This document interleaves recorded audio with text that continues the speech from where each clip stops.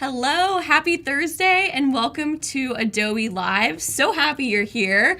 My name is Emma Gustafson, and I'm here with the wonderful Lucas O'Keefe. Good morning. Lucas, welcome. Today, we're going to be designing some marketing materials. Yes, we are. So, do you want to just jump into it? Tell us what you're doing? Let's go into it. All right, So, love it. What we'll be working with today, and I'm going to hop over to the many brand kits. Can you tell I enjoy just making brands This on is impressive. Adobe Express? Yeah, it's stash. It's a fun look back to it, like the many projects I've tried. Some Yeah. are continuous, some I haven't. Absolutely. But what we're going to be working with today is this one right here, Small Biz Buds. So Cute.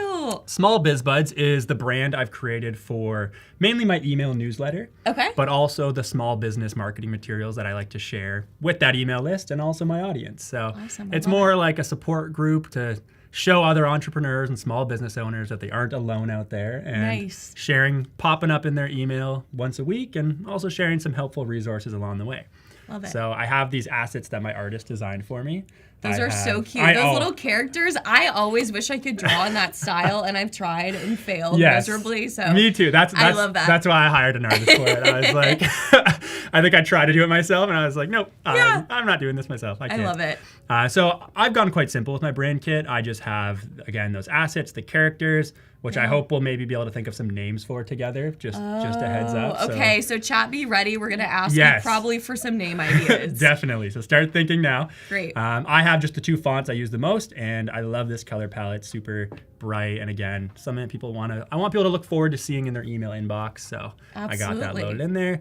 I could be putting in some templates and other things and logos, but keeping it quite simple here. Love it. Great start. Yeah. The first thing I want to create actually is, again, I'm a former school teacher, so I love... Yes, I always forget that about you, which is so awesome. What a cool background. It's a fun background to have. Yeah, absolutely. So I love worksheets. I love reports. I love things I like loved that. a worksheet as a student. I think I hoarded leftovers from my teachers when I was little to play school at home. The kid at the end of the school year where it's like, hey, clean out your desk. And it's like, no, but I might need this. Yeah, it's like, I was that kid. And I see Val saying stickers. We will be working on some stickers too with these characters. All right, Thank you so much. Val.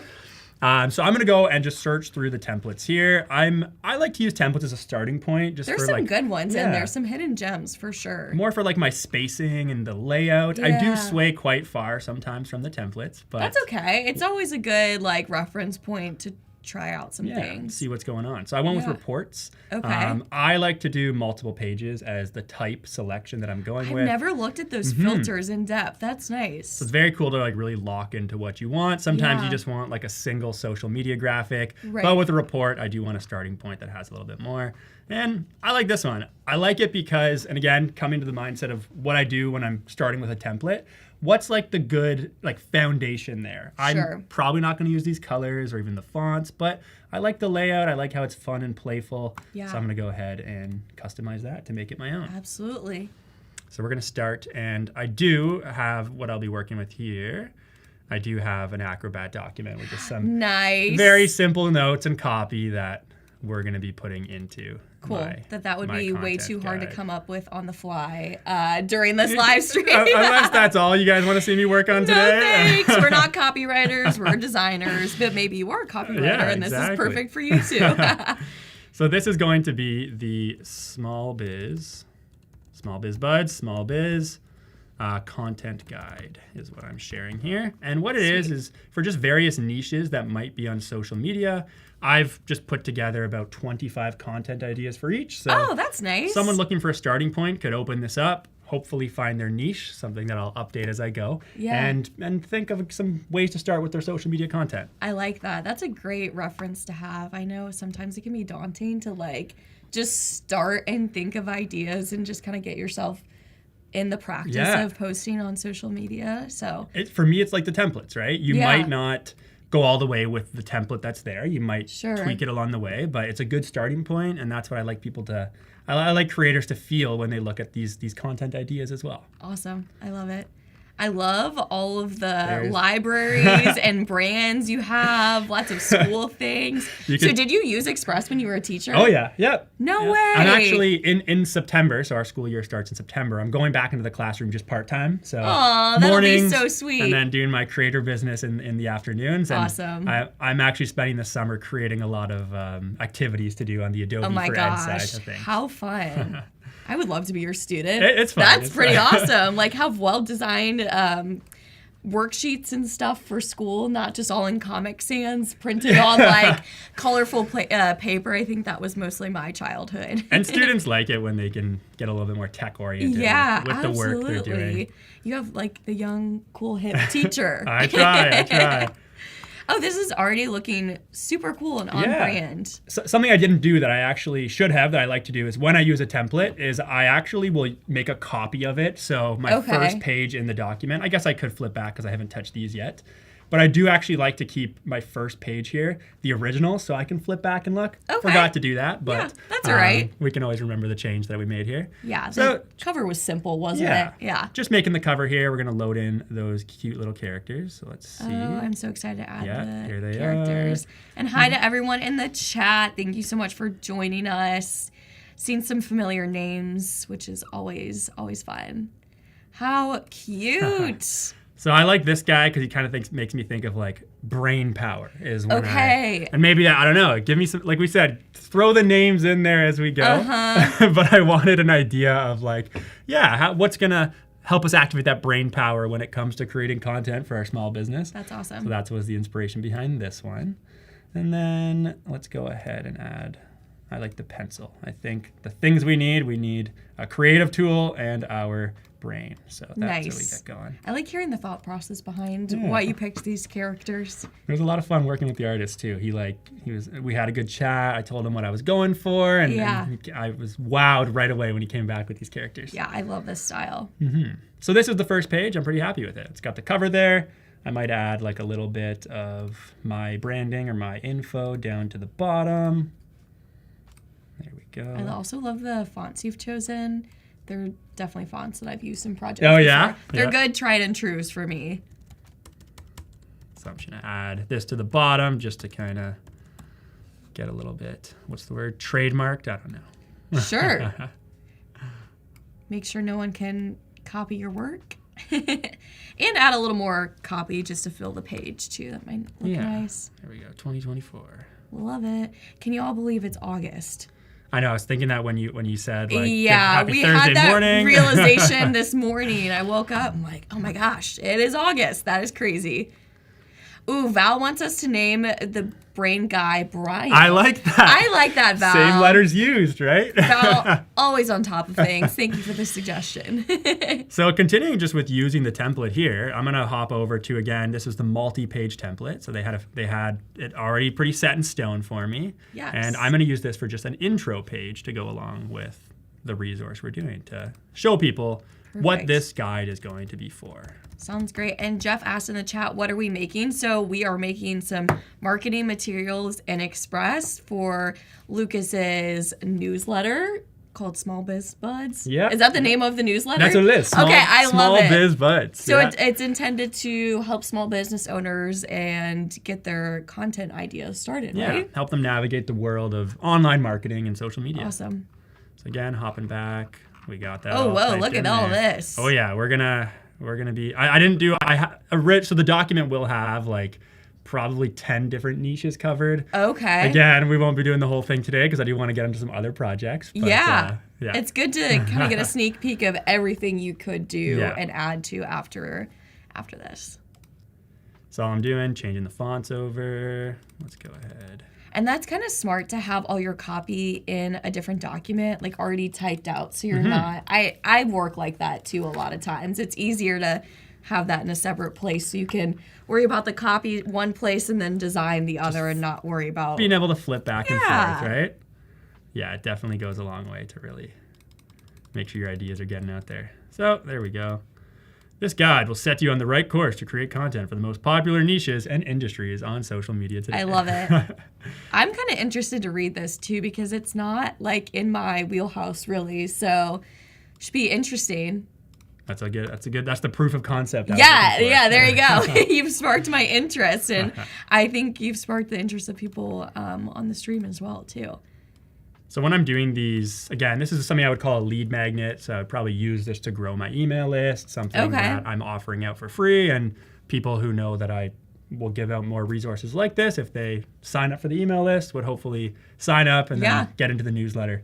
So how can people watching subscribe to your newsletter? If you go to smallbizbuds.com. Oh, should easy be good. Yeah, I love you that. should be able to find it. Perfect. And that's a little shameless plug there for we what we're doing here. This. Lucas can help you out even more. So we have Brian. I like that name. Yeah. Still looking for a name for the pencil here. Pencil we got anything? Character. See, I'm defaulting in my mind to like Penny already, but I like that. I don't know. Maybe we'll see what we can come up with. Penelope. Right? Yeah, there we go. Like full name, going Brian and Penelope. And we have the computer here. I love the old school monitor. That's really funny. And again, I'm really just using this template as like a starting point to go through. So again, I'm not going to be using that. And this was just a template we had in the template library. Yeah, super easy to change and quickly add your brand colors to something existing. So you don't too locked into what you're seeing on the template. That a good starting point for anything you want to make. That was actually the way I learned to create social media content was I would just go into Express, look at some templates and start with them. And every time I create something new, challenge myself to change a bit more and add a bit more of my own to the template. And that's a great creative challenge and something that probably makes the task less daunting. Yeah. Because you're seeing something started for you. You know you can always rely on the template, but once you exercise that muscle a little bit more, you can feel more creative and have room to play with them. Look at all that copy. So these are all our content ideas that we're going to load in. Oh, that's awesome. How long did this take you to come up with this list? That seems very time consuming. A lot longer than I want to talk about. Then again, I have other travel and adventure, fashion and beauty. Wow. Okay. For the sake of the stream, I'll probably just make a few, like probably just this page. But again, very easy to, after I've made this, then just add duplicate pages and get going, right? Super easy. Yeah. I love that. And everyone's saying in the chat that your site looks awesome. Oh, so awesome. There Thank you go. So much. I'm glad you plugged the site. Whoa, look at all that. I mean, that's so great. I can imagine someone like me that's not as experienced in this like social media category really benefiting from. Oh, thank you. Just like a checklist. Yeah, exactly. Because no one's videos are going to look the same, even if you're following the same prompt. So that's kind of nice. And that's what I love about content ideas, right? Find an idea that works for you, but make it your own, right? I love that. Make it work for your brand, for your small business. And it's ultimately going to be your unique voice that's being applied to it. Totally. Right? And unless someone's copying you word for word. And even then. Even then it'll be a little different, hopefully. Yeah, so we got this here. We could throw in some numbers if we'd like. So this would be for fitness and wellness? Yeah. Okay. Company, small business? Yeah, small brand. So nice. we got, share a success story from one of your clients. Perfect. Post a time-lapse video of your workout routine. And okay. My session a little bit later on, we got an action-packed morning. I'll be talking about how you can add like a lo-fi kind of casual approach to some behind-the-scenes branded content. So awesome. So stay tuned. More to come from Lucas. I'll have to use this guide later, actually. Yeah. See some of these ideas like actually play out. What I would do from here, again, because I have like what I call the skeleton of the document done. I got the front cover. I've got the introduction, which I would probably then, for the conclusion, I might just copy this exact same slide. And then I have the actual kind of meat and potatoes of it. Yeah. I would just keep making duplicates of this page. Okay, next niche, here we go. Wellness and beauty, right? Travel and adventure, and changing my ideas. But I'm pretty happy with this document. So I like having this one. And I think we'll use that to move on to the next project. Nice. All right. Check. Already First project done. So there's our lead magnet. That's something that we could always put up on a website and use to get people into your email newsletter and then show up regularly in their email inbox. Yeah, and I love it. It's a great free resource for your subscribers. And I think that's probably something other people could replicate too. Maybe it's not content list, but I think people always like freebies. I think so. I mean, I like anything free I can download. It costs you nothing, and then it gets you a little bit more invested in what you have to offer your services. So that's really cool. And I always default to, okay, if I were just starting out, what would be the most useful guide for me? Yeah. Like, what would I have wanted when I was just getting started? Totally. I agree that I think like a tangible list of things that I could do. And then you probably get more comfortable with creating your own ideas and then maybe sharing that wealth with other people and your ideas. And you learn also what works for like, if people do paid digital products. Oh, yeah. Use your lead magnet, use your freebie to kind of gauge the interest and how much people like it. And then it's like, okay, if people liked this freebie, this could be something I extend into like a paid digital Pay product. Lucas for your services. That's the goal, right? Not everything for free. So I saw a request for stickers. So why don't we design some stickers? Okay. Some fun ones. Val, your request is coming true. I don't know about you, but I am a notorious untitled project person. So that stresses me out. I couldn't do that. I'm using Look this. at you. You're doing it from the start. And clearly, I love some stickers based off of my computer. So maybe you could make one that I could add. Well, we actually have the original Small BizBud sticker I did as like a little test probably 6 months ago. So awesome. That was not the refined version on my laptop, but we're gonna make some new ones today. I like that it. I'm gonna actually. And we're gonna use your characters. Yes. Oh, yeah. fun! I feel like that's a perfect sticker. Yeah. Some good merch. There we go. So we're gonna go ahead, and I'm gonna make them circular. I have some sticker paper at home that is circular, and Oh, really? Yeah. I love Print them that. out from there. What size did you use for your artboard? So just to be able to kind of demonstrate this, I actually just used the Instagram square post. Yeah. I don't know. I wouldn't take that as a tip. I don't know if that's the official thing to use. So this is just maybe wherever you're printing it. Yeah. I feel like 3 inches maybe is like a standard sticker size. Yeah, this is just like a 1080. But yeah, I would check with whatever the sticker provider is saying and what they want for like their guidelines. All their specs. Yeah, sometimes they require like bleed and adding a little bit to the edges. Which I will point out quite a bit because I'm going to be showing like the print, how you can actually print quite a few marketing materials from Adobe Express now.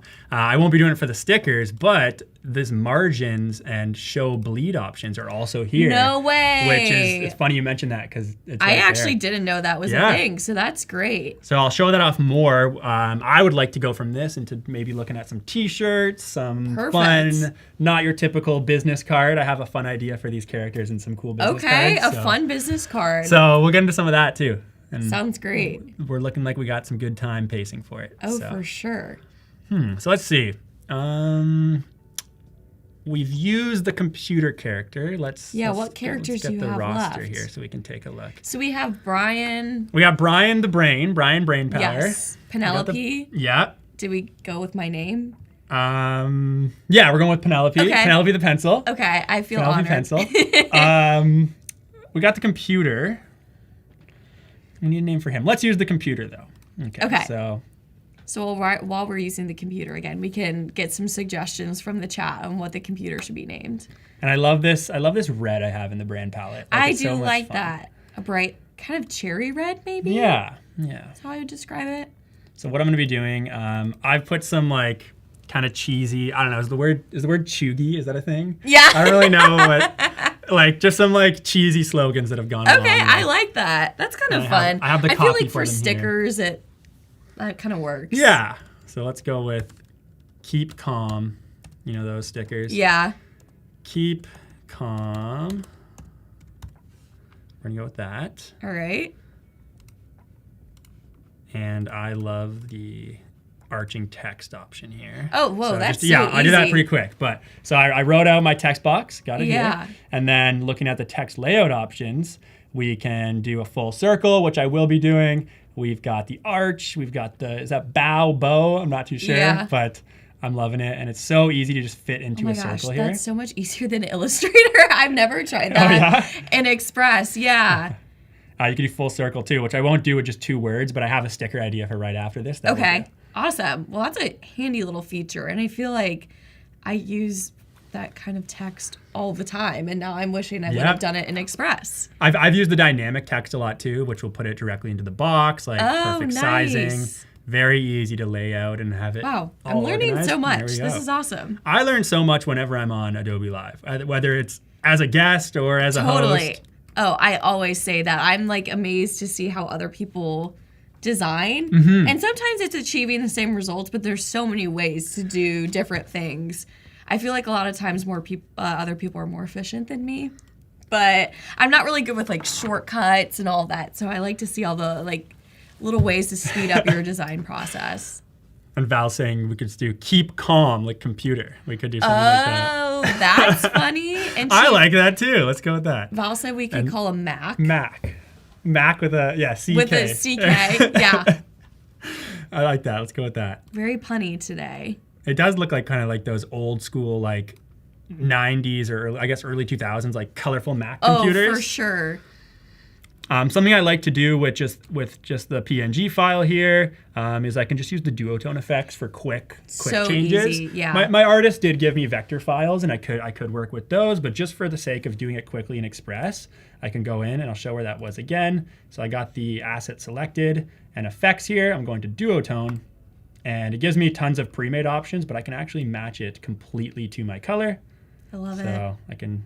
So much quicker than opening a vector file and changing it manually. And there he is. Look at that. I like the monochromatic sticker. Yeah.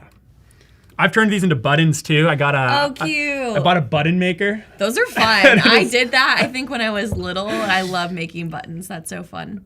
I did a video of it, of like me making buttons with similar assets to these, and people were like, I didn't know I needed a button. All the comments were like, I didn't know I needed a button maker until today. That's so funny. Like a little craft for yourself. Yeah. I like that.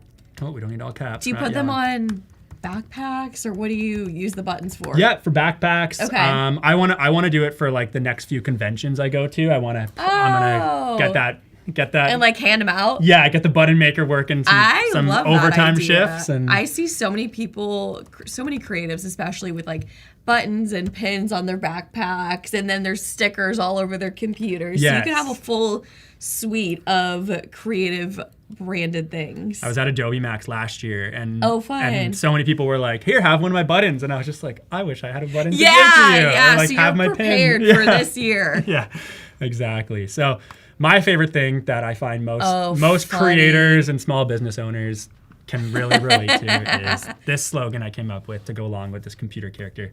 Keep calm. Let's just blame the algorithm.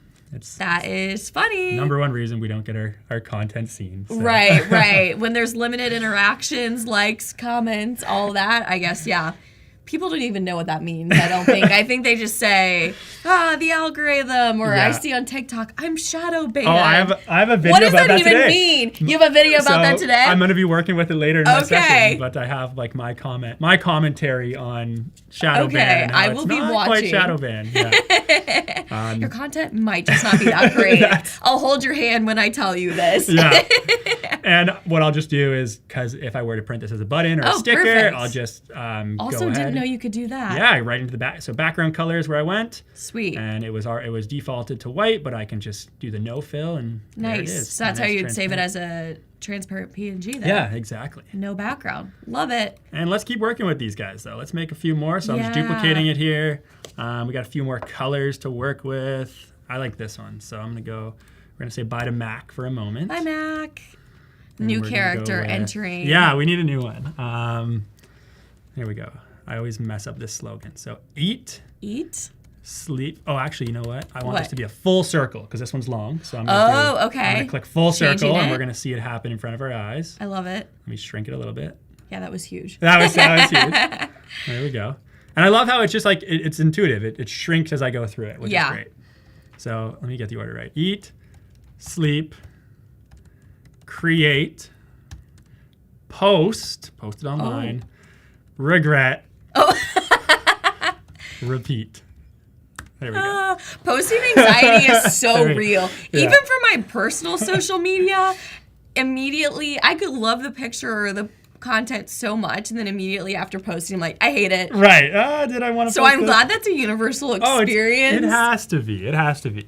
let Is us know part in of the it chat. just like ripping the Band-Aid off and just putting yourself out there? I find that for sure. Okay. Yeah, it's just post it, upload it, and even if you have to like put your phone away and just let it breathe is what I always say. Yeah, that's probably a good idea to like not check your notifications every 5 seconds, which is something I definitely do after I post.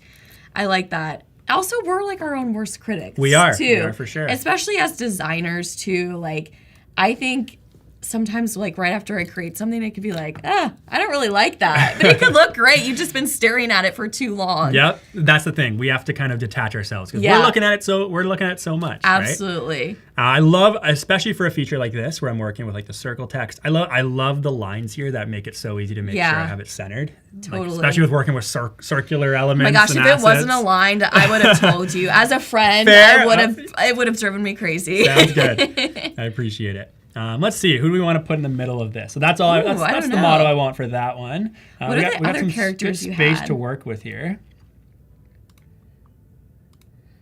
All right. So we've used Mac the computer. We've used Brian the brain. We've used Penelope the pencil. We got the coffee mug. Who I will say I already have a name for the coffee. It's named Joe. It's a cup of Joe. Oh, that's clever. I love that.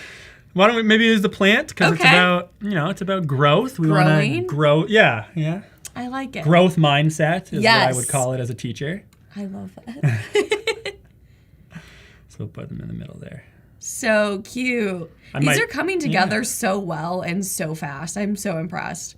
Like you could have told me this had taken you hours to design all these stickers. That's what I love about the duplicate too, right? Like once I have one, just all right, let me go to the next one. Go to the next one. Absolutely.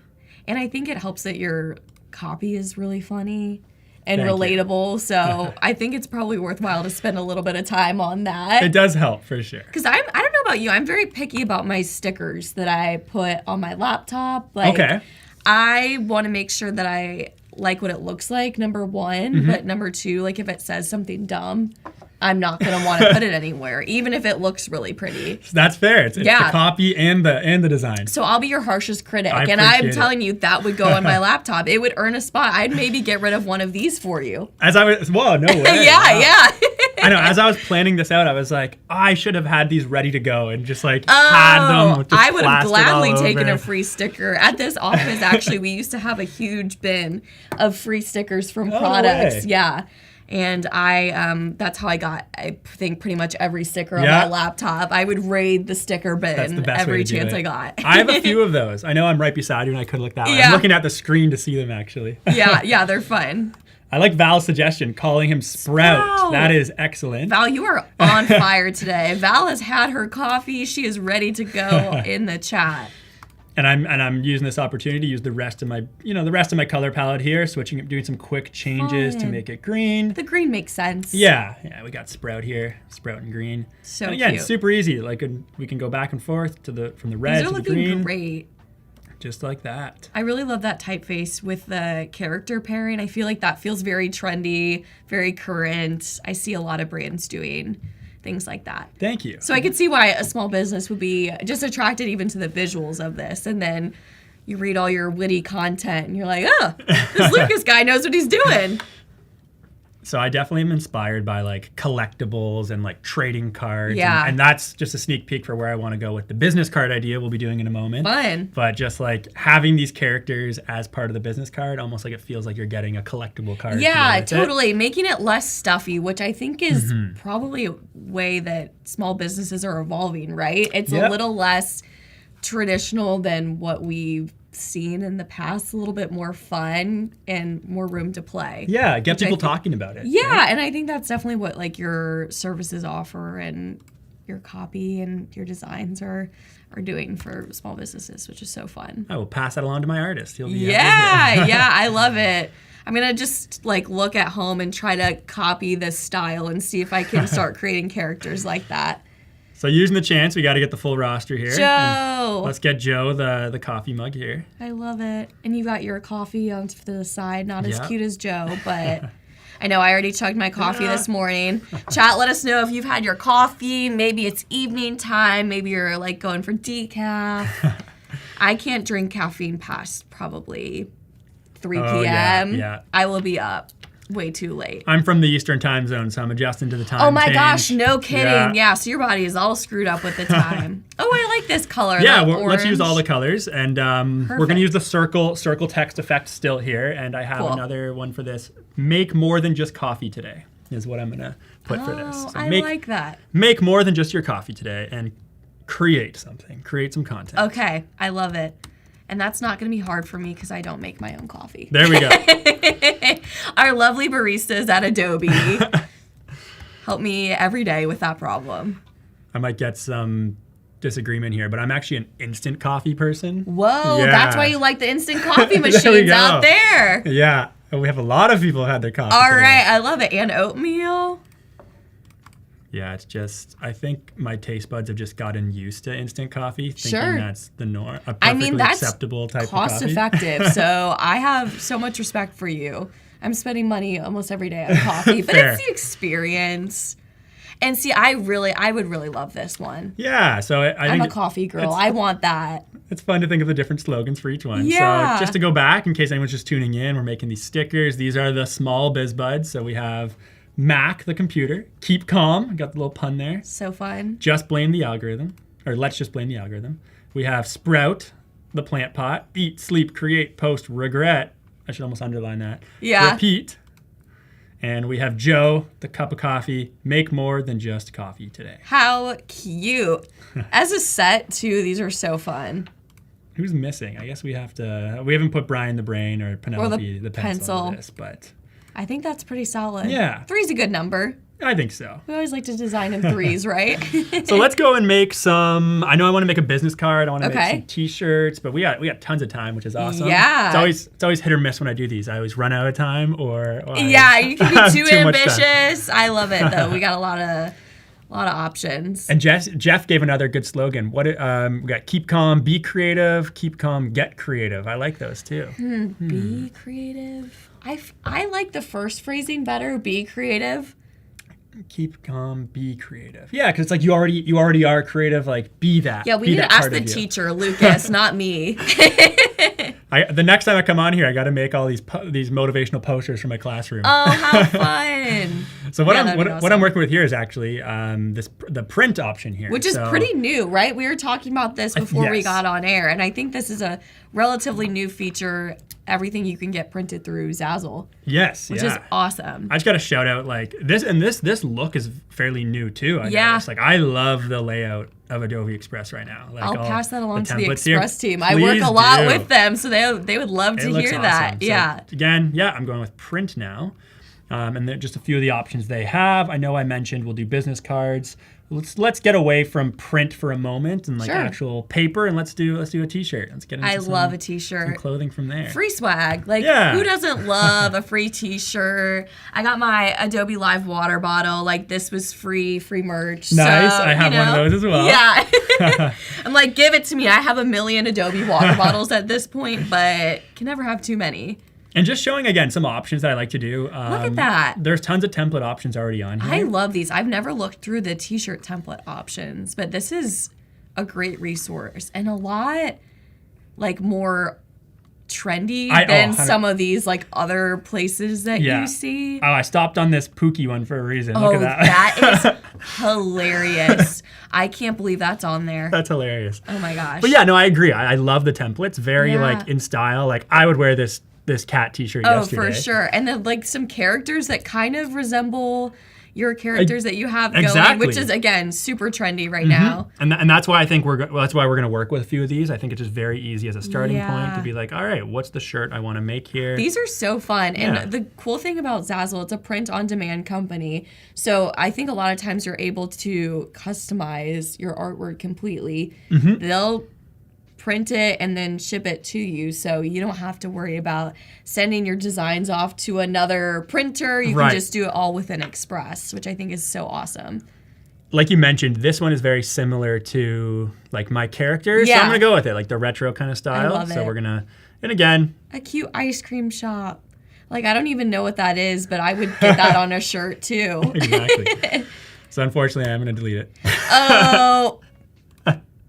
But Bye, again, buddy. I like the layout. It helps Yeah, me yeah, kind yeah. of just frame where I'm going with Totally, this. absolutely. We have to make it on brand. So Yeah. you know what? I Yeah, understand. we get it. We get it. Businesses are all about consistent branding, right? Because They if you're are. confusing your customers, you're not going to get any. I'm going to go with, so this one, the slogan, I'm going to do keep calm.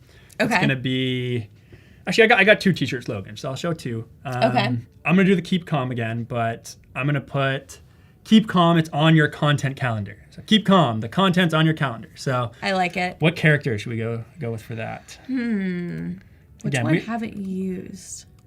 Should you use the pencil Yeah, or let's- the brain? Yeah, let's go with the pencil. Okay. They didn't really make an appearance on the stickers. So. I feel like a pencil kind of reminds me of like penciling something in your calendar.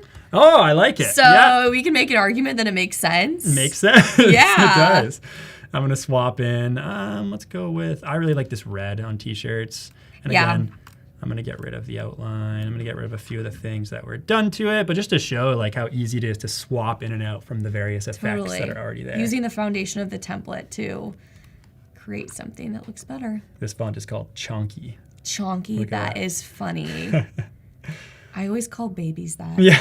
Like a chonky baby. So we're going to go back Cute, with, okay. again, using the arch. Arch text. I love it. I can't get over how easy that is. It really is, yeah. Something I really like too about the user experience here is and I don't know if people notice, but as I'm moving it around, it's actually updating on yeah. the shirt. And it's very similar. I don't know if anyone's used, one of my favorite Illustrator features is the mock-up. Yes. Like the smart, Generative the mock-up. Yeah, Yeah. I love it. Which is also relatively new and super easy and very similar to this experience. But this reminds me of that. And Yeah. just seeing how it's like see how if I place it lower, it kind of goes with like the shape of the body to know that like someone is Absolutely. wearing this shirt. It's not just like a flat lay of a shirt. Yeah, right? and I think it's super helpful too because I've definitely made this mistake before when designing t-shirts. Is it looks great on your artboard, but then you see it on a t-shirt and it's huge. Yes. You know, yeah. and if you really think about like any graphic tees that you get, the artwork isn't taking up your entire chest area. So Right. I think something like this where you actually get to see it on a person is so helpful. I absolutely agree. Something I'm going to do too, again, so because we're printing this, the background is automatically Sure. transparent. I'm going to make it white just so I can see how I'm laying things For the out sake of this as we demo. go. Totally Yeah. makes sense. And it works and it matches the shirt color, but I assume if I did make it a different color, it would probably fill in the shirt like that. Yeah, which some people who probably want That's a large design square decision, design, maybe. but just to show what's going on there.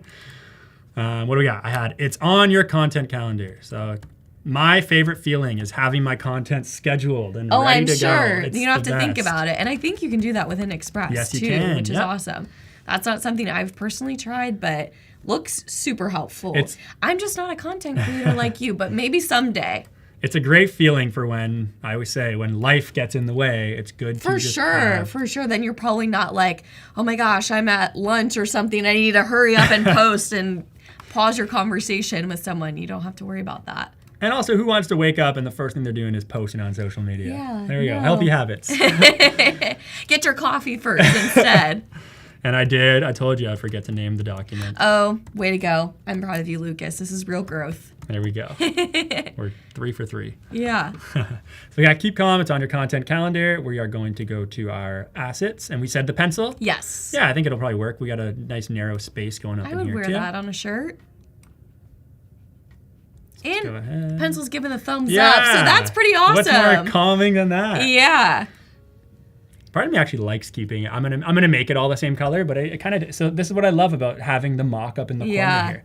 Like I never would have thought to just keep it all black, but I do actually like the two I kind of like colors it there. too. And again, if I did really like that, I could duplicate the page, flop back Yeah. and forth, and say, okay, let's see both. Let's compare Try them. some variations before you commit to the design and To the print. purchasing Yeah. the shirt. Not as easy as changing a digital file once you have it printed. Yes. Yeah. I actually need more. Like, I love this style of shirt. Yeah. But I want a graphic on it. Like a pocket tee? I think Yeah. pocket tee's I want a solid. graphic on it. So I need to, I know, especially with so many amazing Adobe artists, I need to actually do a deep dive into a bunch of my Adobe friends, like artists, designers, Yeah. and like be like, I need to buy your shirts. I need to fill Cool my merch. closet with your merch. I'm a sucker for like good stationery, good merch, like all those things. As designers, we love notebooks. Yeah, yeah. I have so many notebooks that I've never touched, but I just think they're pretty. So I have a stack on my desk like that tall. So I'm with you that I like things like this. I always joke that I'm collecting like a museum of Adobe merch. Like that's awesome. Like the Adobe Live zine that came out. Yeah, like I it's love super that thing. cool. I have that on display. Yeah, some of my favorite Adobe artists in there. Very people cool. I've streamed with, which is so fun. That's awesome. All my friends. We can do easy things too. Like you can swap out the design. Like let's say I wanted it on the back of the shirt. Oh, that's awesome. And not on the front. There it is right there, the mock-up update. Oh, that's it is great. very neat. Yeah. Very intuitive. Yeah, so many different not overly things. complicated. Great to be able to do it within a place where you already have all your brand assets and you're not jumping back and forth between a bunch of programs or a bunch of websites. So this is great. Yeah. So again, there's one shirt. Let's go ahead. And pretty cheap too. Yeah, exactly. Looking at the price, that's not too bad. Especially if someone, like you said, if someone wants to see it before they are selling it or putting it on their website. Right, for sure. I always order a few of my own and That's smart. give them out to my mom, give them out to my dad. Yeah, they're my two biggest fans. They are my two biggest fans. I love that. Yeah, I think my dad and my mom are going to watch later today for me. I love it. Mine probably are watching right now. Oh, hi, they just Lucas's mom They and just don't know dad. how to comment. That's okay. That's probably for the best, right? But there we go. We can duplicate it. We can go with some other designs. What's another one I did? Just to kind of, we got time. Another slogan I had was, nature finds a way. I think that's from like one of the original Jurassic Park movies or something like that. I've never seen Jurassic Park. That's fair. Have you seen Jurassic World, like the new ones? No. Oh, okay. I know, that's kind of embarrassing. That's a classic that I definitely should watch. Actually, before I do that, I forgot. I wanted to add some like stars and some little like elements on this one. Going into the shapes. I'm getting too excited. I'm getting too ahead. Oh, of that's myself. okay. We're excited about all the fun things we can do. So I like how you mentioned earlier when we were looking at the templates, it really does seem like it thinks about like what the current trends are. Oh, like, for sure. Vintage kind of retro shirts are very trendy right now. Totally. I would be wearing one right now. Yeah. But I also find these like kind of like maybe like Y2K would be like the like style. Sparkly, yeah. Yeah, like early 2000s style. It's pretty big right now, and Rat I find Summer. these. Yeah, there we go. Charlie yeah. XCX's album. Oh, yeah. Yeah. That's why I even got my little friendship bracelet. Oh, here. look at that. An homage to Taylor, maybe? No, I did see that No? though. I did see that's like what people are doing, right? They're making like Yeah. their tour bracelets. Okay, apparently you're not that trendy if you didn't know that, Lucas. No, I know. I'm a phony. No, I love it. But I totally agree because Express makes it easy, even as just like a reference point, like we've been saying, to know what the trends are. So maybe it's not what you want to do for this project, but it could be inspiring for a future project. So then you're not scrolling on Instagram or whatever your social media is of choice to figure out what's trending. You can always trust that Express will be on trend and always updated with fun new things. You'll be in good hands. Yeah. And like we said, absolutely. it looks like the home screen changes pretty often to update on these trends and to show like try this template on. Yeah. Yeah, so let's add some sparkle in there. And again, keep a note as I'm adding these on the side there. Yeah, it's still showing up, which is great. Very cool. So again, nature finds a way, and what did I have? Nature finds a way, and small business owners do too. Oh, I like that. Yeah. And Do you think there are other shirt color options? There is. So I believe You don't have to change it. I was just out of curiosity. I think there is black and white Okay. because I started the project with the white T-shirt. Oh, that it's makes staying sense. on that, yeah.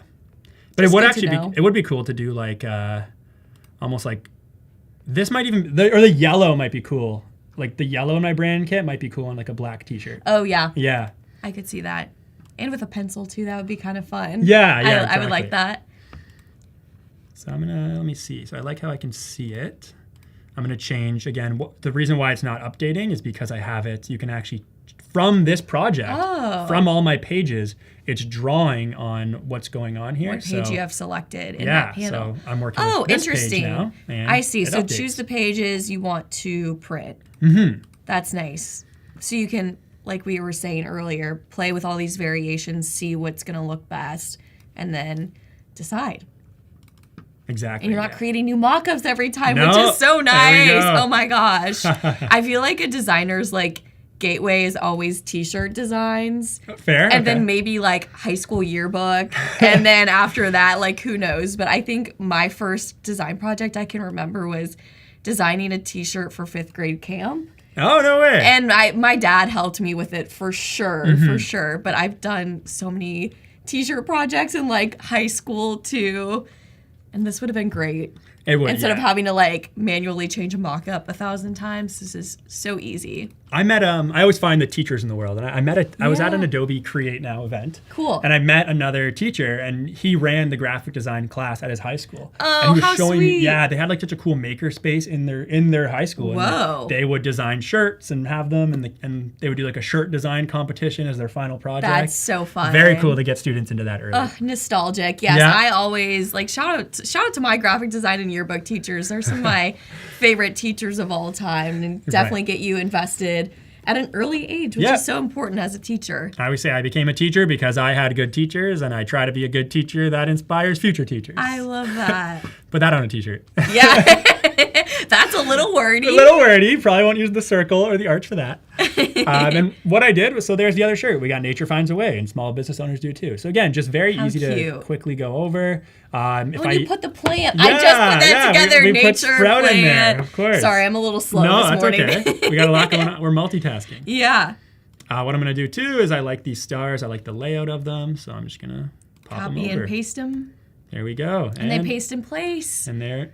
So paste in nice. place, and the color changes. I did add, this was the outline one. They do have the full color star.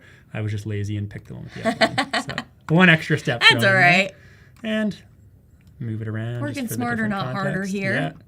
I was saying that. I find with Express in general, because there's so many tools and options, everyone who works with it, who I know, like has their own different shortcuts or process that they like to follow. Again, and there's no wrong way to do it. Exactly. You know, you can do things a million different ways. So here we got 2 shirts. Again, I would want to make sure that I am making it transparent. And as you can see, it stays on the shirt right there. Awesome. Go ahead. There's previews you can see, which is very cool. Oh, look. And you can send someone a screenshot of this. Yeah. So you don't have to.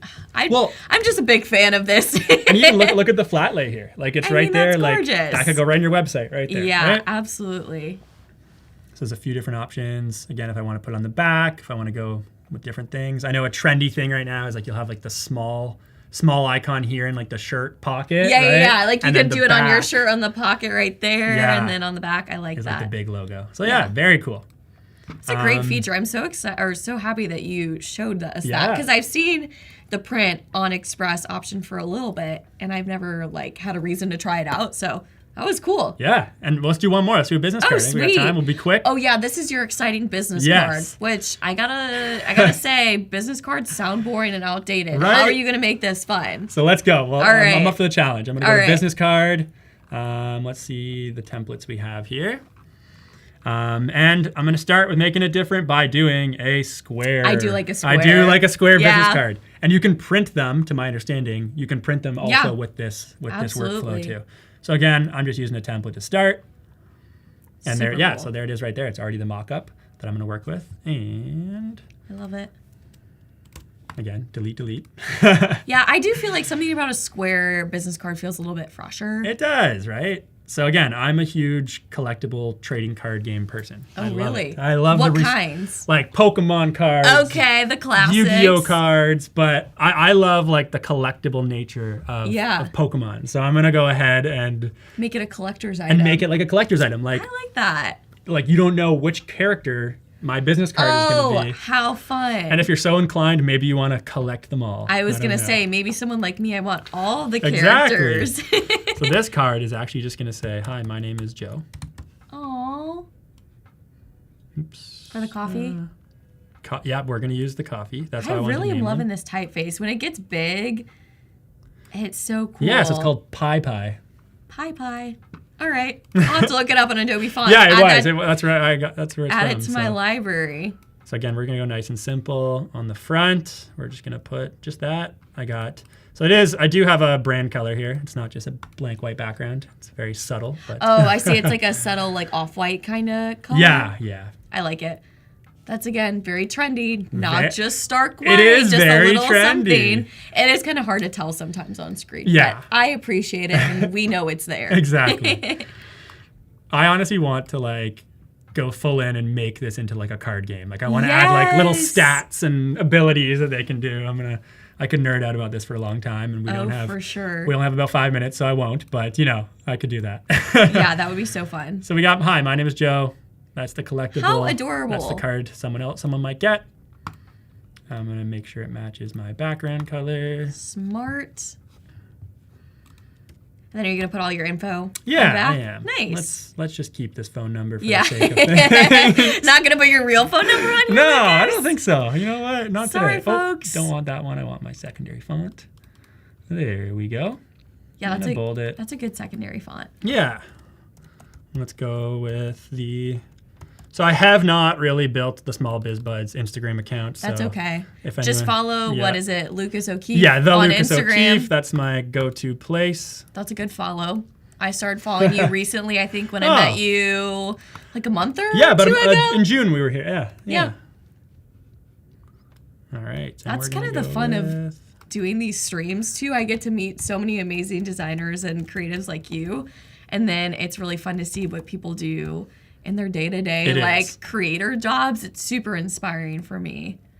Always a good follow. Yep, well, I appreciate it. Yeah, absolutely. Did I change the font here? No, I did not. That would be bugging me. Keys asked, what is your favorite piece in your collection? I'm assuming that means card collection. Yes, I think so. So my favorite Pokemon is... Oh, wait, no, maybe he means... Or they mean my... Your brand my Adobe Museum library. Oh. Maybe. I don't know. That could be interpreted many different ways. I have some sweet Adobe water bottles. Yeah. That's what I will say. My cabinets are overflowing with Adobe water bottles. Oh, yes. I've had to give some away to interns and things like that. I'm like, I don't need all of these. Yeah, so I don't know. We'll see.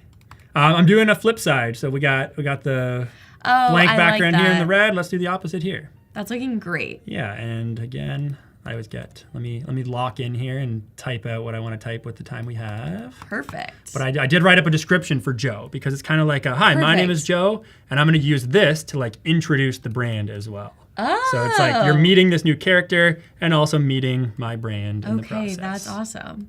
So I have... Please also tell us your most prized card in your collection.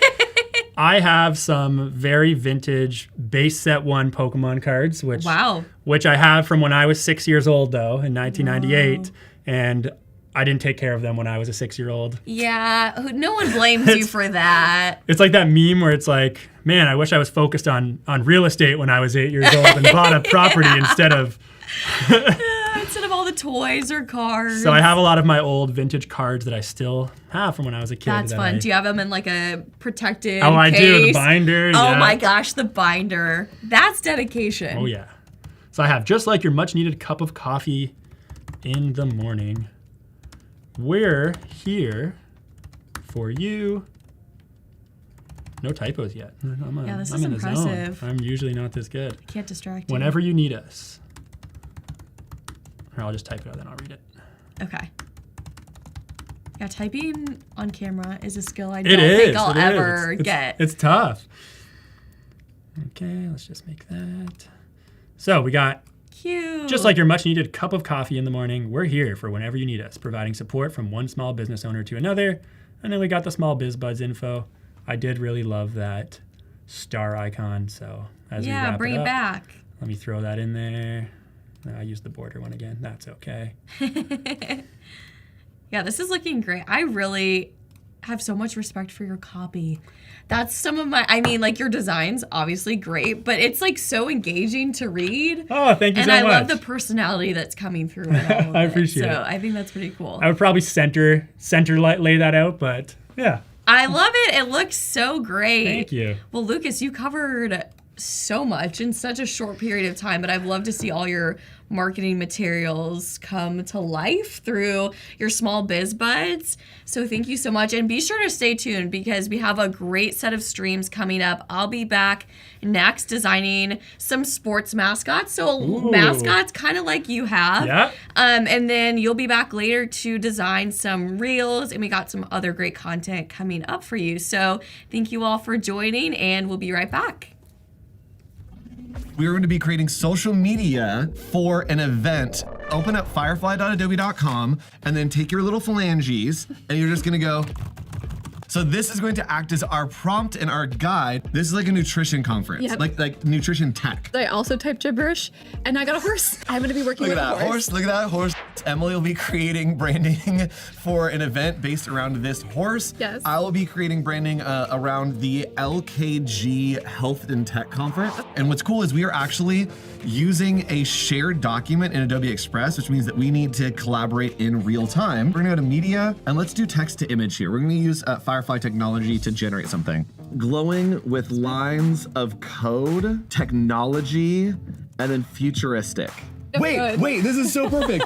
And let's go ahead and put some type in here as well. Maybe my horse is sending me cards from vacation, so I'm gonna go like wish you were here. So grab your image and then Okay. you're going to duplicate it, remove background. Then you are going to drag that horse layer Okay. above your text. Yes. And so now you can put the text behind the apple like this. I have good ideas, Emily. I'm gonna give it an earring. And so here we're just using generative fill in the most chaotic way possible. But we just selected the area and then said, hey, we want an earring here. So I'm gonna do some animations. There are some new animations here in Adobe Express. So I'm gonna have this kind of drift in. Yeah. So we're gonna loop and we're going to go to Bob right here. I'm gonna use generative fill and we are just going to generate that apple out of the background. I don't really want to see it when it's bobbing. Select the whole area where that apple would be.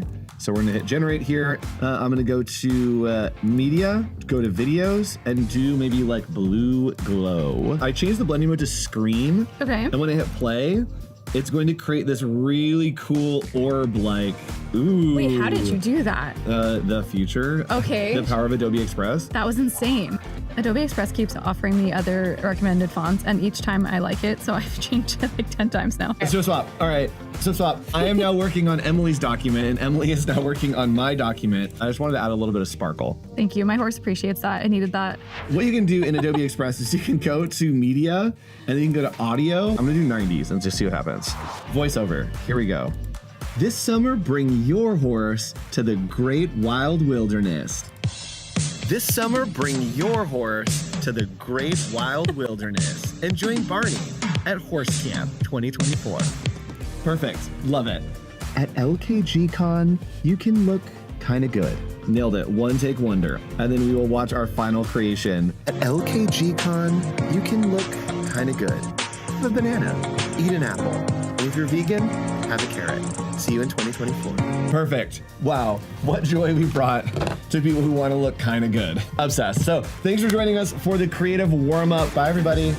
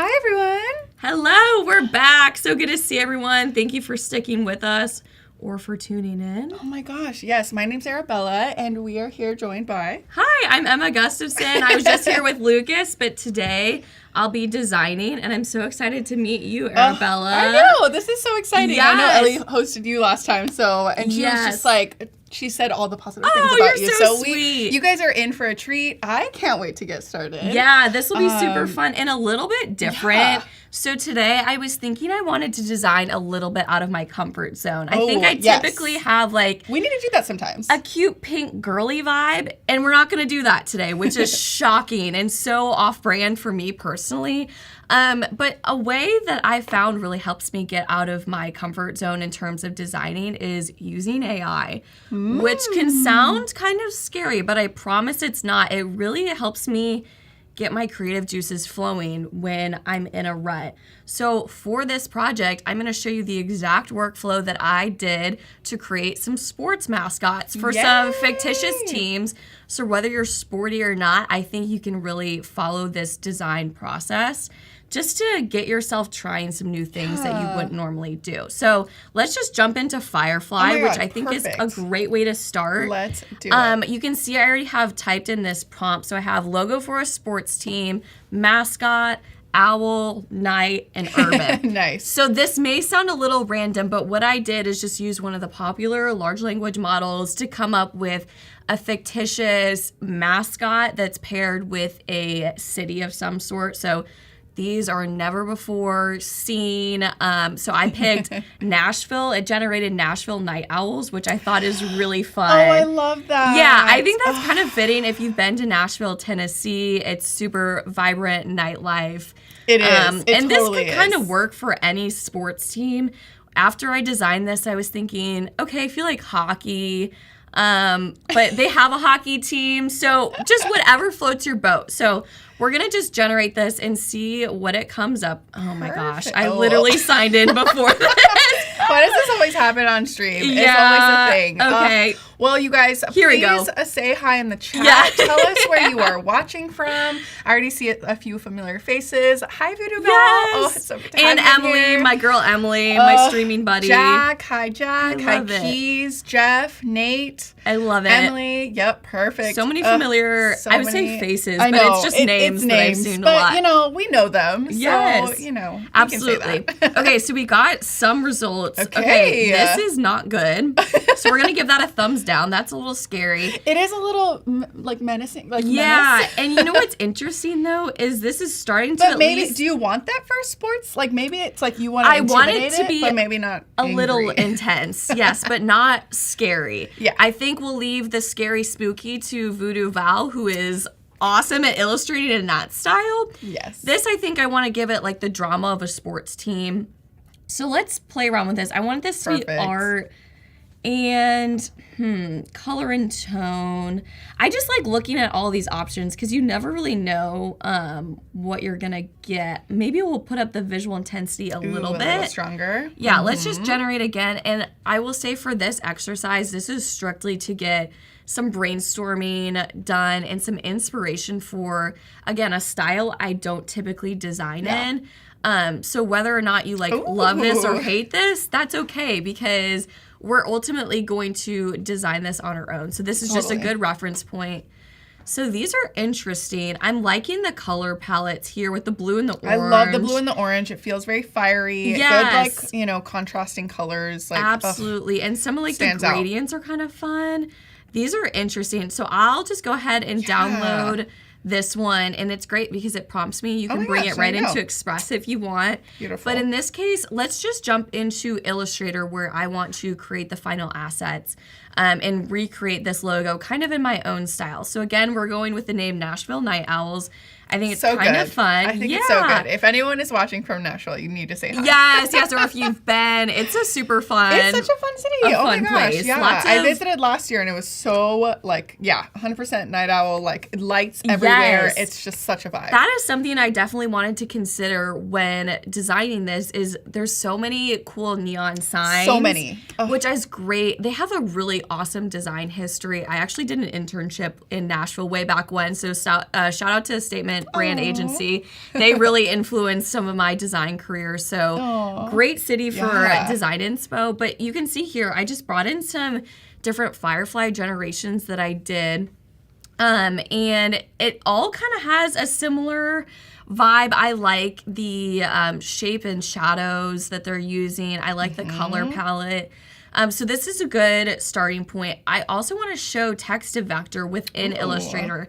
As an option, if you don't want to design this like freehand in Illustrator, what we can do is go to this icon, which will show you, and it's gotten better too, actually, since it was first released. So I'll copy and paste logo for sports team, mascot, owl, night, urban, or kind of the vibes that I want to get at.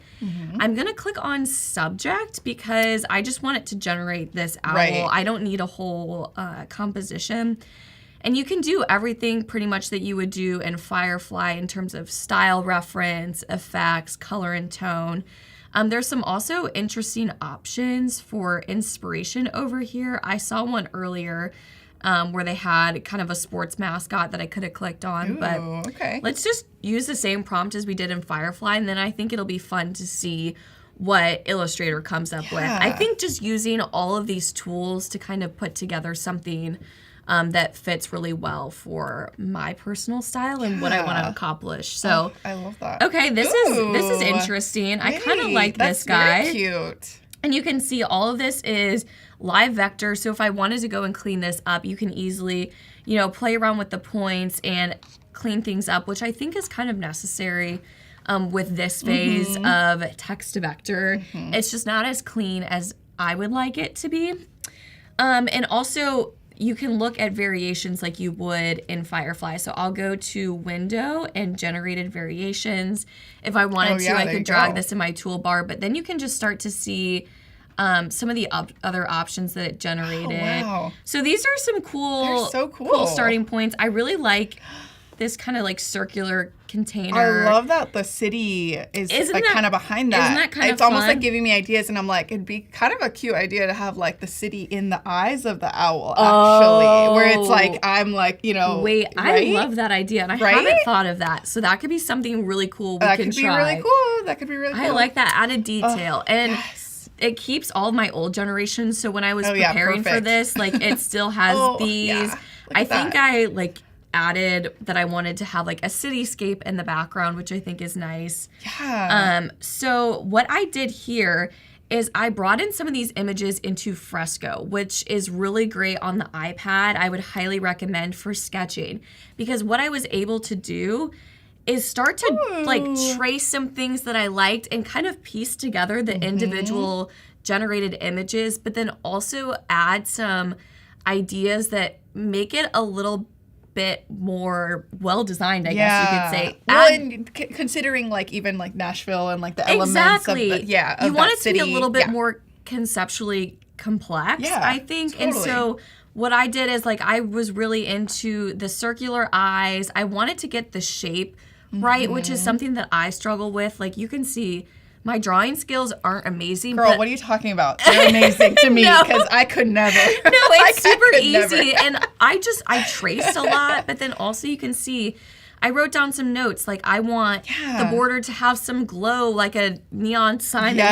you'd see on Broadway. Yes. The Tennessee flag has 3 The stars, yes. So how can we subtly incorporate stars? Like I kind of wanted a sparkle shape on the forehead to kind of replicate some of these shadows and shapes that I was getting in here. So I think this was a good way to take some super complicated images that were generated either in Firefly or in Illustrator or text to vector and simplify it so it's easier for me to design than using shapes in the pen tool in Illustrator and then build up And add layers. story to it. Yes, you know? absolutely. Yeah. Because anyone can do this, but not everyone can think of all these subtle details that are going to really make this unique to what we're trying to convey here. Totally. Jeff is asking, what if you use the color scheme of the state flag? Yeah. I actually don't know what the It's color red, scheme white, and blue, so very US. So very US. Yes, which I also like. I think I'm going to stick with the blue and orange because I think it's similar, but a little less But a little on less the nose. obvious. Yeah, Yes, and I like some of 100%. the glow effects too, like I was saying. So I Well, think because we do see blue and orange in, like, if you go there, It's it's a like the great- neon signs are there, and it's just the color, the glow Totally. that comes from it. And especially orange with the lights and like the dark deep blues, kind of like the Yes. night sky. Totally. So I think we can say it's definitely a nod to the state flag Yes. without being completely one-to-one. Jack says, I love the notes, and Emily says, looks so cool. Awesome. Yeah, I'm so glad. Yeah, you can just couldn't see agree more. just jotting it down super easily. So then what I did next Ooh, okay. is I jumped into some font explorations because I wanted to see what kind of matches the vibe of this composition that I'm going for. I really like having the owl itself in kind of a badge shape. If you think of it like a badge that would be on a jersey or on a hat and then having the text above it. Yes. So some text that I was thinking of like what fonts would be cool. Something that feels athletic but modern was Yes. kind of what I was thinking of. So I went to Adobe Fonts, and I'll actually jump back to Adobe Fonts right now. Adobe Fonts is like so underrated, I feel like. Oh, it's just, I like, love you it. know, like I only recently kind of started dabbling in because Oh, I was like no trying way. to find a font like that was Yeah. like similar to something. And so then, it just like went. And then I love like the font pairings too. Yes. That you can like put in a font that is already in Adobe and then see what else is like a good pairing with Absolutely. it. I'm like, I love it. It takes a lot of guesswork out for you. it really and it's does. just great to get inspiration. I think sometimes I lean on the same font super heavily. So it's nice to just pick something fresh. So what I did here is I just went to browse all. And then under these tags, this is great because it'll give you a visual reference of what some of the styles that they have. And I went to college because I felt like that looked athletic, kind of angular, and there's some really, really good options. I love this font. I've definitely used it Ooh, in that's a good projects one. before. Yeah, and like Oh, that's cool. stunning. Yep. Really Right good, there. really good type family. You can see I already have it to my library. So everything that I show here is directly from Adobe Fonts. And I just want to show, I ended up picking this abolition font. I think it worked really well with what I was going for. But some really cool fonts like Industry Ink and Liquor Store, you can actually layer, which I think would be super cool that is if cool. we wanted to do a more complex like text moment. I think I wanted the type to be simple here, but this is so cool. So that could be my base. This is my drop shadow. So let's make this as the base a little bit lighter. Perfect. And then, oh, actually, you can't see that against the gray. Gray on gray there can you be go. tricky. And then this will be the highlight. And then you can start to overlay. Ooh, yeah. Oh, that makes it already so much more dynamic. I know. And so you have to do a little bit of work to like line all this up. But I think this looks so cool. Okay, so that's not cool. perfect. But this is just the magic of some of the fonts. Wow. So like you wouldn't use that alone and you wouldn't use that alone probably. But putting it together looks really cool. So that's just something fun and added love bonus that I love to explore. Because this can be totally hard to try to replicate on your own if you were to do this in Illustrator. So just a Man. quick tip if you want to find that within fonts. So let's go back to that original drawing that I did. I just copied it down here and I turned down the opacity and locked the layer. Okay. And then what I did to the side here is I'm going to start just drawing on top of it. And I think for this, I want a really symmetrical design. So I'll just design the left half or the right half and then flip it. Yep. And so then it's going to be perfectly mirrored. Amazing. And it just, it helps kind of speed up the process a little bit. Another thing Gotta work smarter. Yes, not exactly. harder. Smarter, not harder. And then for some of these moments where they looked a little like outlined, I'm going to use the offset paths tool. So I put the keys to this design are symmetry and offset paths. And other than that, we're just going to use shapes and the pen tool, which is kind of my holy grail. I find anybody who works on Illustrator like yourself to be just like magical. Well, you're our photo queen. I am just like, I know nothing about Illustrator. Okay, so well, I'm like, I just go in there when I need like a, a very specific brush or anything. Sure. But like, it's amazing that you can like go from nothing to like that. Well, thank you.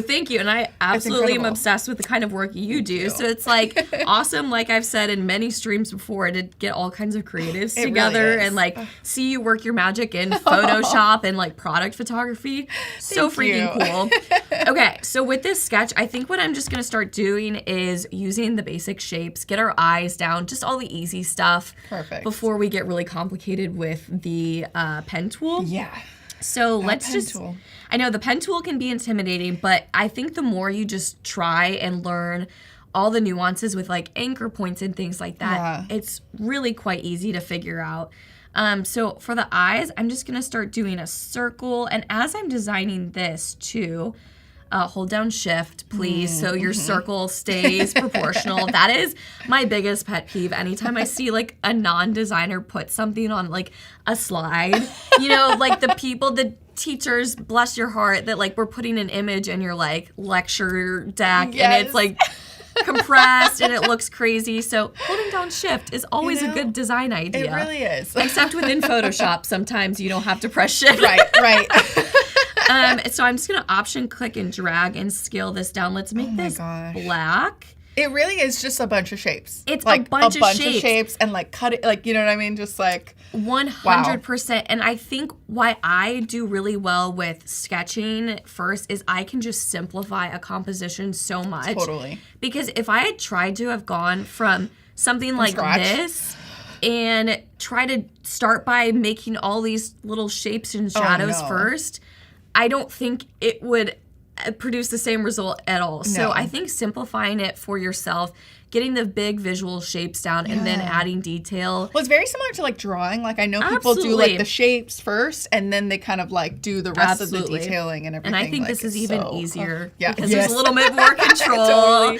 I love this. Okay, so then I'm going to do, I think for the eye, we can copy this circle and let's make it a little bit Kerwin smaller. says pen tool is the goat. Pen tool is the go. And I'll show you some of my tips and tricks for how to do it. So I just made this a little bit smaller. Oh my gosh. This is a highlight for the eye, and so we'll take these two shapes and then we'll use the Pathfinder tool and divide that. And oh my goodness. Delete this and delete that. Look at that. So, and then as we start to build, I'll bring the opacity back up, but I think lowering the opacity is always nice. Helpful. Because then you can see the sketch behind. Okay, so we're getting somewhere already. Okay. Yeah, there you go. And then I'm going to do object path, offset path. So that's how I'm going to get that thick, dark outline. Sure. I think I did 15 pixels for that. Awesome. So you're starting to see how I'm getting some of these shapes down. Let's use the pen tool next. I find sometimes triangular shapes I have a hard time with for some reason. So I think it's nice for this just to do, again, I'm going to go down the center. So pretend there's an invisible line here and then just flip it. So we'll just do half of this nose. And I'm not going to be perfect with my sketch because there's some like jankiness to the lines here. So I get close. You get close. Yeah, I held shift and then I'm just going to click there. And then once you see that circle show up, that means you're connecting the shape. Click and then I'm going to hold down and then hit shift. So then you can play with how long the anchor point handles are getting. which That's I super cool. screwed that up. But No, you're and getting then there. Oh, there if you go. want to tweak the handles a little bit more, this is something that I learned like embarrassingly recently. Was probably like a year or two ago, but changing by clicking on the direct selection tool. I think it's direct selection. Yeah.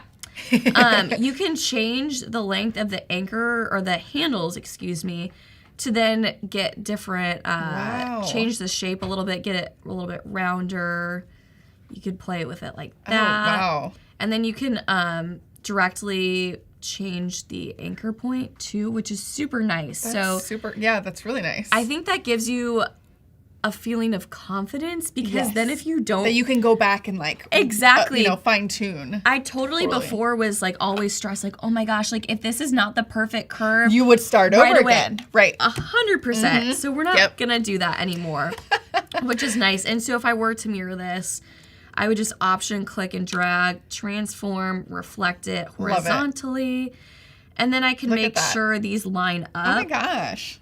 And then I can select both of them and then go to unite. That's a good beak. Yeah, I think it's looking pretty good. This is gonna look really scary until it's all put together because these. Right. Why does this look like eyes look haunted. Dr. Evil, like just some kind of one-eyed. A little freaky right now, but that's okay.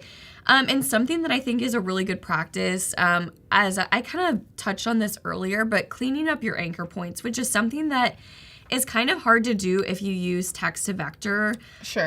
Because you'll see there's so many anchor points. If I go to Command Y and click on this, you'll see there's a ton, which can make for very large files. Yes. So if you have a ton of anchor points, it's going to just add weight to your files that you don't necessarily need. Like instead of having all these anchor points for the eyes, I can easily just create a circle. So that's just a really good practice to get in the habit of. Even if you're not using this for production, I would highly recommend cleaning up your anchor points. So to do that, I like to double click into the shape and then do Command Y.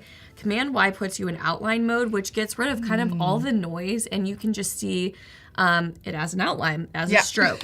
And so to clean up your paths. To clean up your anchor points, you can use, I think, direct selection, and then deleting an anchor point or adding an anchor point are your best friends when it comes to designing vectors. So I can see here when I click on this anchor point, we see that this is perfectly rounded because these handles are equal lengths. So if this were to be super short, you can see how that makes it look unbalanced, especially with curves. You want the handles to be the same. Or if I had, let's say, an extra anchor point right here for some reason when I had created this, we want to get rid of that because when we get rid of it, it's not going to change the shape at all. It's just adding unnecessary anchor points, which also tends to show up a lot when you use a stroke version of a shape versus a filled outline. Or not a filled outline, an outline. So I would just delete this anchor point here, and then I would fix the handles to make sure that they're the same length by holding Shift. There you go. Yeah, and making sure that those are even, which is nice. And so if I were to, as I was saying, flip this to a stroke and make this thicker, the thicker it gets, if you have a lot of crazy anchor points, it's going to show some really jagged edges versus being super smooth. So I think that's just good, especially when we're designing something that feels a little bit more freeform than just these circles. You really want to make sure that's all clean. So I'll keep doing this here where I'm just object path, offset path, and then 15 point. I also love offset paths for creating stickers, which Lucas was creating some really fun stickers earlier in this stream. So cool. Yeah, so I think that kind of gives it like a stickery feel when it has a little bit of a thicker border. And I do think this is nice compared to adding a stroke to the outside. Yeah. Because then these are two separate shapes. So if you wanted to delete that, you could.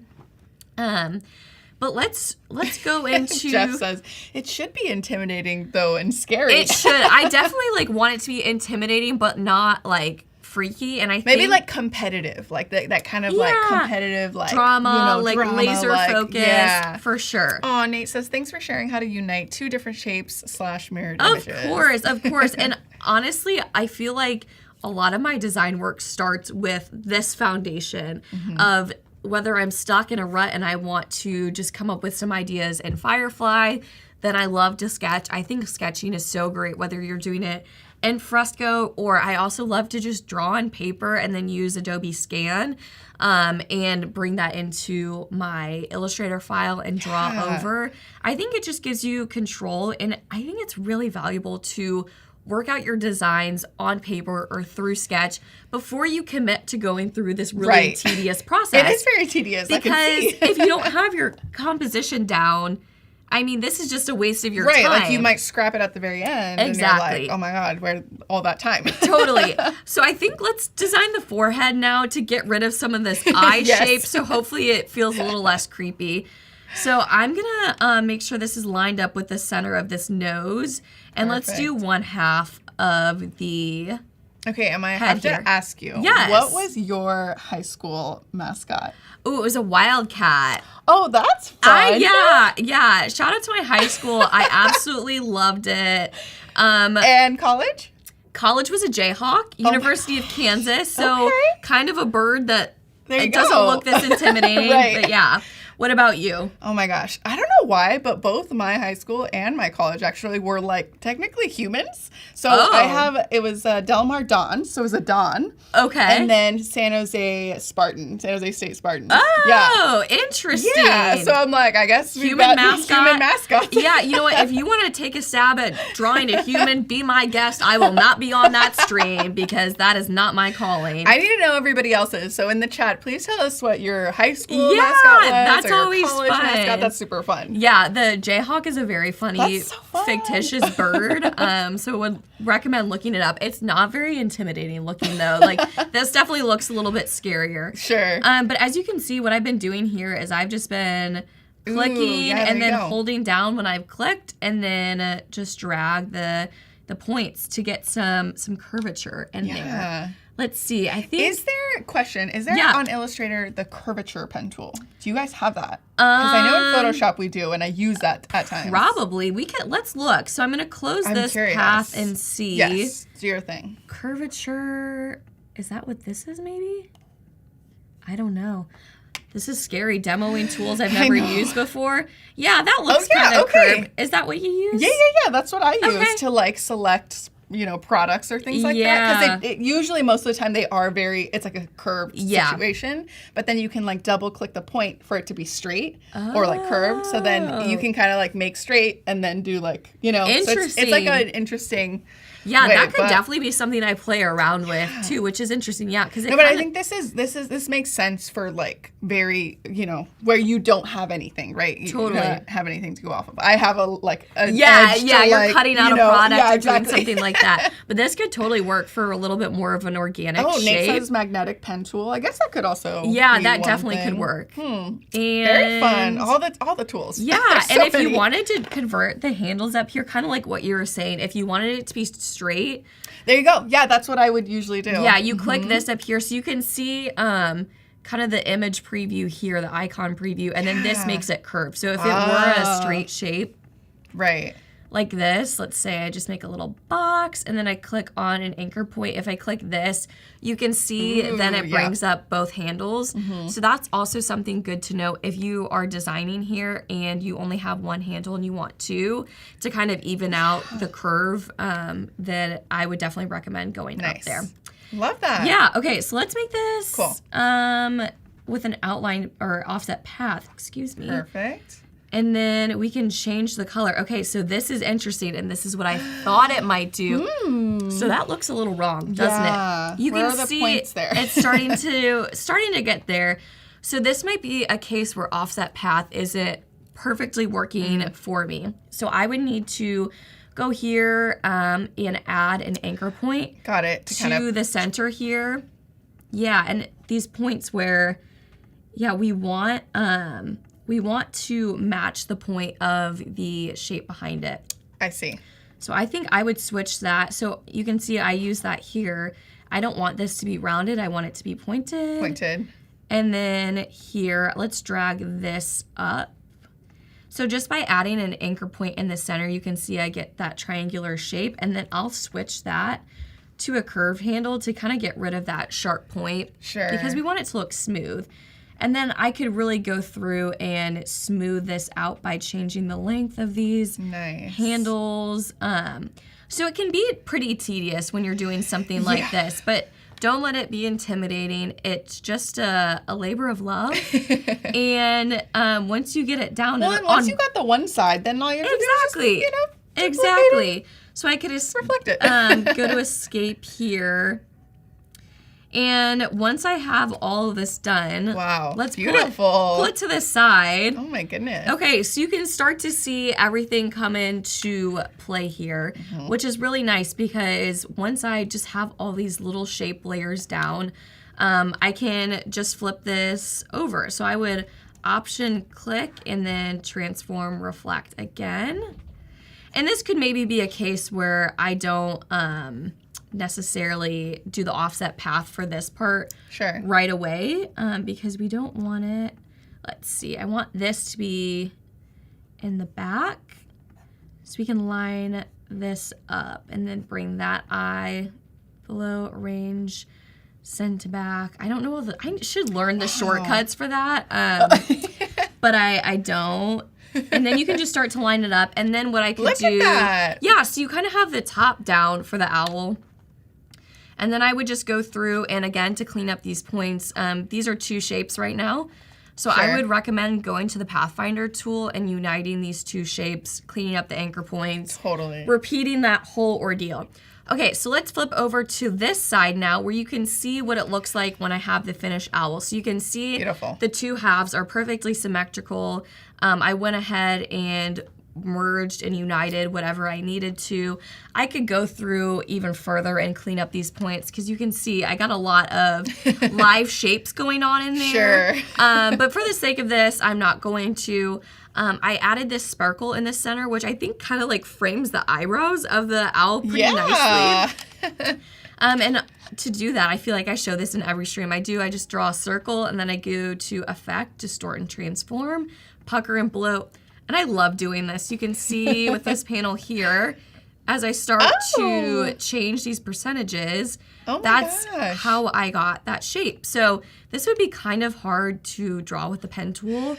Yeah. You could do that, by all means, be my guest, but I think it's kind of nice just to take that little shortcut and then place it right there. Beautiful. And I'm going to count that as one of the stars kind of representing the flag of Tennessee.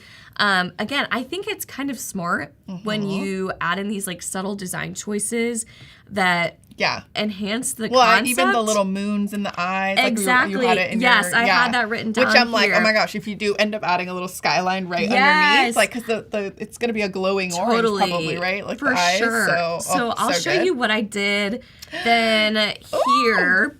So I brought in the owl shape, and just to create the frame, I just took a rectangle like that, and then I used direct selection, click shift and click on the bottom two anchor points or two bottom corners and just round that baby out and then do offset paths again. And then I added in that abolition font that I really like. And I think it looks nice in this composition, especially because it's a more condensed font.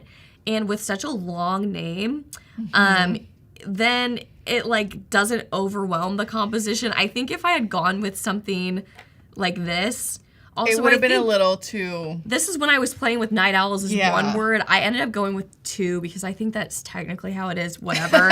But that would be super, super long, especially for a small badge. So I think this is looking nice.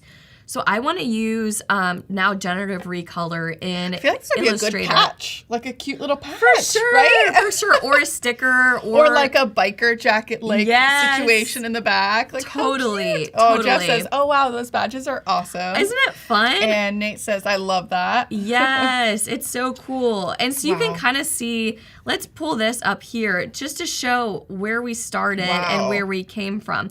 So this is not my normal illustration style. But by using Firefly as a reference tool, you can see it's not one-to-one. I still took a lot of creative liberty and freedoms, but it gave me a really solid start on just wrapping my head around how to even design all of this. So I think this is really cool just to see, like, this isn't doing the design work for me, which I think is really great to hear as reassurance for designers. AI is not going to take my job. AI could not have made all those subtle little decisions or that I made. Or put the story and the thought behind it and made it very specific. Exactly. Oh, Nate asked really quick if I could replicate that. Totally. Nate asked really quick if I could show the pucker method one more time. Definitely. Absolutely. So Nate, what I did here is I took the ellipse tool, I created a circle, hold down Shift, and then you want to go to Effect, Distort and Transform, Pucker and Bloat. And then you can just move up and down this scale. Beautiful. Doing a negative percentage will make that sparkle shape. If you go up in percentage, it kind of creates these fun, I don't know. A little flower. Flower shape. Yeah, I was going to say, I've done that plenty of times. Or like, what are those things? Kaleidoscope? Yeah, something like that. Or even like those things, when you're driving to LA and you see the white things. A windmill? Just like the windmill. Yeah. I saw a lot of those going to school in Kansas and being from the Midwest. I know a thing or two about windmills. But then you can even start to duplicate it and make flowers. Oh my gosh. I think this isn't the vibe we're going for. A cutesy flower. This is like my true personal style is flowers and pink, but we're gonna sometimes you get those athletic. Sometimes you get those assignments or those projects that are a little outside of your comfort zone. Totally. And those are great to have every now and then to like get you out of just that, your usual routine. Absolutely. And I think that's something I always like to do, push myself as a designer, is see a style that I really like and try to get myself to design that way, because I think then you come up with new skills and it's just a great way to like expand your portfolio or just give yourself a little creative challenge. So I really love this color palette that I picked here. I think I'm going to try some color options quickly just to see what I'm feeling. So I have all of this selected here, and Generative Recolor is amazing. So amazing in Illustrator. I think we go to Object. Let's see. No. Edit. Sorry. Too many things to remember. Edit, Recolor Artwork, or Generative Recolor. Okay. So let's go to Generative Recolor. And similarly to how Firefly works or how to text to vector works with the prompting, I could literally put in the same prompt that I gave it with like owl, mascot. But I think here with what helps with color is kind of describing the essence that you're going for, with more the mood or the tone.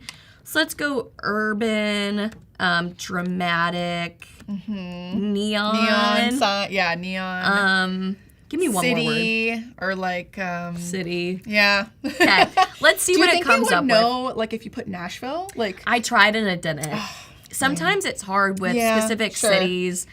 And unless it's like a landmark or like some kind of like something more historical. I guess. Yeah, for sure. So let's click generate. I have all this artwork selected, and this is really great. Also, we should have put cowboy or something, or like. You know what? Let's do it. It's not too hard to add. Cowboy. Let's do western too. Boot. Boots. Boot.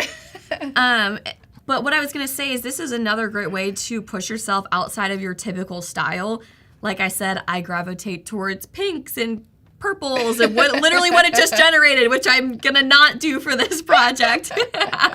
But like, you can see some orange, and it goes through and recolors everything for me, which is nice because then I don't have to think about individually selecting all these different layers, especially when you have something as complicated as this when my artwork isn't cleaned up. Let's do one more generation. I want to do something like super funky. Yes. Maybe something kind of crazy that I'm not going. I keep going to object. Edit colors, Generative Recolor. And let's just do trippy disco lights. Sure, why not? That's a little bit different than maybe what I'm going for, but it's kind of fun. I mean, I mean, like, that would be crazy. An owl with some neon green eyes. I mean, hey, there are some, like, mascot colors like that, like purple and, like, that green. Totally. I like some of the purple sometimes. Again, Generative Recolor, so nice. And what I could do, let's say... Even if you just take one color out of that. That's exactly what I was going to say. So I feel like, okay, this is too much orange. Maybe I want to add in some blue. Yes. So then I could select, I kind of love that. Yeah. Yes. Select some individual elements and recolor them. But it gave me some good ideas for just how I could start to color and approach this. So almost a little bit the inverse. Yeah. But so to kind of add another layer of depth, I want to bring in that idea of adding a gradient and a glow feel Love it. to add some dimension to this already kind of like flat design. I think when I see a lot of mascots and designs like this, something that really stands out to me are all the intricate shadows and textures. It just feels more dimensional than what I currently have. So there's a couple ways you can do this. I personally want to add in some gradients. Totally. And here I have, you can see a sample of what I did with this. Let's ungroup all this first because I'm going to start changing some individual layers here. So it's going to be a bunch of ungrouping for a second because I have a lot of groups. But for this white, I'm going to do object path, offset path once again. Actually, did I do offset path for this? No, I didn't. Okay, just kidding.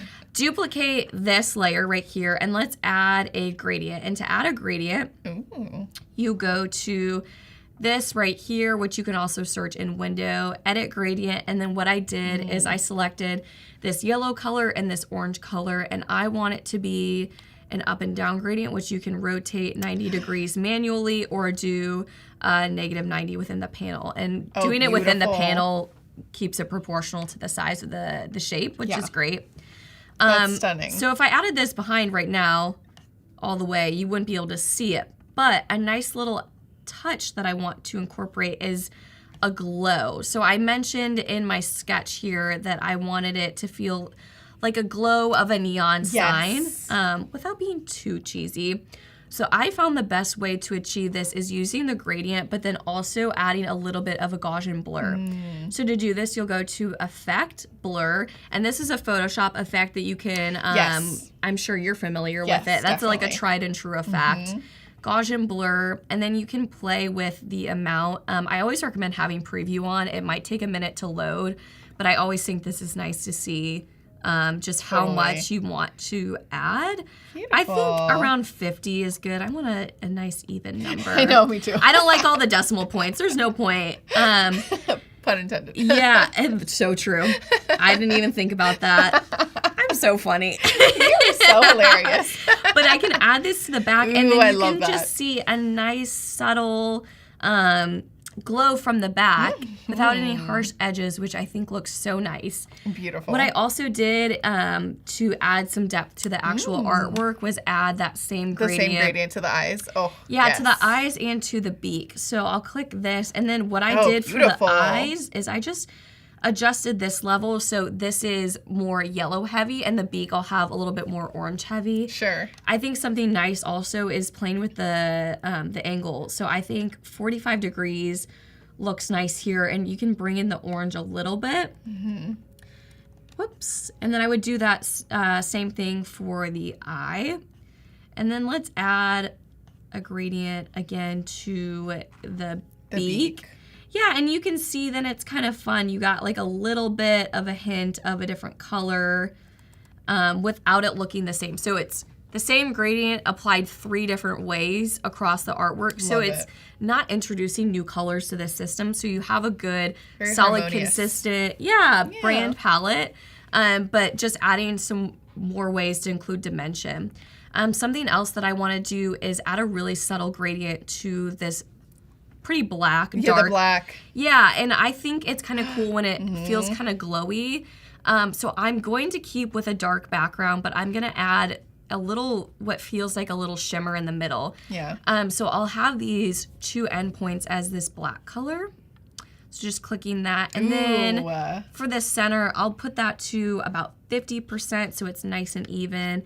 And then I'll just go here and then click on a gray. Maybe I want to click on the black and then manually, because this has a little bit of a blue tint to it. It's not straight up black. But you can like always add a little bit more. Yeah, so it feels a little bit lighter. Ooh, so yeah, there then you go. it's kind of hard to tell on the screen, but it's a super subtle, just another way to add dimension, to add a little bit more of a stylistic choice versus just a flat vector. I love it. And then lastly, yeah, you can see I also did that on the background. So I'm going to design this as a 1080 by 1080 Instagram post. And so I made a similar background, but I did a diagonal gradient, which I think is kind of fun just to play with the gradients, play with the angles that they're at. Yeah. And then it just, it makes these look way more fun. So love you it. can see the final. Oh my goodness. How awesome is that? So it's really cool to see how we started from inspiration in Firefly. We created some sketches to kind of get the basics down, and then just very simple shapes using the pen tool, using pucker and blow as we showed, and then adding some gradients. So I think this alone is super cool. So cool. We have a little bit of extra time. I know. So I'll show you how I made a super easy little promo video in Express. Perfect. Nothing crazy, but what I did is I just exported this. I love the asset export feature. Oh my gosh, the coolest. Super easy. I don't know. I just feel like it's a little bit simpler. I can just click and drag and then export directly into. Do all of those have to be grouped for it to like? Yeah, I would recommend grouping all of this just so it stays together. Sure. I think otherwise, if you It'll be individual items, and you don't want to have to reconstruct this. No. You could also easily drag this into your libraries, and then it'll also auto-populate within Express and all your Creative Cloud programs, which is super great. But I already exported this and added it to Express. So let's jump into Express here. And Jeff I'll says show this you. is awesome. Thank Nate you. says thank you for sharing. Oh, I'm so glad. It's kind of fun to do something that's outside of your comfort zone. I'm a huge sports fan, but like I'm also such a girly girl, so I think it's kind of fun to like bring in a new designer persona for myself. Okay, so I'll show you really quick what this looks like and then how you can easily recreate this. So I got a cool little video of like, let's pretend this is hockey. I know Nashville has a hockey team. Don't come for me. But Fiction, baby. Yeah, exactly. So what I did here, let's just hide some of these layers. So I'll do, I don't know if I actually can do that. Let's just ignore this for a second and go to, oh, there's my timeline. So my timeline, I'll drag this off to the side. I'll delete this. So literally all I did was look directly within Express for a video that would be cool for the background. So let's go to Media and go to, whoops. Is that not what I wanted? Upload? Nope. Also not what I wanted. Maybe like in libraries up there? Elements? This is so interesting. You know where you can find photos? I know, right? Oh, there we go. Media. Oh, there you go. Oh, right. I was clicking on assets. Oh, that's why. Okay, whoops. Okay, so I just searched hockey, and there's some great videos from stock that honestly aren't that pretty at first glance, but I think it was cool to like add a little bit of motion in the background. I think I chose this video. I just drag and drop, and then you can easily. I love that. But then you can edit the video, right? You can kind of like add effects to it and make it even more fun. So I'm just changing the framing of this a little bit. This was an Instagram template, so it's again the 1080 by 1080 size. So you can see what that looks like here. I think, what is this set at? 5 seconds? I think that's appropriate for what it is. We don't have a lot going on. And then I also found another video of just a gradient, because then you have two things with motion added, which is kind of fun. So let's look for gradient. There's a lot of cool different options. I liked this one, and it feels kind of on brand, right? Yeah. Which is cool. You could also do some adjustments and manually change, like if you change the saturation, then it would impact the color, things like that. So you can always use these stock photos, videos as a good reference point, and then kind of alter it to make it your own. And you can add like blending modes to things. That's too, exactly what I was gonna do. You read my amazing. mind. So I just cropped this again to be the size of my video. And then let's go to effects. Or actually, you could do effects, but I meant to do blend. And then multiply, I think is great. Oh, there you go. Because then it adds the cool like dark blue, black color to the video in the background. So then it feels a little less distracting from the actual logo itself. So you can see that play. And Beautiful. I think I liked this gradient because it kind of like changes position, so it's not a static image the whole time. Oh, totally. Some of these are like other ones are pretty fun too if you just scroll through them. But well, once you start playing with blending modes and effects and all of that, you can really kind of just customize it and make it your own. So. Exactly. So I just copy and pasted back in. This is literally just a PNG. So this would be perfect, ready to post for Instagram. Oh, and I forgot that I added an animation in. This is totally optional, but I was gonna say, what if like the eyes were glowing or like, you know, that like would turning be really on cool. Almost, you know? And a way to do that, if you want to watch, shout out to Voodoo Val if she's still here with us. In one of her previous streams, she deconstructed an illustration and exported individually like the eyes of the characters and things like that. So that's definitely a way if you kind of want to export as small PNGs parts of this mascot and put it together, you can animate just really easily within Express. But for this case, I'll just animate the whole thing. Totally. I think there's a lot of cool ones. I kind of liked this flash one. Yeah, it just feels kind of like sports team, like introducing the National Night Owls. Yeah. So let's see it from the beginning. I love it. Cool. Ooh. So I feel like that just adds some drama and something fun to the logo. An otherwise boring, you know, otherwise you would have just like pasted it on like their collar or something. Exactly. And it just, but we can easily, use this mascot for, I mean, you just think about, I could even bring in, if we had more time, some mock-ups of like some jerseys or some really cool social content. We can animate this even further. But I think for today, I'm super happy with what we came up with. It was really fun to see, for me, how to use Firefly in a brainstorming way. And it didn't do all the design work for me, but it just got me into a really cool place of getting to try a different design style than what I'm used to. I feel like that's the point with like AI too, is that it's a tool. And, you know, you want to, like, we always talk about in product photography, like, obviously so much has been done already. Right. And, you know, for us, it's like, okay, how can we love this element in this image. We love this other element in this image. And it's like almost like you're taking ingredients and like that's a great way baking to put a cake. Like, but you're taking ingredients from different things. And the ingredients can't bake the cake for you necessarily. Exactly. So, and then the final product is like, you know, a very unique, you know, result. Absolutely. That otherwise wouldn't have happened unless you know, got inspiration from like different things, right? Instead of like getting your inspiration from just like one thing altogether. Totally. Absolutely. I see one last comment from Jeff in the chat. Could you add the sound effect of an owl screech when it appears? Oh my gosh. 100%. I maybe won't do it for the stream just because that would be really annoying. They do have audio as well. But you could do, let's see, I bet they have it. Let's see. Or I could record a voiceover. Jeff, if you wanted to be the owl screeching, just kidding. That would be pretty funny. I'm dead. I love it. There you go. Oh, you want me to try it, Jacob? All right. Well, we have the time. I guess your wish is my command. Jacob's always listening. Yeah. And he's got it. This is going to be funny.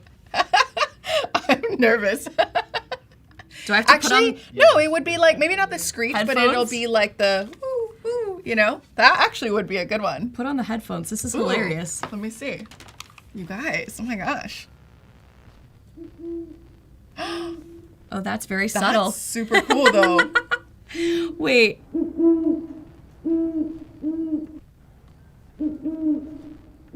We need a screech. Yeah, I think a screech is the right. Oh, no, owl screech. Owl sound, maybe? You guys. I don't know. We're just going through. Honestly, I kind of like it. It's a little ominous. You know, ooh. Oh, Jeff says, "Oh, I like that better." Okay, Jeff, I like it. Thanks for the idea. That's a good one. That is so funny. I've never done that before. We're trying learning stuff that's new Look at today. you. I love it. Well, I think that's all I have for Oh us my today. gosh, you Thanks so much guys. for hanging out with me. I I'm so excited to see know. what you Oh design. my God, it's going to be so fun, you guys. We have so many other amazing streams today. Yes. Make sure to subscribe to the YouTube channel. Oh, thank you for putting up the calendar. Yes. Yeah, so we've got custom patterns for print with Whitney. Oh, Whitney's, I love her work. So Yeah. it's going to be amazing. And Lucas, of course. Then at noon, we've got some lo-fi reels with Adobe Express, or, on Adobe Express. Same with Lucas and Whitney right after. Woohoo! And then I'll be back again at 1 o'clock to do some fun editorial photo editing. I can't wait to watch. So You're it's gonna be a boss at so that. much fun. So make sure to stick around, have it in the back Yes. while you're working, and make sure to subscribe to the YouTube channel as well, so you always know when things are happening on Yes. Adobe Live, because there's always something. Always So, fun things happening. Thanks so much for joining. thank you Hope you so all much. learned a lot. And stay tuned and we'll be right back. Yeah. Thank you. Bye. Today I'm going to be walking you all through a project called Total Service. It's a real client of mine. Now I want to show you how to bring it into Express and how you can build that brand kit. You have this ability to start from content. So I'm just going to click that button, and what I'm going to do is actually click Simple Brand PDF and then upload it. It's going to start separating out stuff onto different layers. So what we're going to do right now is I'm going to start showing you how the libraries work. Create new library. We'll do one called TS2. So what we're gonna do here is I'm just gonna grab like this logo, and then I'm gonna add it to my libraries, click graphic, and then call this like TS2 horizontal. So what I'm doing now is just like quickly eyedroppering all this stuff. I'm taking everything, I'm just grabbing those color pieces from my Illustrator file, and now I'm just clicking on the bottom right corner, and then I'm clicking fill color, and that's adding it to my library immediately. Nice. All right, so go to My Stuff, and then go to Brands and Libraries. So I'm going to the TS2. So now what I can start doing is just go to like fill colors, and then just start pulling them. Beautiful. Cool, so that's pretty much the color page. Let's go to the type system, go in there. You can type in whatever logic you want. You can just duplicate all this stuff by just selecting it all, shift, and then drag and option drag it. And one of the new things that you'll see on my screen now is the spacing tool, so it'll start picking it up. So another thing while you're building out this, so if you did want to add like a tertiary typeface to it, the recommended typeface section is always super fun, and it works really well. What we're gonna do is we're gonna start breaking the logo in the guideline. I don't know, let's grab this guy. I'll grab it in there. As you'll see, it's got the link icon there. That means it's linked directly into the libraries. What I can do here is show you. So go into Illustrator, and I'm going to just Shift X and just outline it, and then I'm gonna Command S and save that, and I'll update my library. Nice. Look, your links of assets have changed. Boom, update. Which is a normal flow if you're used to working in Photoshop or Illustrator. You could see how you could quickly just pull in your libraries, pull your color from your library panel, go in, adjust each element, go in there with your grids. You can swap out the typefaces really quickly. You can upload them or pull them directly into your libraries. Yeah. So all in all, effective hour.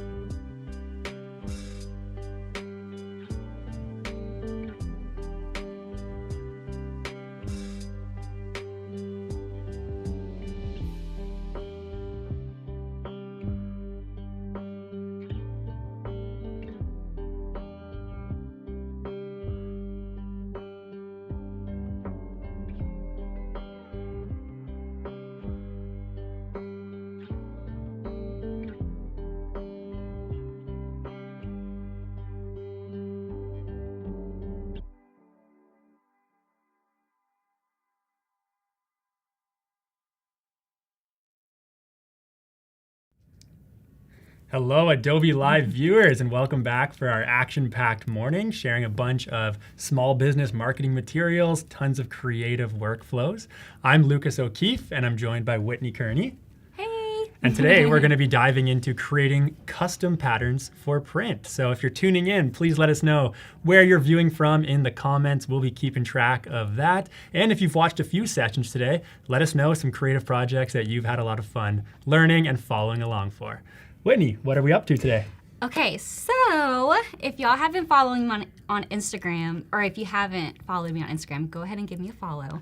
I've released a exclusive floral poster. It's really pretty in pink. Adobe and I are giving it out for free.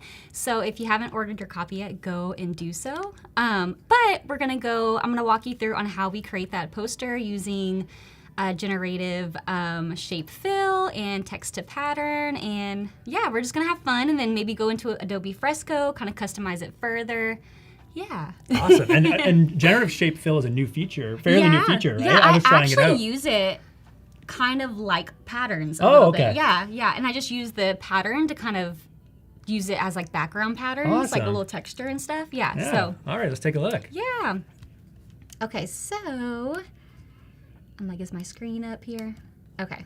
So this is like the poster that we're giving away.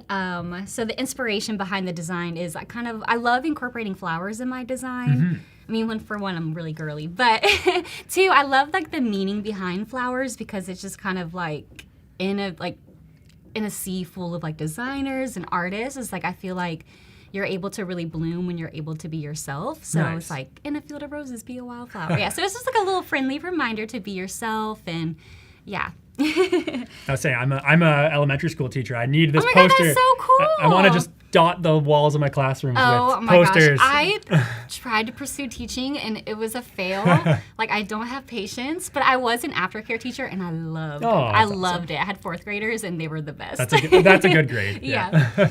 All right, so basically we're going to use this as like inspiration. Obviously this was kind of what generated when I used like the shape fill. And then I kind of got it to this place. Obviously you can tell it's like kind of different. I like customized it. And yeah, and then we'll use like text to pattern to kind of create some of these patterns. And yeah. So let me create a new artboard here. So I like to use the gen shape fill to kind of like create like a composition. Okay. So you just like create a shape. Let's just go ahead and like drag something here. And that is a very detailed design too. Just looking at it, all the different it's stems so and the leaves. Crazy. Yeah. Let's see here. Let's go to Gen Shape Fill. And hello, Nate. Hello, Arabella. Arabella watching from right outside the studio room. Hey, Arabella. Keys, hello. Okay, so then we're gonna like add a prompt. So I think for this prompt, I had like an abstract composition. And I love how the like, I know you're making your own prompt, but I love how it does have the suggestions that show up I as actually well. used the suggestions, and I felt like it got me to this great place. Awesome, yeah. Yeah, wildflowers and leaves, watercolor on paper. Yeah, I think that's good. And then you can kind of, adjust like the shape strength. I'll just do it like in the center here. And then you have your style reference, so you can like, drag and drop. And then effects, you can like, choose whether it be like a flat design, geometric, doodle, 3D, or whatever your design style is. I'll probably just do doodle and see how that's looking. A favorite of mine. Yeah. And then we just generate the magic button. I was playing around with this feature too, and I love It's using so the doodle cool. feature. Like I'm like obsessed. I feel like it helps with my workflow because I do provide like a lot of patterns and design elements with like my clients' branding or brand identity.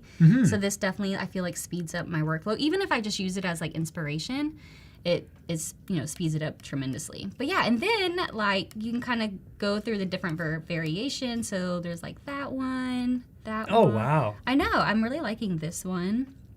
And it's very nice to see. And my understanding is you use the style reference from the image right beside it. Yeah. And it's very cool to see how much it matches the two. Yeah, even if you like, just say if you maybe like draw like a rough sketch of some flowers or like a shape or what have you to use as like inspiration, or if you like pull like, you know, put together like a little mood board, you can kind of create your own like style reference, which is really nice. And then you just kind of like customize it.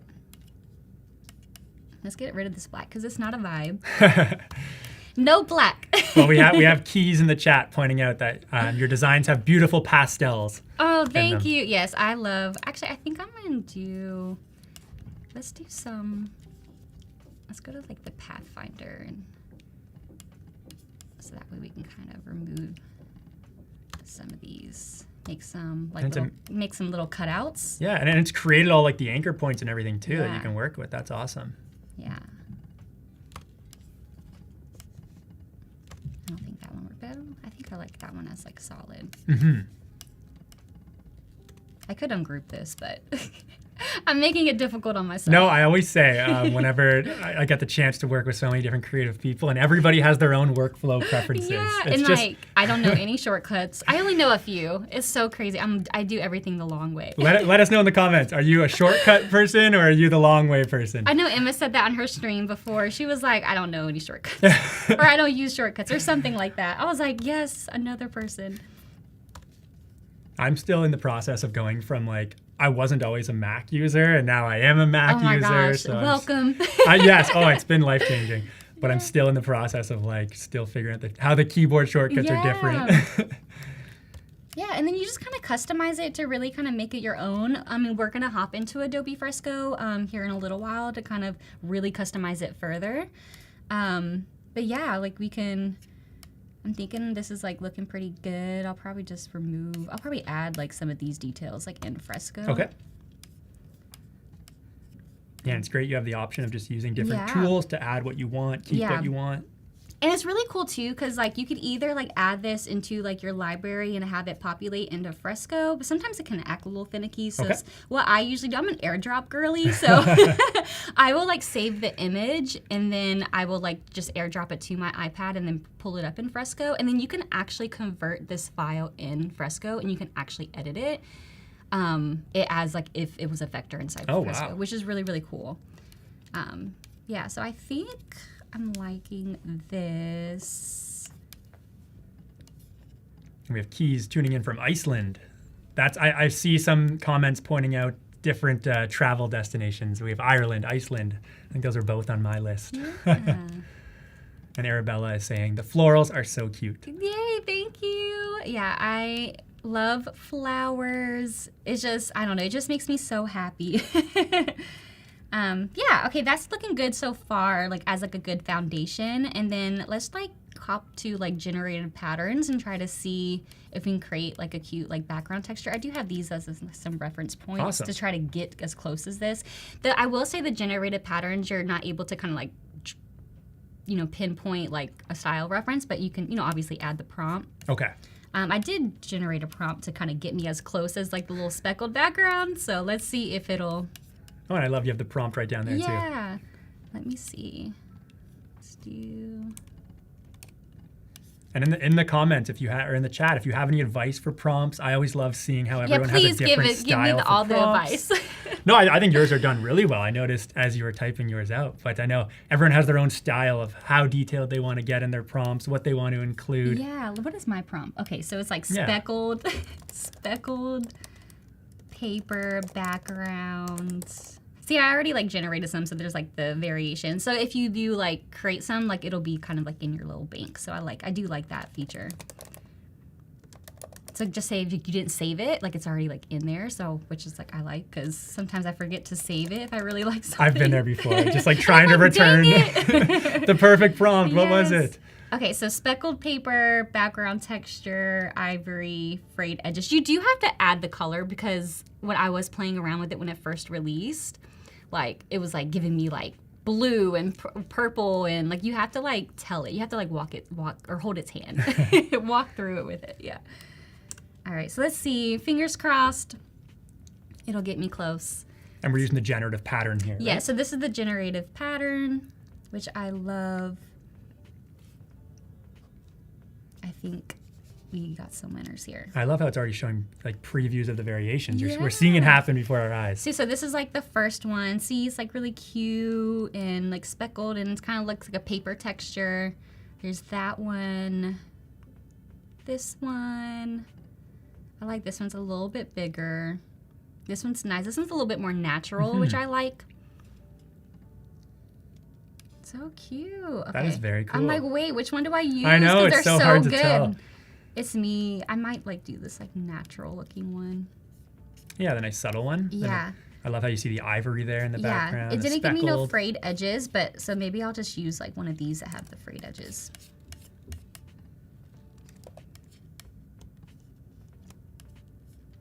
Okay, this is nice. Actually, let me do this one. I think this one's a little bit more subtle. And what? Just kidding. There it goes. What might we use a project like this for? I mean, if you want to create like wallpapers or I know like the digital products are very popular right now. Yes. So if you were wanting to sell like maybe like wallpapers for like your desktop or wallpapers for your phone or you know, or like I'm like drawing a blank.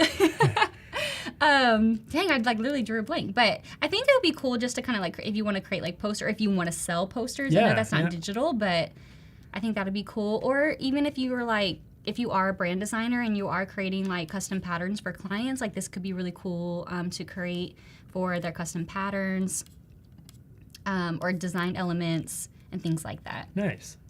I think we've all been there where we have a new office we want to decorate and we need the prints, we need the art for it. I've been there for sure. So this is cute. So I'm liking this. Yeah. And again, like you can save like these assets into, I'm going to attempt to do it and see if maybe it'll populate in Fresco. If not, we'll just airdrop it. Awesome. Which like I said, I like airdropping. Like I said, I'm in the Apple ecosystem now, so AirDrop has been one of my favorite things that allows me to make it easy. But what I do like about Fresco is that you have the option to, like, once you're done, like, doing your thing in the app, like, you can stream it back to Illustrator. Oh, very cool. Yeah, so you just, like, a couple clicks of a button, and it'll let you stream it back, which I love. Okay, cool. Okay, so we got our poster. We got it kind of, like, a good foundation down, so let's, like, hop over to Fresco and kind of work our magic over there. So let me, like, save this just in case. Let's see. And I still can't believe how quickly you generated that image right there. I know, it's so easy, but I like it because it's so customizable. Like, you really can make it your own, where it's, like, unique and, and, like, make it not look AI at all. Yeah. And I'm sure the style reference helps with that as well. Yeah. That you used. Especially, I know, like, as designers, of course, we're, like, gathering inspo, like, constantly, like, whether it be, like, on Pinterest or whatever. Like, I think, like, having that option to have like a style reference, so sometimes it's hard to explain it via words, so having that style reference is amazing. Okay, cool. Okay, so let me see if this populated. I'm gonna hop over to Fresco. Let's see. So you'll like create a little artboard. We'll do 11 by 14. And then if it's for print, of course you want to make sure that your resolution is bumped up. And then, and then we'll just like create the document. And then if the libraries is working on Fresco, you'll just go to like this little like image icon and go to like CC library. See, like it's not like populating. Sometimes it takes a minute to populate. Yes, yeah. But that is okay. Let me see if I can like airdrop this to my iPad. So this is gonna be a typical 11 by 14 print? Nice. Yeah. Fingers crossed it works. Yay, okay. Perfect, okay. There cool. it is. Yeah, and then to like kind of convert this into like a vector, like you basically, I kind of like start with the eraser tool and then like click on it and it'll say like convert image layer and then you just like convert it. And then like just to kind of show you can like easily like remove the, like you can like erase it. Oh, wow. Yeah. I'm actually going to save this as a transparent background real quick. Is that so you can see what you've changed? Yeah, and so I what don't you've like done? mess up that background color or background pattern. Let's see. That's always my favorite tip is like before I'm always so excited to get started on a project I know. that I don't set in any sort of prerequisite in place that I can go back to. Let's see. No, like it's like the multiple screens. So you're just saving that layer right now is what you're doing? Yeah, and then I'm just gonna airdrop it real quick to my iPad. Well, I don't think we mind seeing these flowers up close. Yes, they're pretty. All right, back in here. Okay, so I'm just gonna close out of that. Okay, cool. Convert. Okay, so let's maybe like work our magic here. So I might want to like get rid of this here. And this will erase it from the image, but it'll maintain your background that you already Yeah. created, right? Yeah. That's what we're doing here. Yeah. Oop, let me bump the eraser brush down a little bit. Get that little speck. Yeah. So it's like if you don't like, cause like me, I like to have like a pencil. So sometimes I don't like editing it too much in Illustrator. So like having that option where I can like convert the file and like edit it in Fresco is like so convenient. However, I do like the Illustrator desktop, not desktop, but the app version because you can kind of do the same thing. Nice. But I just love Fresco so much. Well, we have Nate saying they like this Fresco idea in particular. So we see Yeah. we have viewers pointing out that they love this too, this workflow. Yeah. Yeah, and I love like all the like the different brushes, which we'll get into. But yeah, I'm like, let's see. We have Nate again. What? You can do that? I need to learn Fresco. Yeah. Oh, what am I doing? Oh my gosh. Eraser. All right, so I'm gonna get rid of this. I'm not really liking this leaf, so we're just gonna create a new leaf. Oh, very cool. I can obviously change the eraser brush size, but I'm making it difficult on myself. Cool. So I'm just gonna like dive in.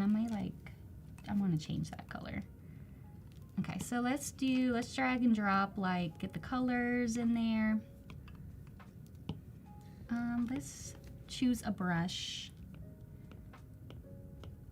One thing I love about Fresco is the mini brushes that you can get. Oh my gosh. I was just gonna say. I'm like obsessed. How do you choose one? We have Nate asking, would you be able to convert the image back to a vector after this? Yes, Is yeah. that an So option? basically, you'll be able to, like when I stream it over to Illustrator, like you just do this like little share icon and then Illustrator desktop, and it'll like stream right back into Illustrator. And it since I converted the image, it should still be a vector. Very cool.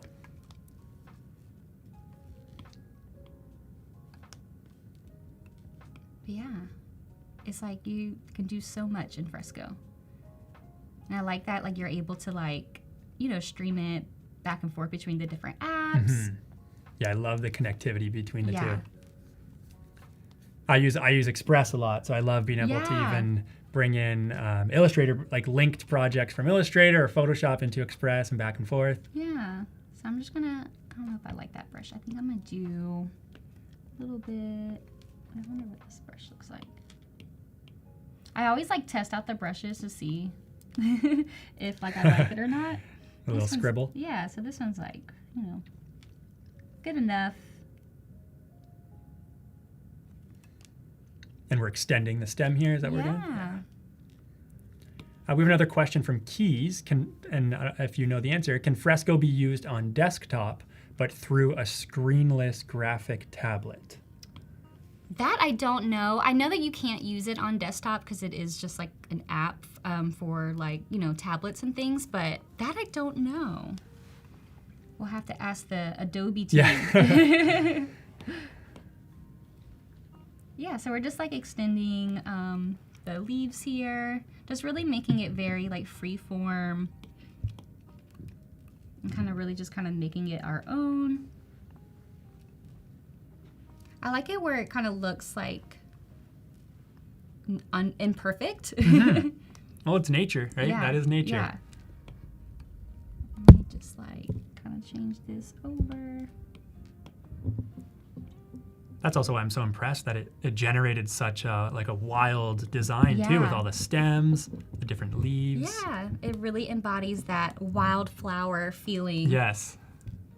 Which I love. I wish all the wildflowers I planted on my balcony this spring turned out this good. But when I get home, I think I need to do a little bit of gardening to clean those out. Funny. Yeah, I can't keep a plant alive to save my life. I have like artificial plants. Yes, me too. I've definitely gotten onto that trend as well. Yeah. It's just easier to keep. Hello, Alessandra. Thanks for tuning in. So I'm just like making these kind of like a little bit more like organic, just like really making it our own here.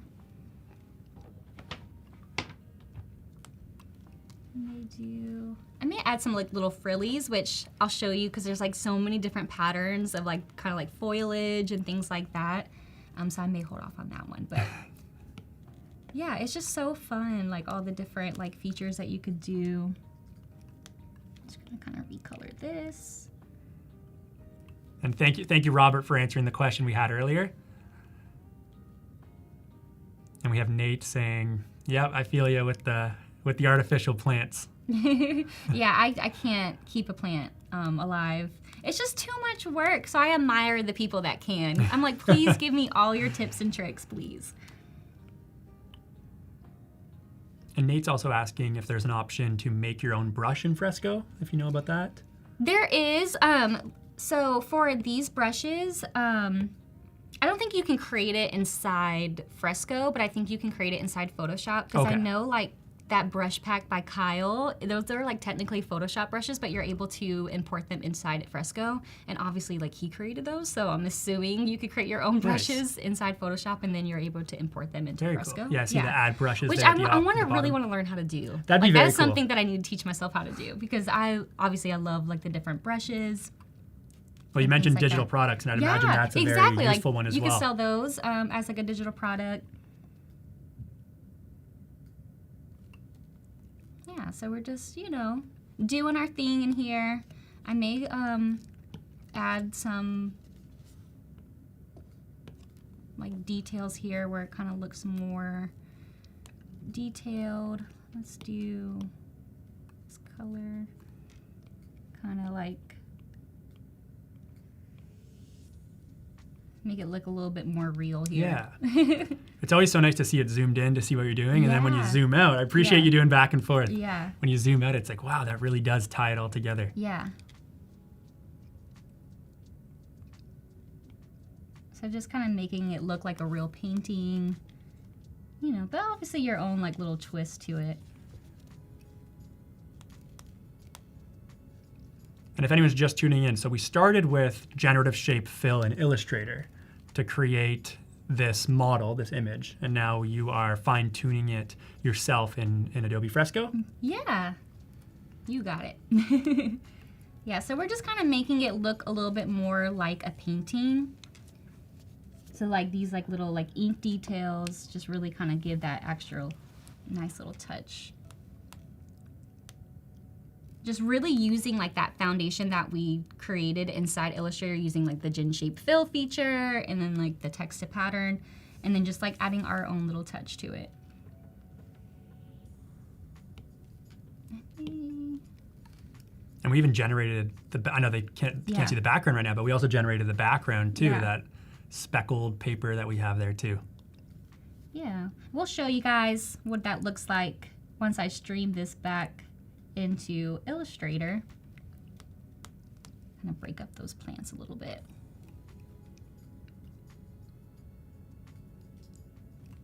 Yeah, splitting up that leaf. Yeah, and I may like kind of change the color. And you're just easily matching the colors as you go. Yeah. It's just, Is there a shortcut for that, or does it automatically know what color you're using? It does auto-populate. See, it auto-populated all the colors that were in. Oh, yes. Yeah, so I mean, I guess you can go here, but I just like to drag it and get it. Little grab tool. So you do use some shortcuts. Yes, some, yes. It would make my job a lot easier if I learned how to do these shortcuts.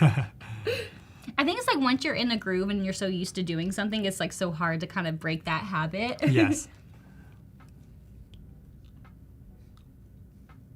Yeah, so I'm just kind of extending these leaves here.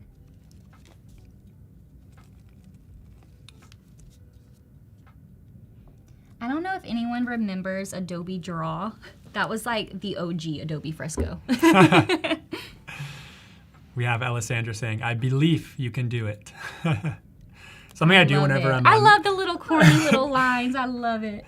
I've definitely gone down the rabbit hole of puns on Adobe Lives before. A few sessions ago, got a little overboard. Give us your best leaf and plant puns. Yes, please. I love a good pun. So I'm just going to do this color. Because I'm not really liking this like yellowish tan color. And Nate asking a question, so you could take an image from Firefly and modify it in Fresco, and Jack has answered, yeah, you could paint over it. Yeah. Firefly is really cool. I love using Firefly for like my branding projects, especially when like a client doesn't have like brand photography. Oh yeah. So just to kind of like use it like when I'm presenting the branding to them, I like to kind of provide like stylized pages and like mock-ups just so that way they can like kind of visualize like what their branding will look like IRL. Yep. So having that feature where I can like generate like stock photos for them is so cool. When I use it in the classroom with students, I always love they'll do an illustration on paper and we'll scan it in and then use that as the reference for so cool. generations in Firefly. I would love to have you as a teacher. It's always the technology helps, that's for sure. Yes. And we have Arabella saying, leave it to Whitney to create something Leave amazing. it to Whitney. Oh my gosh, that is so cute. If you need a new motto, that could be one. Oh my god, I love it. I may have to steal that. Cute. Okay, so it's looking good. We're getting there. We're getting there. Now you can kind of see like how it's like looking a little bit more like a painting and less AI. Just like adding that texture is key. It really does go a long way. Yeah. I even see like the fine lines you added into the leaf. And then these are like live brushes, which I really, really love because it kind of gives that like ink feature. Like you could tell here, like it's like a nice little texture. And that leaf on the left there, you added that one in yourself, I believe, right? Yes, I like added some of these here. Like, we erased one and added that one in. Yeah. Just to kind of make it look like less liney and more organic, more leafy.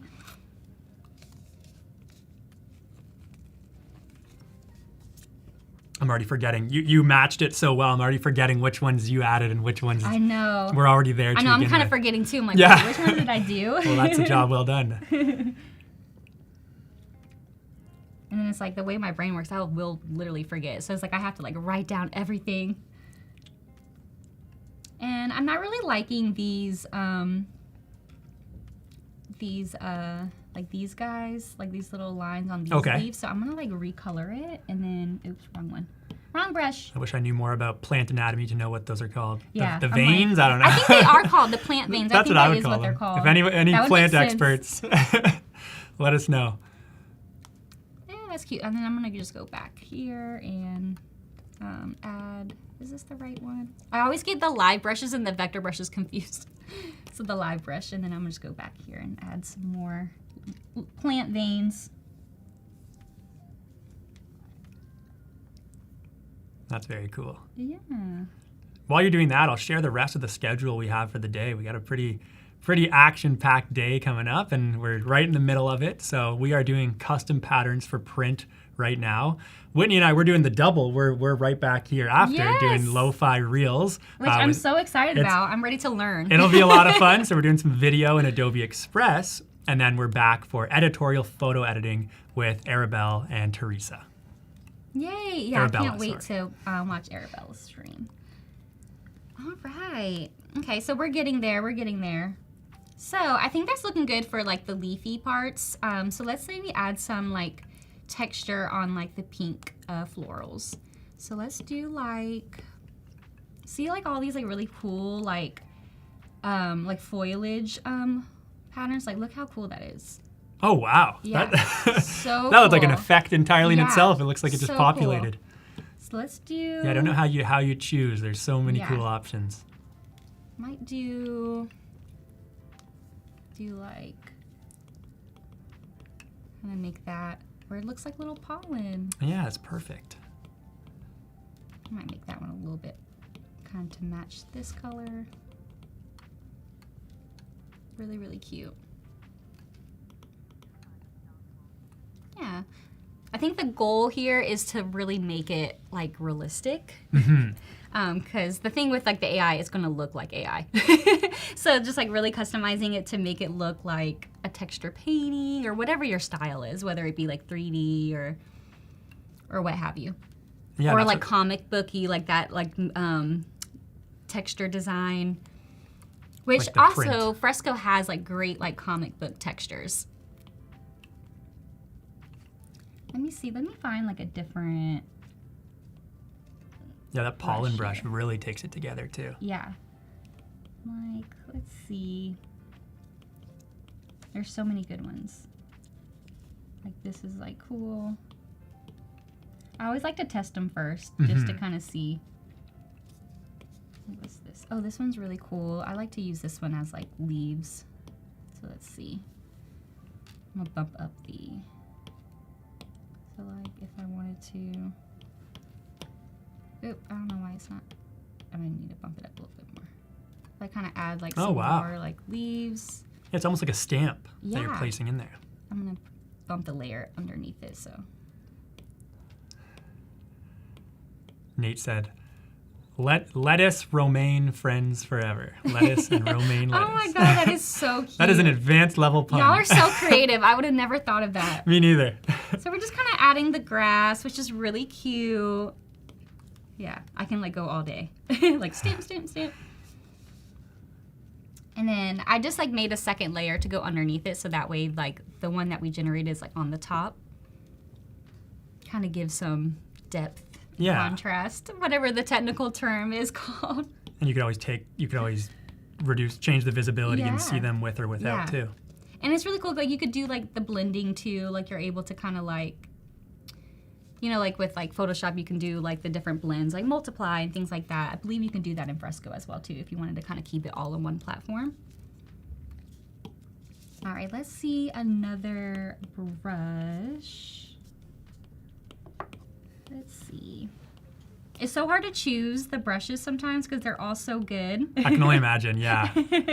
I'm like, And they all have names too, it looks like, yes. based on Like roughly Hedgie what the Spatter style is will be. so cool.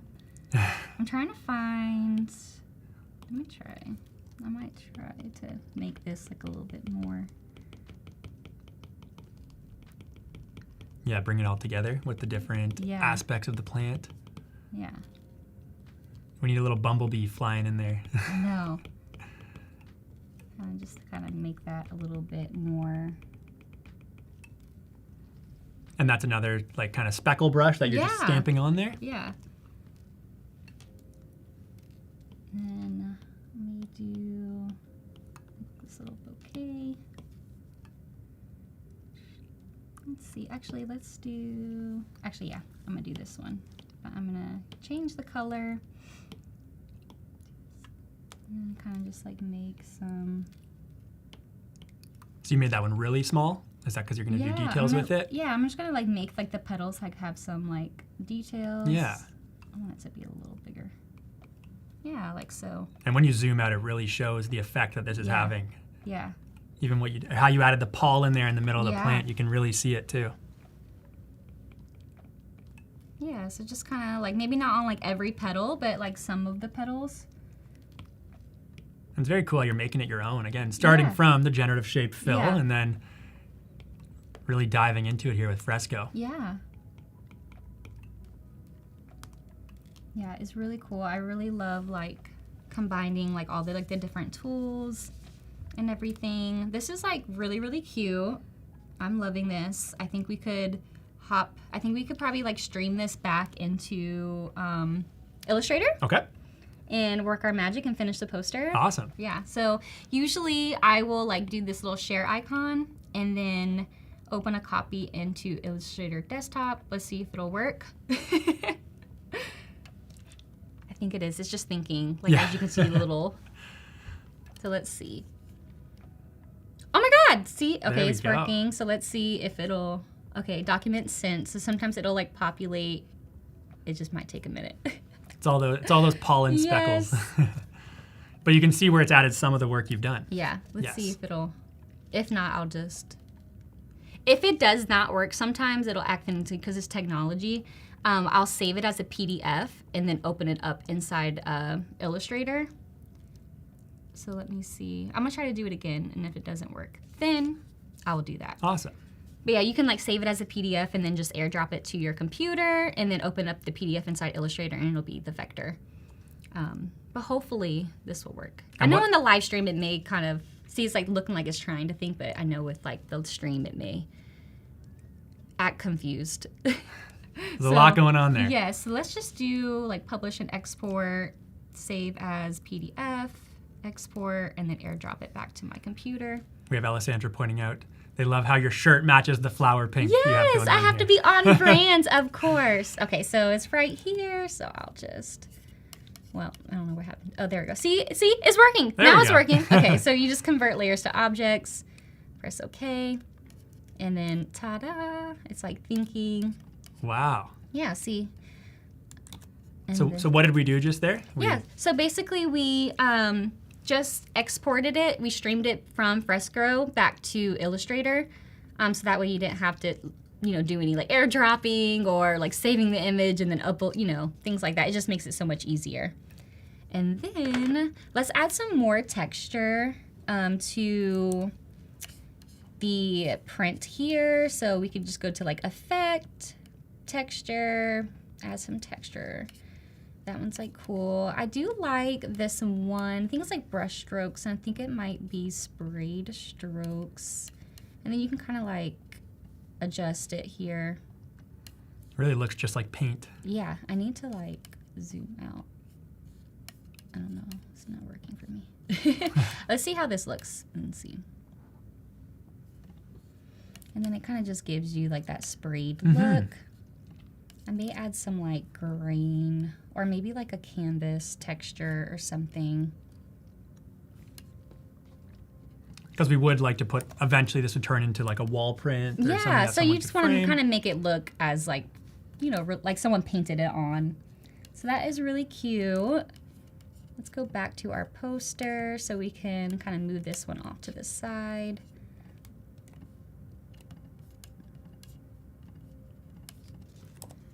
And then copy and paste. I love seeing the different things we've worked with. So we Yeah. have the style reference image on Yes. the left, and then we have the generation before you added a lot more of your own detail to it, and now we have Yeah. the piece we're working with. Yeah. I don't know why there's a line there, but just pretend it's not there. Probably when I converted it in Fresco, but we'll just pretend that it's not there.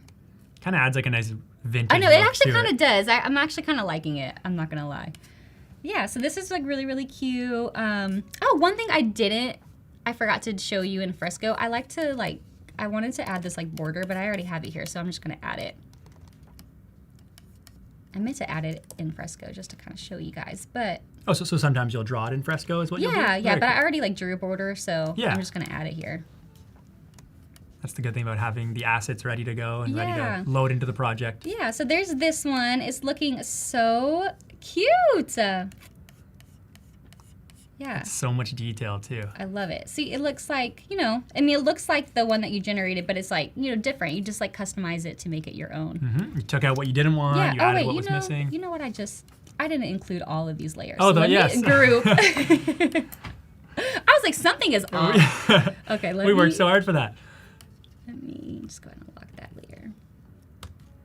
All right, let's try this again. I was like, something doesn't look right. Okay, There we go. there we go. We are in business. Let me unlock. There's so many details. It's I very know. understandable to miss something. Yes. I feel like I always forget something. Yeah. Oh, wrong one. But it's always what we know as the Yes. person creating it that, when the viewer it's sees it, so they don't know it. cute. Wait, I need this hanging up in my Yeah. apartment. like right now. This is way too cute. Look at you. It's so cute. I know it's really girly, you guys, but I think it's really cute. I love that, the pink and green together. That's such a good color and let's pairing. like create like maybe like another one to maybe kind of like make it look kind of like this one. Okay. Yeah. So let's just use this like Canva. You have this background here. Yeah. Yep. And this is like really textured, like as you could tell. I don't know if you can really tell from the screen. Yeah, it looks like but watercolor paper. yeah. Or like a canvas or something. Yeah.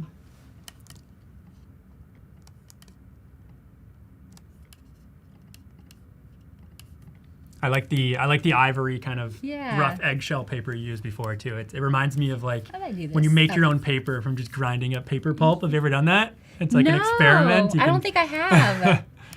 Fun creative project if anyone wants one. I'm like, what am I doing? Losing my train of thought. Let me lock this real quick. Let me just get my little assets together here. We have I lilac these illustrations. That is so cute. Oh wait, let me see. Is this the no? We have a lot of comments really liking the workflow you did, how you went yay. from Illustrator to Fresco, back to Illustrator. Yay, perfect. Okay. Let's unlock that. Actually, no, I need to lock that. I'm like talking through it. Okay, here we go. No, that's not what I wanted to do. Okay, let me. I was gonna say I like that paper though. I know it's really pretty, it's right? Very nice. Let's do. I'm trying to. Okay, unlock that. Okay, let me group these two together. And then copy and paste. What am I? Why is it not working? I might have not grabbed all of it. And what are we trying to do? I'm trying to grab. There we go. Grab both of these guys and kind of make like a little poster here. Like very Henry Matisse inspired, with like, you know, the way like this is, it's like cut off a little bit here, and you got room to like add some like text at the bottom. I love the font you chose too. Yeah, I love that one. That's an Adobe font. It's like, I think it's New Spirit. Very I'm like cool. obsessed with that font right now. Yeah, once you find a good font, hold on to it. Yes. And then add this in there. Cute. Okay, so let's just grab these guys. I love how you have it all set up. Like you have like all the assets you need set up on the side. It's easy to bring them over. So we're gonna use New Spirit Light Condensed and the New Spirit Light Condensed Italic. What is it? It's like in a field of roses. Oh, Ross's a wildflower. So cute. And then we're just going to center align that. Maybe bump down a little bit. I think also like keeping in mind too, like what the font, like what mood the font is giving, because obviously like this kind of flows with like the overall like tone and mood of like the floral print. Because the font really can break a design. So you want to be, you know, picky with like what font you use. And we actually have Jack in the chat putting the link to the New Spirit font in Adobe Fonts. Yes. On Behance and on YouTube. That one is really fun. Honestly, there's like tons of like, they have like a I feel like a whole like family of like the Spirit fonts. Like there's like Spirit Sharp. And then there's like New Spirit. There's, I like those font packs. Yeah, I often work with those. Yeah, font packs. That's the word I was looking for. I think I found a really cool retro family, one. That's not it. But yeah, the pack is what it is. Yeah. I love bringing those into Express. Cute. Yeah, I like that. It makes it, it's like a scientific design too almost. Or like a field notes, field drawings. Yeah, and we're just going to pretend that little black line is not there. But yeah, this is so cute. Okay, so let's save this and maybe like we can kind of see like how both of these are looking inside like maybe a mock-up. Okay, cool. Yeah. Yeah, we have about 10 minutes. Yeah, let's see. Let's save these guys. These are so pretty. Like I want to get these printed and hang up in my apartment. I was doing that earlier. I was designing t-shirts earlier on my first stream, and I was like, I need to print this t-shirt. I want to be wearing this right now. It's so cute. Okay. save those guys. It's thinking. I have found that when you like add like a bunch of different textures, sometimes it just takes a little minute to think because it's kind of large. So I had just like this really simple frame that we're going to add in here. Let's see. Sometimes I get confused with like the Are you someone who names their layers or doesn't name their layers? You know, I probably should, because that would probably help my brain. I'm saying it as someone who doesn't. All right, so let's see how this is looking. It's probably not going to be like, obviously it's not going to be like the right size, but we're just going to finagle. So that way we can kind of see how it's looking. Well, you've also done all of this in 45 minutes, so that's very impressive. So let's see how this looks. I think the way it's set up, it's supposed to be like that. Oh wait, why is it not working? Oh, it's still saving. There we go. I was like, why is it not working? I'm like, I need it to work. Let's see. Okay, so this is not it. I think we got to get it close to. If not, I'll just place it manually. And we're just trying to find the size to match up in that frame. Yeah, let's see. I'm like, let's see if this is it. I know some of the mock-ups, when it's like created, it gets a little tricky. If not, we're just going to pretend, and then I'll just like add it. Okay, so that's not it, but let's do, I'm just going to add it into the,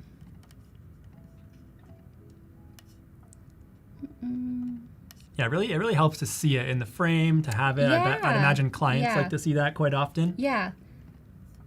Really let someone visualize what it would look like in their office or on their wall. Okay, here we go. I'm really failing right now. No, we have keys saying the flowers seem to poppy off the screen. All right. Oh, and there's the one with the font, yes. Yeah, so we're just going to pretend, since I can't figure out the mock-up, but we're just going to pretend this is, you know, inside the frame here. Obviously, you're not going to want to do this, but we're just going to pretend this is the same size of the frame. But yeah, you can kind of see how it's looking inside the poster. Awesome. Yeah. So cute. The text really does tie it together. It's very nice. Yeah. Yeah, you want to like pick out the right font that kind of matches like the mood and like the tone, and yeah. What do you guys think? I know it's real girly, but I like it. We have tons of people saying they like it. Yay, perfect. A lot of plant and flower puns too, which is always a good sign. Yeah, let's see how the other one looks too. Yeah. It's always good to have variations as well, right? Yeah. I think this one's it. Alessandra saying, I want this. It would look great on my art wall. Yes. Oh my gosh. Well, go over to my Instagram, click on the link in bio, and you can get a free poster. And it'll look like this one. Yeah, so it'll be this one. So you'll get this one. And it's like, I think it's the 11 by 14 size as well too, if I'm remembering correctly. So it's a pretty decent size. Careful, I'm going to take my phone out right now and start getting one of those. I had to order myself a copy before they were like all gone. Yeah. So is there a limit on it? Or? Yes, there's only like 175 that get released each week. So I think for the month of August. Mm-hmm. Yeah. So get it while it's in stock. I just got my shipping notification today, so I'm excited to get mine in the mail. Cool. But yeah, so this is close enough. But yeah, I think it looks really cute. I need this like hanging up. I'm like kind of redecorating my bedroom, so I kind of like want to get these printed and hang up above my bed, I think. Yeah, and I think that's what I want to do. And you have different it's probably easy to make different variations. Yeah, you can have like 2 different designs. Yeah. So cool. That's awesome. Yeah. We have about 5 minutes. Why don't we go back to we can walk through the process. I love seeing the like before and after of what we went through. So step one, I think step one is really kind of gathering your inspiration, or like maybe drawing out a rough sketch, so that way you could use that as like a style reference inside the gem shape fill. So once we have like our style reference, we draw a shape, and then we go into the gem shape feature. We, selected like the style reference, kind of like the effect that we want. We wanted kind of like more of a doodle look. And then we kind of picked our favorite variation. And then we customized it a little bit in Illustrator, but then we customized it further in Adobe Fresco. We added some texture and really just kind of made that like painting, hand-drawn like effect. So that way it doesn't look too AI. And then we added like a pretty border. Oh, we used generative pattern to create this really cute background print. We did so many things today. Yeah. Like, I know, forgot so a few many. steps. And then I'm sure I'm missing like a bunch of them. And then we created like 2 different posters that you could use and like print out. And then we just used Photoshop, finagled, since I couldn't figure out the mock-up, to kind of look, or to kind of see how it would look inside of a frame. That's awesome. Yeah, it's so cute. Yeah, very nice. That was a lot, you guys. That was a lot. Thanks for hanging in there. What are some of the things you might do for clients that you might work with, like with a project like this? I definitely love the Gen Shape fill, just for like, even just like submarks for like their logos and things like that. I just recently wrapped up a branding project for a wellness brand, and they're kind of inspired by like a coastal cowgirl aesthetic. Oh, cool. So I generated some like horses and cows, and they're like kind of like ink. They look very like ink, like I hand drew them, but just kind of like I like manually drew it and then just used like style reference, and then I got like to the place where I was able to create those elements like from like the Gen Shape fill. And then of course the text to pattern is going to come in handy when I like create patterns like this, so that way it's like unique to the brand. Yeah, it speeds up my workflow tremendously, so I'm not having to do like 100% everything by hand, which I love. So because it's like the way my OCD is set up, I will be there for hours trying to get it perfect. So that definitely speeds up my workflow. Awesome. Yeah. But when you were showing those Fresco brushes, I was like, I would be stuck for 15 minutes trying to just find a nice brush. Yeah, so many nice I think options. it at least takes me like 20 minutes trying to, because you got to draw it out to see if you even like it. Yeah. Well, that was very cool to see the whole process, and I think generative shape fill looks like it saved you a lot of time with that structure to work with. Yeah, even though it was a lot, but you could see how quick it was to that's the beauty of doing it live. We had 45 minutes to do that, and that's really come together really well. Perfect. Yeah, I really like this print. I'm definitely keeping it. If you had to change some colors, like would that be easy to swap out? Oh yeah, let me quickly show you that. We have a few minutes. I'm just gonna use this one. So just say if you don't like this like color scheme, you can easily recolor it by going to edit colors. Oh well, edit colors, and then you can generative recolor, and then kind of like add like a prompt. Wow. So like maybe let's just do like coastal cowgirl or something. I think the more you add into the prompt, the better, but let's just see what this looks like. Yeah, was that fun? Let's see. Oh my gosh. It always makes me so nervous when it thinks. I'm like, oh gosh, please let it be cute. Some people get nervous, some people like that, right? Yeah, so this is like kind of nice. cool. So you can like, change up the color. Wait, this is like really cute. I like the... Wait, this is really cool. Yeah, I like the bluish green there. Yeah, this is really pretty. Like, this is very, very pretty. Like, all of these are so pretty. But yeah, so if you don't like the colors that you chose and you're just not really feeling it, you thought it would be pretty and it was just not coming together, you can easily recolor it using like the generative recolor. We just went through a few of the seasons, it looks like. Yes, I mean, I really like this. This is really cute. Yeah, I think it really took the coastal prompt and really went with that. That is really pretty. All right, well, thank you so much, Whitney. Yeah, thank you so much. Yeah, and we still have a few more sessions to go, so we're actually back in just about 5 minutes. We're going to be switching seats, and we'll be doing lo-fi reels with Adobe Express. Yeah, so I cannot wait to learn. It's a lot of fun. I love video. I'm gonna be one of your students today. Sounds good. Back in the classroom. And thank you for tuning in. I thought it'd be really fun to design some products for my dog. This is Mosby. So here's my dog. I have some illustrations here that we're going to work with for the first category here of treats. I used the shapes and then I went over to Pathfinder and I merged those shapes together. So I'm going to do object path, offset path. Let's do -50. Yeah. So then I use the scissor tool to just disconnect that and make it its own little object here. And then I'm going to round out these corners. So I'm going to pull out all of the ones that are treat related over here. So hold shift to make a square. My dog loves cheese. He loves cheese so much. Really? Yeah. Delicious. Feel the cheese on your skin. So I'm gonna highlight all of these and then I'm gonna go to object, pattern, make. If you drag here, it's gonna adjust like the entire pattern. Right? So let me zoom out and we're like going crazy. Perfect. Okay, so I'm just moving these around. I'm feeling like it's decently balanced. So you can change the pattern. So you can do grid, you can do brick by row. Grid works for me. So I'm gonna just click out of it. And I have my swatch highlighted and I have my fill set. Now if I drag this, we're just gonna have infinite pattern. Right? Okay, so now we're gonna do one on outdoors. So I'm gonna do a little sun. We are gonna use the star tool, pull these out to make that like very classic, like anti-scallop. Yep. Okay, I'm gonna arrange, send it back. I'm gonna highlight both of these by just dragging across, and I'm gonna do align to selection. Which one do you like better? Or we can do both, I guess. We can do both. Look, you know what? In this life, I can't have everything I want, but in Illustrator, I can. All right? Clip that. And then I'm gonna make some grass. I'm holding Option Shift, and I'm gonna do like a little effect. Or I think I need to do single. I always expand it. It just makes it a little bit easier to work with. So Object Expand. I am making mud. And then I'm gonna do a similar thing, and I'm gonna do some clouds. So I'm just using the circle tool. Yes. That it would be my suggestion, is making sure that you're hitting like the inside and middle of the shape. So even this guy is too long, so I'm gonna bring it to the middle of the shape. I'm gonna bring this guy down a little bit. There you go. And then we're gonna round out that corner, and everyone is gonna be happy. I'm gonna give it a little face because it looks like a little like perfect. People are getting faces now. Maybe I'll do just a little sparkle.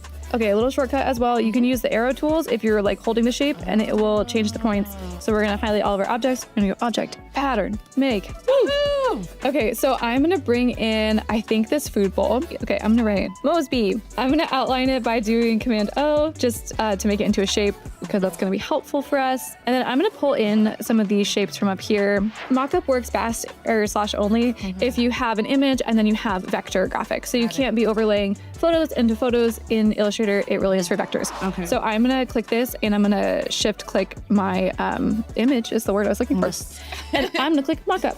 We can move it up and down and kind of position it where we want it. Cute. Yes. I think it looks so fun. Oh, I love that. I'm just gonna bring the bed into here. We have both highlighted, and then I'm gonna click mockup again. And it does a great job of like stretching it and moving it correctly, which is awesome. Thank you so much, Emily. Yes. I have learned a lot, so I hope that y'all did. All right, thanks Thank everyone. you guys. Bye.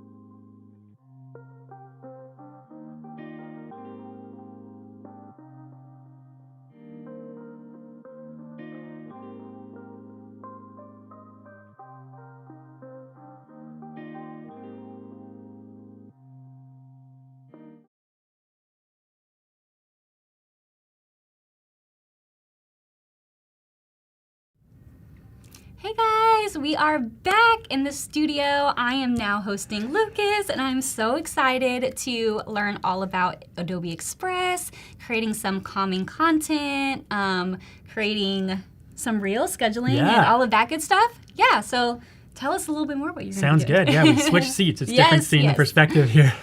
So what we're doing today is we're going to create some behind the scenes, kind of casual style, less polished business content for, I'm going to do it for my personal brand, but it's pretty applicable for just about any kind of business out there. I'm personally finding, and we're seeing this all over, that the more relatable, casual content is really what's doing it on social media. Yeah, no, I love it. Like the organic, transparent, relatable content is definitely a lot more popular. Yeah, so we're gonna get into it and just show the kind of some behind the scenes style reels. I'll be making hopefully 3. One of them is what I call a talking head style video, which will be me giving some advice and tips on screen, and I'll show some fun effects I do with that. I'll be doing one that is entirely B-roll with some fun things on screen, and then a third that is kind of in between. It's B-roll footage of me. So. Oh, I love it. I cannot wait. Oh my gosh, I'm so excited to learn. And then, yeah, feel free to drop in the chat like where you're coming from or where you're tuning in from, and let us know if you have any questions. I will do my best to read. I'm a little blind, so bear with me, y'all. But yeah, so I'm excited. Yeah, so what I'm doing here is I'm just using your typical Instagram story, Instagram reel, TikTok video. It's all the same, 1080 by 1920 pixels. And we're gonna go ahead and create a reminder style post. So I'm gonna go ahead and just type in note on the templates here, and we'll see what kind of comes up. What I'm looking for is like this style here. So, typically like style, your phone popping up and telling you something. And that's what we're gonna do. I'm gonna take a look because I do wanna see if there are some video ones in particular that we can kind of go with. That way we can actually have it popping up on screen. I know I'm scrolling through quite quickly. Let's see. I had one I liked earlier. Looks like we have a lot of different people tuning in from the country. We got one from Arizona, Idara. Hopefully I'm saying your name right, Ardara. And then we have one from East PA. That is so cool. So I'm going to use this one. I couldn't find the one I was looking for. But what I'm going to do is I want to bring in a video. So I'm going to go ahead and find the video that I'm working with. And I do have some behind the scenes footage that I want to do. Lucas B-roll. Bring that in there. I love that look though, like of when you have something overlaid on top of a video. Yeah. I love that. It's so unique, and I feel like it gives a very like luxe feel. Yeah. But also very like organic at the same time. Well, that's the idea, is like this is your phone sending you a reminder to go ahead and do something, right? And it should be as casual in your hand as it would be if it was an actual notification coming to you. So, and we can even drop the opacity. That's the effect I was looking for, the template I had. Perfect. I mentioned a lot that I like templates as starting points. Yes, but yes. I actually learn a lot of my own tricks from using the template. Yeah. So drop the and that's a opacity great starting bit. point too, just for like inspiration too. Yeah. We have someone tuning in from Sweden. Awesome. How freaking cool. Thank you for tuning in. Yeah. I would love to visit Sweden. So I'm gonna go ahead and put the memo. I'll zoom in a bit in a moment. I just want to type first. Worry less about getting likes. There's the message I want to share. And more, just drop a line down. And more about being remembered. So that's the memo I'm trying to send. Everyone focuses so much on the likes for their Instagram content or their social media content. But you know what? It's so hard not to. Right. No, that's human. true too. It's very understandable. But I want to highlight the idea of, well, what if the actual real goal there is someone remembering your content, telling a friend about it, sharing it, going from there. I'm going to actually use my own button here. So that's the one from the template, but I'm going to create my own just so I have a little bit more freedom there. And so you're creating your own unique button. Yeah, my own shape button here, or my own reminder background here, just so I have a bit more. Sometimes I find that with the templates, if you don't like the asset, you can learn how to make your own too, which is really nice. And which I love too is that since you can create your own button, like you can actually like upload that into like an Instagram story and kind of overlay it on top of like a link or something and have like a customized button inside like your stories. So, like being able to create that inside Express is so cool. The more you can do that and really just have it stand out and be your own. Yeah. Like I feel like a UI UX designer sometimes, just going in and designing what I want for Instagram. This was a little small, so we'll make it a little bit bigger. I do like it on the 2 lines there. And let's bring up the OK. And I did like, so again, something I love to do on my content is to just drop the opacity, just so I can see me behind it. It does feel like Smart. it's like a push notification that's coming up. So coming together, it's all just me typing away on a computer, me working away. I could probably speed that up so it looks like, there we go, I started working. Yeah. There are my hands moving. But it's just some casual B-roll showing that I am a person behind this social media account. Yeah. I'm the person behind the content. And I like to do that where possible instead of just having B-roll footage. Right. But like I said, I will show both options. I'm going to trim this down to about how long it takes someone to read it. I like 8.5 seconds, and it's super easy to do that with the timeline here. Just dropping it down. In a moment, I will add some music, just in case this is playing me typing my computer. I'm going to mute the volume on my original. And the idea is adding that kind of casual, lo-fi, just you're chilling with me on my laptop working away, which is actually my hotel room this morning. But that's the goal here. And I just want to send these reminders to my audience. I like to speak about content pillars, which is the idea that if you can think of 3 or 4 different ways to create your content, this would be one of them, this reminder style post.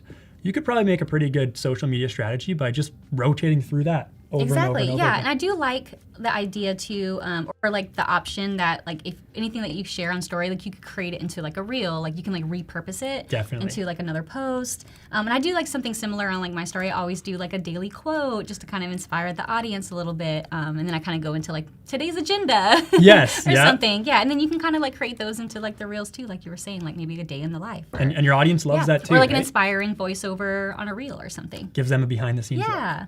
Yeah, so what I'm doing, because I want a little bit more motion in this, something that like a tip that was told to me early on in the days of short form video, like Reels and TikTok, was most of the people consuming the content, I definitely fall into this category, are like laying down. They're not moving. They're on a couch scrolling through content. They're sitting on a bus, whatever, but they're not moving. So if your content can add that motion, it could act like a hook to really get that person viewing. So I'm going to use the animation effects to make it pop, as cliche as that is. Yes, I actually like that word. That is my favorite animation. I really do like it. Jeff Miller says, does anyone prefer working alone or vibing with someone on a project? So do you prefer working alone or do you like to collaborate? For a long time, I was the work alone person, Yeah, but same. doing these Adobe Live sessions, it really, and having the comments in the live stream, it really does bring it all together. Where it makes me feel, because I feel like designers and artists, like we can easily feel so alone. Yes. So like having that community like helps a lot. Yeah.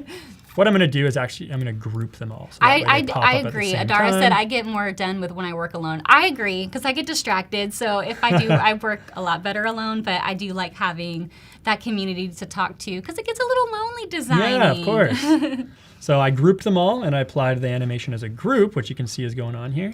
Oh, and now so it all cool. pops up at once. So worry less about getting likes. Yeah, that and pop more effect is about really cute. being in that. Yeah. I could show some others just in case people want to see. There are some fun ones. Oh, that one's fun. And I can also do we can do the intensity. Let's see. Woo, really in your face. I liked where it was. But yeah, so quite a few. We have fading in, which is very subtle, very natural. I feel like that's very common. Yep. We have flicker. That one, it might be a little bit too aggressive In there. your face. Yeah. Bungee's really nice. Drift. That one was cute, yeah. And again, with all of these, you click on. I actually think I might go with Bungee. I like that one. Yeah. I'm gonna sway from my that favorite one too. pop. Yeah. But again, you can make it bounce multiple times. I love how there's custom options for the different I didn't even know ones. that. Yeah. That's so cool that you can really like customize like the animation. That's really so cool. any of the ones that have a direction focus, Yeah. you can change the direction to pop up. I like that. Yeah. That's probably what I would do. We could do, let's do 4 bounces. And it does them faster based on how long my duration is. Let's do the slowest possible. 1, 2, 3, 4. That is, I actually really like that. I like the It does have a lot of fun. Yeah. But yeah, whatever your goal is, however you want to hook your audience, go for it, add it in there. I like that one because it reminds me of my alarm in the morning. But this is one piece of content already done, and that was 9 minutes or so. But there's one, me working away. I think a lot of people overthink the content. Like me, I definitely overthink. So like I will like literally spend hours on like one piece of content because I'm like overthinking it. So yeah. So like having this example like is also a reminder. Like it doesn't take that long. That could be and you know what? If I wanted to, I could easily duplicate this exact one and change the reminder, right? Yeah, so now you have like a nice template. Yes. I like to call you it, can always repurpose. I call it templating your own content, right? So now I love have that. a Lucas style Stealing template. it. I Write that down. record a selfie right now of me in the studio and put that as the B-roll instead, right? So very fun, lots of options to do. This one's missing a little bit of music, and the reason why I'm gonna add the music here is because I'm gonna schedule this post for TikTok, for Instagram Reels, and even for LinkedIn. I'm gonna put it on there. Oh, okay. LinkedIn is having a lot, I don't know about you. They're having a moment. LinkedIn, but They're having a moment. Probably a little bit of confusion, but LinkedIn video is working very well for me right I would have now. never thought that. Kinda, I might need to update my LinkedIn. It's kind of like updated it in a little minute. it's like the early frontiers of like TikTok and Reels when like every type of video is just being pushed out. LinkedIn's in that position now. So if anyone's looking to grow on LinkedIn, try I'm video. like, let me make a little mental note. I'm just gonna throw these headphones on so I can listen to the music. Okay. But we're gonna find some. Here I go with just adding audio, and it gives me a few different options. I am looking for lo-fi, so let's type that in. We got a lo-fi study beat with some hip hop. Oh. So just because we're live, I don't want to blast the audience with the music, so I'm just gonna turn it down for the sake of this. Okay. But we'll play and let's see how this sounds. Let me This get should- myself together here. Okay. So the vibe I'm going for is, like we said, you're chilling and working with me.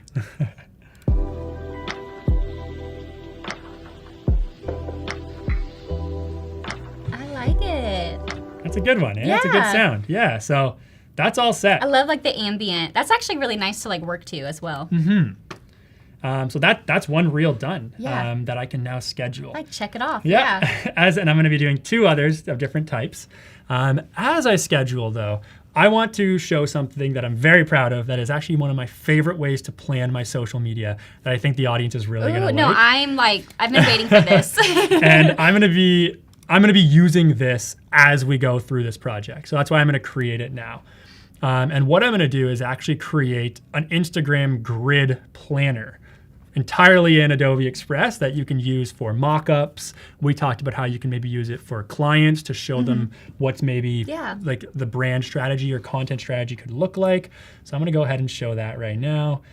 For this, oh, sorry, we can take our headphones off. I was like, I'm probably yelling, you know, when you have headphones on and you don't know how Ruining the loud hair. you are. I'm going to go ahead and make a flyer. Okay. Okay, and my goal here is, just because I like the size, the 8.5 by 11. Yeah. My goal here is I'm gonna make a grid planner that looks like an Instagram feed, okay? And what I'm gonna use for that is the grids that we have here in Adobe Express. And you might be able to already notice. That is so cool. See, I didn't even know like that was. I didn't even know about the grid. I I've was been like, I use excited to share Express and this. I didn't even know about I've the been grid. excited to share this because I don't think many people know about Yeah. this. And that is my typical 3x3 Instagram feed right there. And I'm going to show how you can replace these with the content you want to share, or with the content you plan to post. So you can visualize how it's going to look. Okay. Okay. So, but first, let's quickly make it nice and Instagram looking. And this is also a great way if you want to plan out your bio and think, what do I want to type? Let me go ahead. Yeah. It's like a nice like pre-plan before you actually, you know, take the plunge in updating your bio or your Instagram feed. Because once it's posted, I've already used that name. Once and then it's I know posted- like on Instagram, you can only change your name like twice Yes. within like 14 days or something like that. And this makes that a lot easier. Yeah. So you can kind of like plan ahead of time. So I have a profile picture we'll throw in there. So on Instagram, that's where my profile picture would go. I'm gonna move this down because I'll show you how you can even plan out highlights down here. Yeah, while you're doing that, Robert asked, in Photoshop, then you loop a video in Photoshop, then you loop a video can split the video and begin with the end to get a better transition. Can you do that in Express also? Yes, so on my next, the next one I make, I'll show how you can use the transitions in Express because there are some very cool ones. I do like the transitions. I designed a graphic the other day and I was just going way overboard with the transitions. Well, I think Robert's referring to like, have you seen that trend where like someone will start their video with like the same those frame as the end? Okay. I'm like over here thinking animations. It feels like you're just watching it. I know. You don't know I'm when on it's the ended. same page as you guys now. So, I was thinking animations. But yes, I do like the transitions. I love watching those type of videos that have like the really cool transitions and they're like so spot on. yeah. So just what I'm quickly doing is just making a version of your typical social media feed, it would say posts, then it would say followers. And I have 500 of everything today. And then 500 following. And I really like this because it allows me to visualize. And like you said, I'm not committing to posting anything, but I can still see how it's going to look without actually hitting post and then having to erase it or archive it. So here we go. Oh, there's my stomach growling. I don't know if that's picking up. So just typically what I would put here, Lucas O'Keefe, content creator. You mentioned how this part, the name section of your bio, you can only change that, I think, every 2 weeks or twice every few weeks. And this helps you visualize how it's going to look before you actually change it in your social media platform of choice. Yeah, I'm such a planner. So I love like having this option where you're able to kind of like plan out your feed or like being able to do that. Yeah. And I'm going a little overboard by making it look very similar to most social media feeds, but you could even do less than this. Sharing tips and tricks to help small business owners stand out with their social media content. And I'm also going to show how you can schedule your content in Adobe Express, so I can actually schedule these posts. I'm excited for that. So there, that looks like my typical social media feed. Some people like to even work with their story highlights. I know those would typically go right down here. So even if you want to like try out icons you're designing for your story highlights, you can go ahead and put those there. I think this is a great tool to have, like if you're like a social media manager, like having this tool to kind of show to your client what their revamped feed could potentially look like. Yeah. In the same way someone might like who's a brand strategist might give like a brand palette or a brand kit. This is very similar. You could even use like icons, like I don't know, person. Let's see. You could do like an about me story highlight right in here, and you can see what your highlights get it as would realistic look like. as possible, so you can really visualize like what it would potentially look like with this like new direction. Yeah, I'll just copy this one a bunch of times. So yeah, not to like that didn't take me very long, and now I have a full grid planner right here. So let's put that content actually in it. So I could export this as like a PNG, but just so I can visualize, I'm actually just going to make a screenshot of it because I'm just planning my grid. So this is that reel we shared that we made. I'm going to go ahead and bring it in and see what it looks like here. So to use the grid, I will show you. So you got your typical 3x3. Double click on any square. Okay. And that lets me work with the image here in the top left. And I'm going to click replace. Oh, so it's kind of similar to if things or elements were like grouped together, you got to like double click it to like. Yeah, to isolate one. Yep. So I'm going to go ahead and do that. And here we go. And look at that. So there, I can see what that first post would look like and what if I want to share it there. Since this is a reel and it's very vertical, double click it and you can modify it, slide up and down, and I would probably want to make it fit just like that. Right. Yeah, I do like that feature too in Instagram where you're able to adjust like what the cover will look like on your grid. So we got one, just to keep track, this is also our checklist. We've created one reel and that is it. Plotted, not scheduled yet, but plotted and planned out. And we'll move on to the next one. For your reel, since you created your reel inside Express, are you able to add like a cover photo, or do you want to like maybe add that when you're posting it? So when I'm posting that, I probably would. As I do go to share it and schedule the content. So what I'm doing there is I'll go to share, and then schedule post. It's very cool actually. So it's still processing because I just changed some things about it. But if I select Instagram, there's the LinkedIn I mentioned and the TikTok account.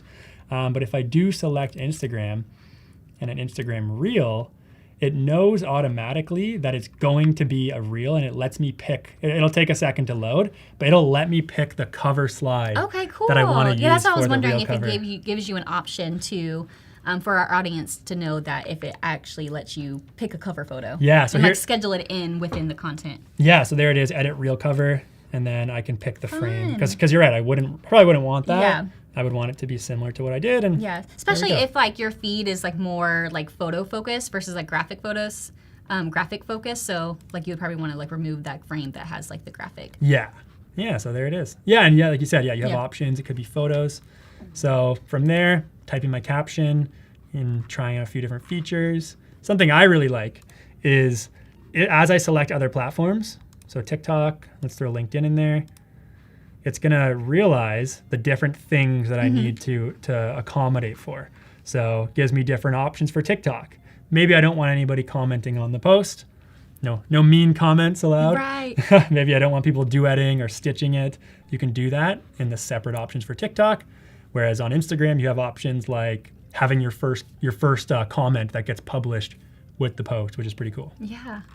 Then I can schedule it. So, and that would be, because I know a lot of people use like that first comment to do like hashtags. So yeah, you can use like you can add your hashtags in for like that first comment and it'll like auto post it. Yeah, that's what they so suggest. Cool. They say yeah. like, keeps it cleaner and neater, which I know some people think about that. Yeah. No, I like that because I'm definitely a first comment hashtag person. So that would be nice to have it like already automatically like scheduled to post that way, so I don't have to like go back and manually do it. Yeah, exactly. Yeah. So the next project I mentioned earlier. I do have a question. Sure. Are you able to, like, when you schedule, like, pick all the different platforms that you want to post it to, are you able to, like, schedule all of them all at once? Yes, yeah. So that's exactly how it was? it. Okay. Yep. Yeah, so as I go in there, still, every time I close out of it, it has to load again. But if it were loaded, I would be able to do the schedule option and then go ahead and put them all up there, and then it'll which is just be, very like, cool. streaming to the different platforms. Yeah. Okay, so cool. The strike all at once strategy. Go from there. So I'm going to go ahead and open up another video that I have. So let's open up another Express project. And this one is going to be a little bit more detailed. So this is a typical talking head style video. So it's I love these. Yeah, right. And the idea here, I have a friend, her name's Shannon McKinstry, and she's a social media expert. And she says, like, your goal in this style of video is for someone to see it and feel like you're having a FaceTime conversation with your best friend. Yeah, no, I love that. I had recently, one of my followers like replied to my story. She was like, I just feel like your story is a never-ending FaceTime chat. And I was like, is that a compliment? Because I feel like it's a compliment. It is, that is, right? And that's the goal, to keep people engaged. Yeah, that's the ultimate goal, yeah. So I'm going to show a kind of best of both worlds, because you want to have like professional content, but I find too polished might scare someone away, might feel like an advertisement that they're just going to skip on. So I like this style as a good medium. We're going to put the headphones on just so we can listen. I'll remember to put them on this time. I'll try not to, I find when I do this, I'm like meticulous, where like I'll listen, go back and listen. So I'll try to make it quick for the sake of our viewers not having to hear my voice 6 times. I'm going to turn the volume down just a little bit, just in case it's loud. The next time you go to post on social media, instead of wondering how many likes or views it's going to get, ask yourself, why should someone like or view that post? Okay, so I'm just gonna do some quick trims because I like the talking head style, but I wanna keep it a little bit more engaging and again, have some transitions. I'm gonna actually have some cool on-screen animations for this nice explainer style video that I've been enjoying making. So I'm gonna find a quick and easy way to trim. I'm gonna trim up the video into the parts where I wanna put those on screen. The next time you go to post on social media, instead of wondering how many likes or views it's going to... So I want to put it right there where I say, instead of wondering... Yeah, instead of... There we go. I'm going to go ahead and split that. There we go. Instead of wondering how many likes or views it's going to get. Split that. So I'm putting it into little chapters. Yeah. And as you can see, I love how it's like a building block style down here, showing the different chapters that I've created. And my goal is I'm gonna have some changes on screen or some transitions being worked in. Oh, I'm so excited to see this. Ask yourself, why should someone like or view that post? And we'll do like for ask yourself why, we'll do like a little bit of like a thinking thought bubble or something.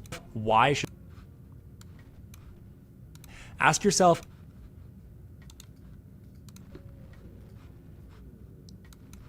so I'm going to play it one more time, and I'll just show the way it's split up, and then we'll work with. I'll probably mute it so it's not just repetitively me speaking, and I'll show how we're going to add some animations on top. I'm really excited to see this. So we'll go through the chapters, and I'll be following along at the bottom with my mouse if people want to see how I broke it down. The next time you go to post on social media, instead of wondering how many likes or views it's going to get, ask yourself, why should someone like or view that post? What's in it for them? There we go. So I do like how it starts and ends with me. I think that's very important to kind of break it up and split it up just when I think about structuring videos.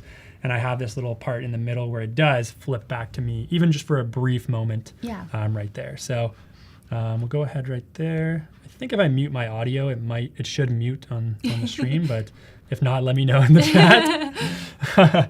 That's the one thing when you're editing, it's like over and over and over again. And then I always mention this on stream. There's like a scientific reason for why we don't like the sound of our own voice. Naturally, we're just not used to hearing ourselves speak. And you always it sounds different from what you hear too. Yeah, exactly. So here's the part where I said, and again, I've listened to it enough to have it pretty much memorized. Instead of asking yourself how many likes or views it's going to get, ask yourself this. So I want to put, instead of focusing on likes and views, I'm going to put like a little drawing on top. So let's go ahead and go into elements. And you have me thinking of like the cool crumpled paper look because we just did a cool session. It's such a cool effect. Yeah, we just did a cool session with that. So let's see, paper. Let's see what comes up. Yeah, we got some cool assets here. Let's take a look. I do want it to be able to look like there's like a little sketch happening, like a little drawing. And there's tons here. I love these like different assets. Like you have so many to choose from. Right. And then you can like spend all day trying to figure out which one you want to use. It's like with the Fresco brushes you were pointing out. That one looks pretty similar. Yeah, I love that. So I like how that I'm a fan. is right there. We'll put it in the middle. And so you can see it's covered it up now. It's right there. And it's in front of the video. I can tuck it away. But I can actually modify it so it's like this is popping up on screen. And that's what's very cool. So I'm going to click Show Layer Timing. And now I've separated me and the paper. So if I shorten this, it's okay. It's a little bit of Lucas, and I can make it so the paper pops up. So let's do that. So we're going to go from me talking. That's just right to paper. I want to click on it, and I'm going to apply some animations to the paper. Yeah, I was gonna ask, are you gonna kind of like have it like transition into like like that? Yeah. So we got a few. Like we said, we could just play with these forever. So it's not as abrupt. Yeah. Like I'm talking in paper. What we got blur. We got shutter, grayscale, and I like how they're sorted into different categories just to see what's out there as different options. But let's go ahead. I like this grow one. That's probably for the better. So that one's popping up. And now I'm going to put some drawings on top of it. So there, it's popped up. I can see that in my layer timing. Yeah, that looks good. Yeah. And remember I was talking about don't focus so much on views and things like that. Yeah. So let's add some icons. And it's so hard not to. It is. I'm definitely guilty of that. I'm like, no one's watched this thing. I think like us creators, we're so hard on ourselves. Right. What do we want? Like a play button? Let me just refresh real quick. There we go. Yeah, I think a play button would be cute. Yeah? We'll see. We'll see how it looks. Play. Oh, I spelled button wrong. Yeah, something. I like how this is kind of like a. Like to kind of like prompt them to. Yeah. And again, it's like interactive, which I find that a lot of people like. Yeah. That way they kind of feel like more involved, that they're like a part of the process. I like this as like a happy medium between that, right? Yeah. It's like it's me talking, but it's not just me talking the whole way through. It's like you are wanting them to join in on the conversation. Yeah, exactly. Let's just go with a simple one here. Yeah. So that's gonna go, make sure you got the icon selected. That's gonna go here. I'm trying to be conscious of where my captions will go. If we have time, I'll put some on-screen captions in the video. And it's like even you have to like think of like, because like even if someone's like not watching it on like the real side of Instagram, like you gotta like make sure that you have enough, like it's not being cut off at the end. And yeah. all the things we have to remember. They like to keep us on our toes. They like to keep us thinking. I like Tumble for this. It's cute little animation. Yeah, I actually like that. That is really cute. So I'm gonna do a few. I like that a lot. So it kind of reminds me, again, I'm a teacher. It makes me think of like the chalkboard that I'm drawing on as I'm talking. I love that. So again, we have that's popping in. And very easy to see the different layer timings that's going on. So every one of these little dots is a different thing happening that I can change and work with. So that's how I was able to very easily make the paper come and then the icon. And then it's like it just stays on the paper, which is nice. It's not like on like the video before the paper. Like it's like looks like it's all part of one. I like that. And I guess I was doing like Let's do like a heart because I said likes and views, I think. Oh, it would be so cute. Like the hearts were like kind of like coming up like Oh, how they like- are like in yeah. live. That would be so cute. If I had more time, I could probably I do a know. bunch of them and have them like floating and flickering up. Okay, so we have that, and I love how easy it is just to like rewind, forward. Yeah, that looks so good. I feel like I'm in control of it, which is nice. Yeah, Now the cool I thing, like that heart icon. It's cute. yeah, just like ideas for like social media icons. Yeah. I'm posting this on LinkedIn, TikTok, and Instagram. I forget my favorite. Yeah, So my I'm, favorite too. I'm keeping it generic to all the Yeah. three. So I'm not using any specific icons. We're going to animate the heart. And something I like about Tumble here, we're going to go, so again, click on, apply the animation, and then click on this slider bar here, and you get some custom options. So And you could do it in the opposite direction. that you get read my mind. Fun. So I like it's coming in from stage right. So, oh, and I have to, so I forgot to adjust the heart. So very cool if you look. I know it's kind of small at the Yeah, bottom no, there. I see it. Yeah. But as I hover over these little dots, it shows me which icon that dot is. So that's the heart. I can see it right there. That's the paper. That would be the play button. So I'm looking for the heart. Click on it, and now I can adjust it to make sure it's back of the queue, the last thing happening. And after I do that, it should be appearing after the, what do we got? After the play button. There we go. Oh, that looks so good. Oh my Yeah. gosh, I learned something new every day. So I'll quickly show what that sounds like. I'll unmute and we can listen, and then I'll just quickly finish the video All right, before we let's can move on hear. to the next one. The next time you go to post on social media, instead of wondering how many likes or views it's going to get, ask yourself, why should someone like or view that post? Yeah, so yeah, I like it. cute little thing done That there. is really cute. So now I'm gonna, for this chapter, I'm gonna do the like, ask yourself is the question the prompt that I included, right? So ask yourself, why should someone care about your video? And I'm gonna reuse the paper. So I'm just, again, super easy, sliding it down to where that new chapter begins. And I'm going to paste, oh, wrong icon. Are you able to group the icons? Like You group them together can, so yeah. that way it's easier to copy and paste it? Yep, you can. I like it separate because I have the different layer timings, the Yeah. different animation timings, but I could do that. But if it's like the same like layer timings, it would just be easier to kind Yeah. of group them in. Yeah, if it was all at once. Yeah. That's what I did for the, like for this one, for example, yeah, I like to group it. So Yeah, makes it a all little popped easier. at once. All right, so we have our paper. The very cool thing too is that the animation applies with the copy and paste. So, you know how I had this paper pop in? I just copied and pasted the paper from when I used it earlier. And because I just copy and paste, it also, I don't have to apply the animation. Yeah, it just stays the It's same. already, it knows I I want love it. Makes it so much easier. It's a nice reminder that like content, you know, it won't take as long as you think it does. Yeah, exactly. Let's do thinking. All right, we got a few options here. I These like are fun. Yeah, I like this little like Yeah, I like a thinking nice bubble. little thinking bubble or like a chat bubble. Yeah, exactly. So that could be, we'll put that there. And I'll set the scene, I'll create the image first, and then we'll go in and just neaten up the animations that we want to put there. But let's put that there. I can use a bit more space this time because it's the only thing happening. And I said, ask yourself, why should someone like this post? What's in it for them? So can you tell I've listened to this video a lot? Yeah. So you memorized your lines. I'm trying to think. Person thinking. I like these little people. This is kind of cool, like the gem. Yeah. What I makes like it it's a like gem? kind of like in their brain. Yeah. Maybe we'll go with that one. This is like where you can really just get caught up in the many options trying to think I of. know. And then I get overwhelmed and overstimulated. Yeah. I'm like, oh, there's too many options. Let's go with this one because it has like the thumbs up, which is like the Yeah, general I sign like that for one. liking something. Let me change the fill color so we can see it. All right. So this time I actually will group them, like you said. You raised a good point because I'm going to group them so they pop up at the same time. So thank you for reminding me of that. So now anything I do is going to make them appear together. That's Oh, why fun. they're early on right now. Yeah. So I'm going to It's coming together. Yeah, it's coming.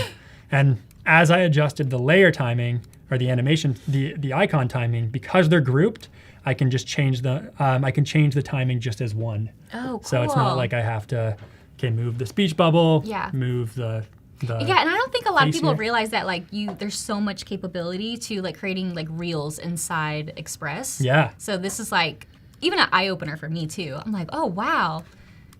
Whenever I share these types of videos, it seems so much easier than like other like editing platforms too. Like, especially if you're not like Premiere, like savvy or whatever. It's definitely because nice I'm definitely to just not. Keep it simple. Premiere confuses me. That was my goal last summer. I was like, I'm going to teach myself Premiere Pro, and it's once you get into it, it's actually very easy. Yeah, I just need to like carve out the time to teach myself how to do it. Did we like Tumble? What else we got? Tumble was good. We got Tumble Shrink. was fun. It's like once I find an animation I love, it's like I want to use it all the time. Tumble, I like how it does like a little bounce. It's like, cute. Yeah, it has a lot of personality. Yeah. Okay, let's do Tumble then. So again, we got. And it's like, it kind of flows with like the repetition of like your video too. It's yeah, like using the same animation. Keeping them through the same process. Yeah. And then I want to, let's end that a little bit early so it's not stuck in my next chapter. Oops, sorry. Open that up there. And yeah, these dots make it super easy to just kind of find where you want them to be or not.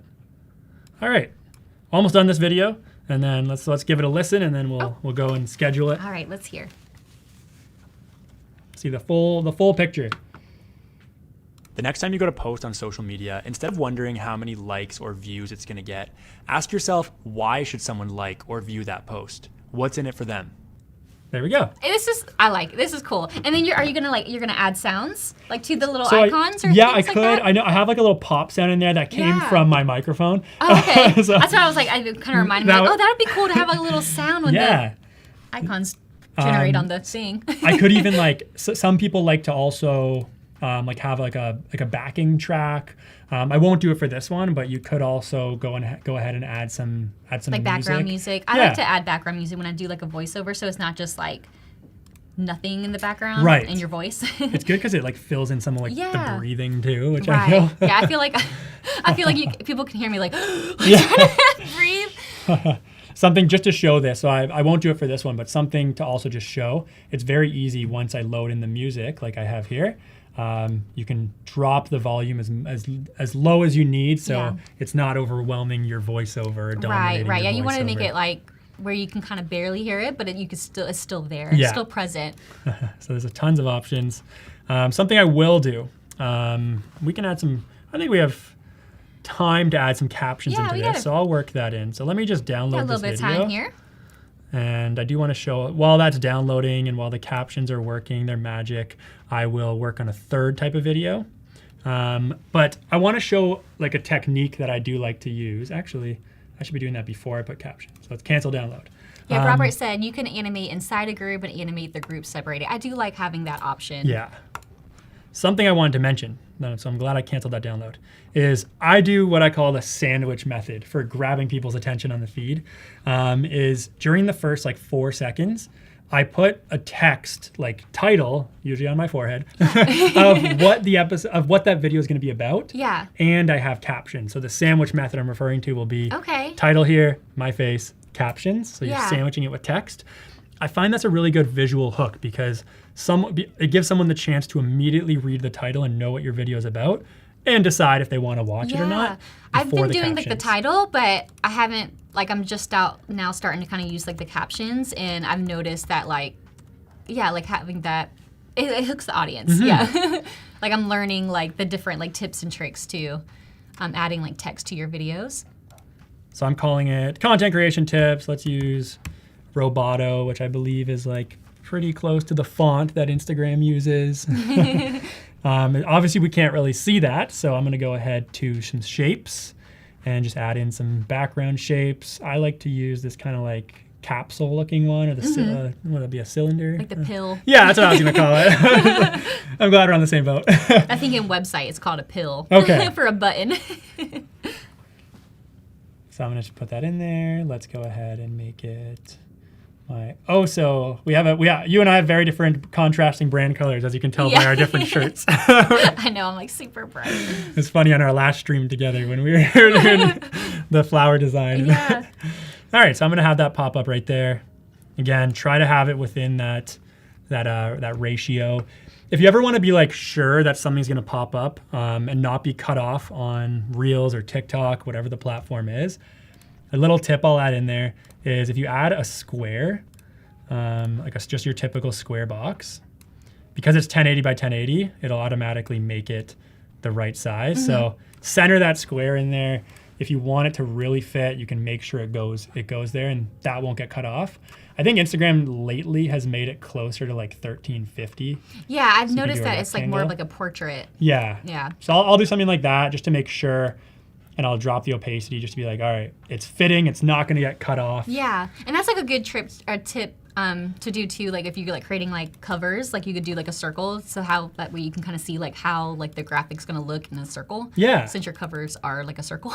I don't want this to block me too much. There we go. Are you able to like the background, like the background of like the text? Are you able to adjust like the width and like the size of? Yeah. Let me show that. So like the shape here. Yeah, like the pill. Yeah. I'm glad we're going with that. So yeah, since I have it here, I think I was a bit too quick there.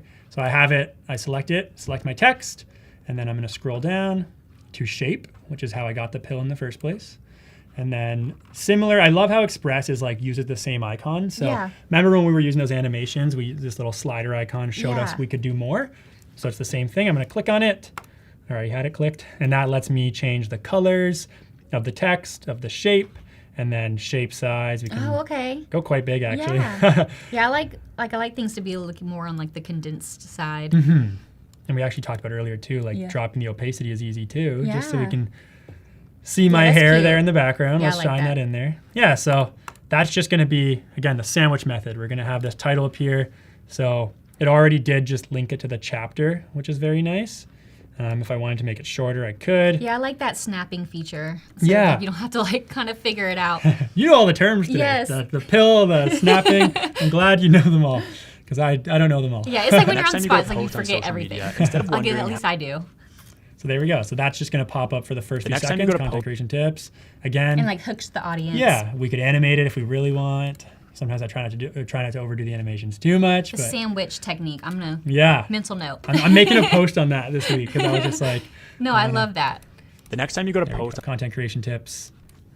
Mute me for a second, and then let me download this. Actually, let me have that going. And then what I'm going to do is I'm going to download that. I'm going to pop it into the quick action on here, which allows me in Adobe Express to add captions, dynamic captions. Oh, cool. I really like the captions here. Yeah, I haven't seen this feature, so I'm excited to see it. It's very intelligent. Like I rarely, if ever, have to, I rarely have to like go in and manually change any captions. That's amazing. It's really smart. I try to like speak like fluently so that way I don't have to do as many edits, but sometimes it's hard. Yeah, well, I like that it's like very responsive. That's the good word. There we go. See, you got another one. I know, I'm like on it with the words today. Let's just, again, we're showing off our cool grid planner. So again, I'm just gonna do a quick screenshot of this. And you're just doing the screenshot just like with like the built-in computer. Yeah, the built-in Mac option. I was like, oh, is there another feature that I don't know about? No, that would be quite cool. And then I'm just gonna add in the photo. So I have a brand kit that's for my own content, and I like to just have all the assets there. Yeah, I have it handy. Very easy to have. I think this was it, 1243. It just makes your workflow so much easier. So this is the grid planner that we made at the beginning. Again, I'm just gonna isolate that next spot, replace, and then I can just easily replace it from the assets I have loaded. And it was this one. Yeah, I was about to say, you can also like have them like already like in your library. Like, if it's not like organized on your computer, at least you can kind of organize it through like your library, and you can have it. You can easily grab it from the library and Express. Yeah, keep it all again. I'm a fan of the however libraries. organized someone wants to be, the better, right? Yes. And there's so it helps many with like my brain. So what I did is I double clicked on it because it was as I knew it would. It was cutting off the square. Yeah. So I just double clicked on it. It lets me drag it, and there's our grid being formed. Right? I like it. It's coming together. So we got a few things going on there. Let me go ahead and open up a new Express window because I want to show off these quick actions here. So we have suggested quick actions. We got a bunch. And as you can see with these little taglines here, they're adding new ones. I haven't tried out I've heard some amazing things about this collage maker. I want to try it someday. So, or someday very soon, especially for my teaching. I feel like I've been seeing stuff. a lot of like people create that on Instagram. And I don't know if they're using Express, but that's really cool that Express has that feature now. Very trendy content right now. So I'm gonna go to caption video, which is right here. We're gonna go ahead and load in. I noticed you also have you make an Adobe Live folder. What was the one I made? I think I called it. There we go. Content creation advice. I named both. I feel like I'm really bad at naming files. I named them all the same thing. Same, and then like 1, 2, 3, 4. So that is like we said, translating all my words or transcribing all my words into captions. It's like the little GIF. As fun as these little animations are, and I could watch them forever. I do want to be conscious of the fact we have a bit more time for one more workflow, so I'm gonna hop over. Yeah, we have about like 10 minutes left. Yeah. So I'm back in my original B-roll post, and let's go ahead and add another reel here. I could be doing all of this in the same project, which is really cool too. Oh, are you able to save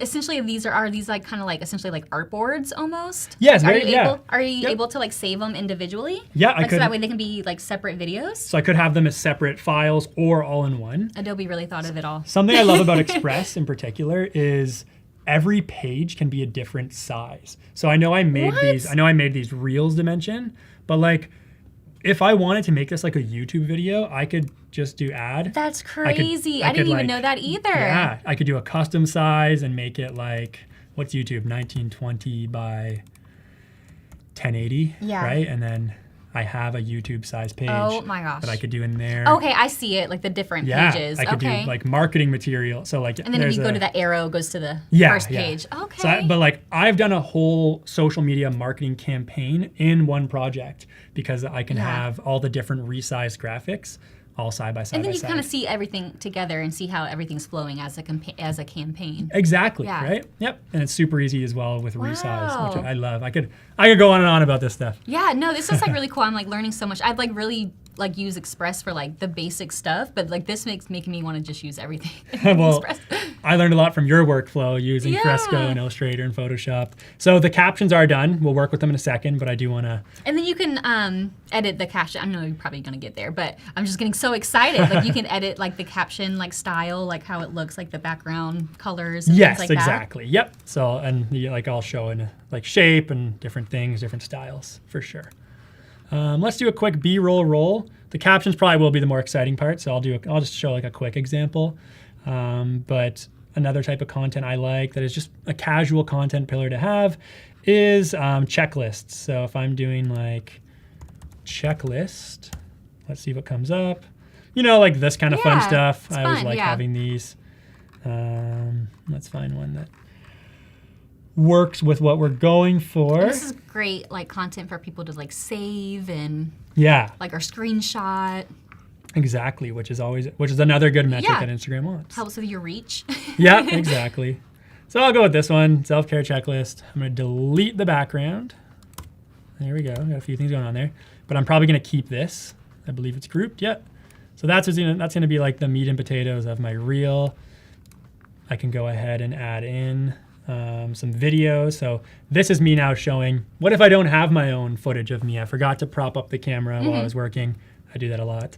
Let's go ahead and search up, I like the idea of like, maybe it goes with my brand to have like coffee. Yeah. Because I like the kind of like browns I have here and like darker colors, more neutral. Keeping it with the color palette. It helps the color mapping. Helps that I own like 3 shirts and they're black, white, and gray. So mine's like really pink, yellow, and white. So I'm gonna go ahead and like, I know this isn't like content and doesn't know what I talk about, but like I like this idea of like coffee over a business meeting, right? Yeah. Express has a lot of vertical video, as you can see, that's ready to go. Fit that in there, drop it behind what I want, and there's a video right there, right? So like that looks really good. Maybe I wanna, and I think this was the tip that Robert mentioned earlier, or you mentioned it, we can isolate, you just double click. Yeah, I think Robert asked it, Within a group, you can isolate very easily. So let's see, like daily social media tips, something like that. I don't wanna use this side, so I'll delete that.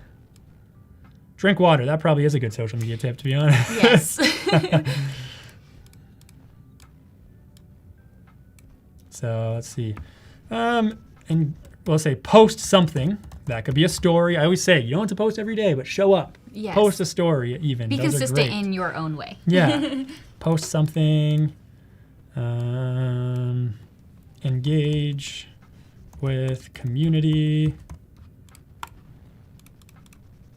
Honestly, positive affirmations kind of work too. I know, like these are Let's actually keep that. good options. Self-care is social media. They go hand in hand. Yes. Look at that.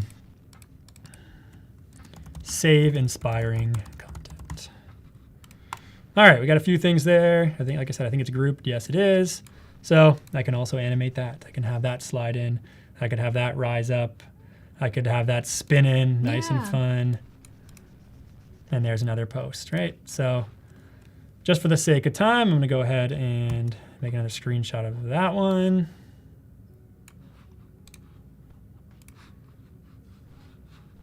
And then that way we can, Add again, it to the grid. yeah, keep it all Yeah. just stored. And we're gonna add it to the grid so we can visualize what it would look like. All right, there's our grid. Double click that square. And added it. There we go. I triple clicked it, that was the problem. Get click happy. There we go.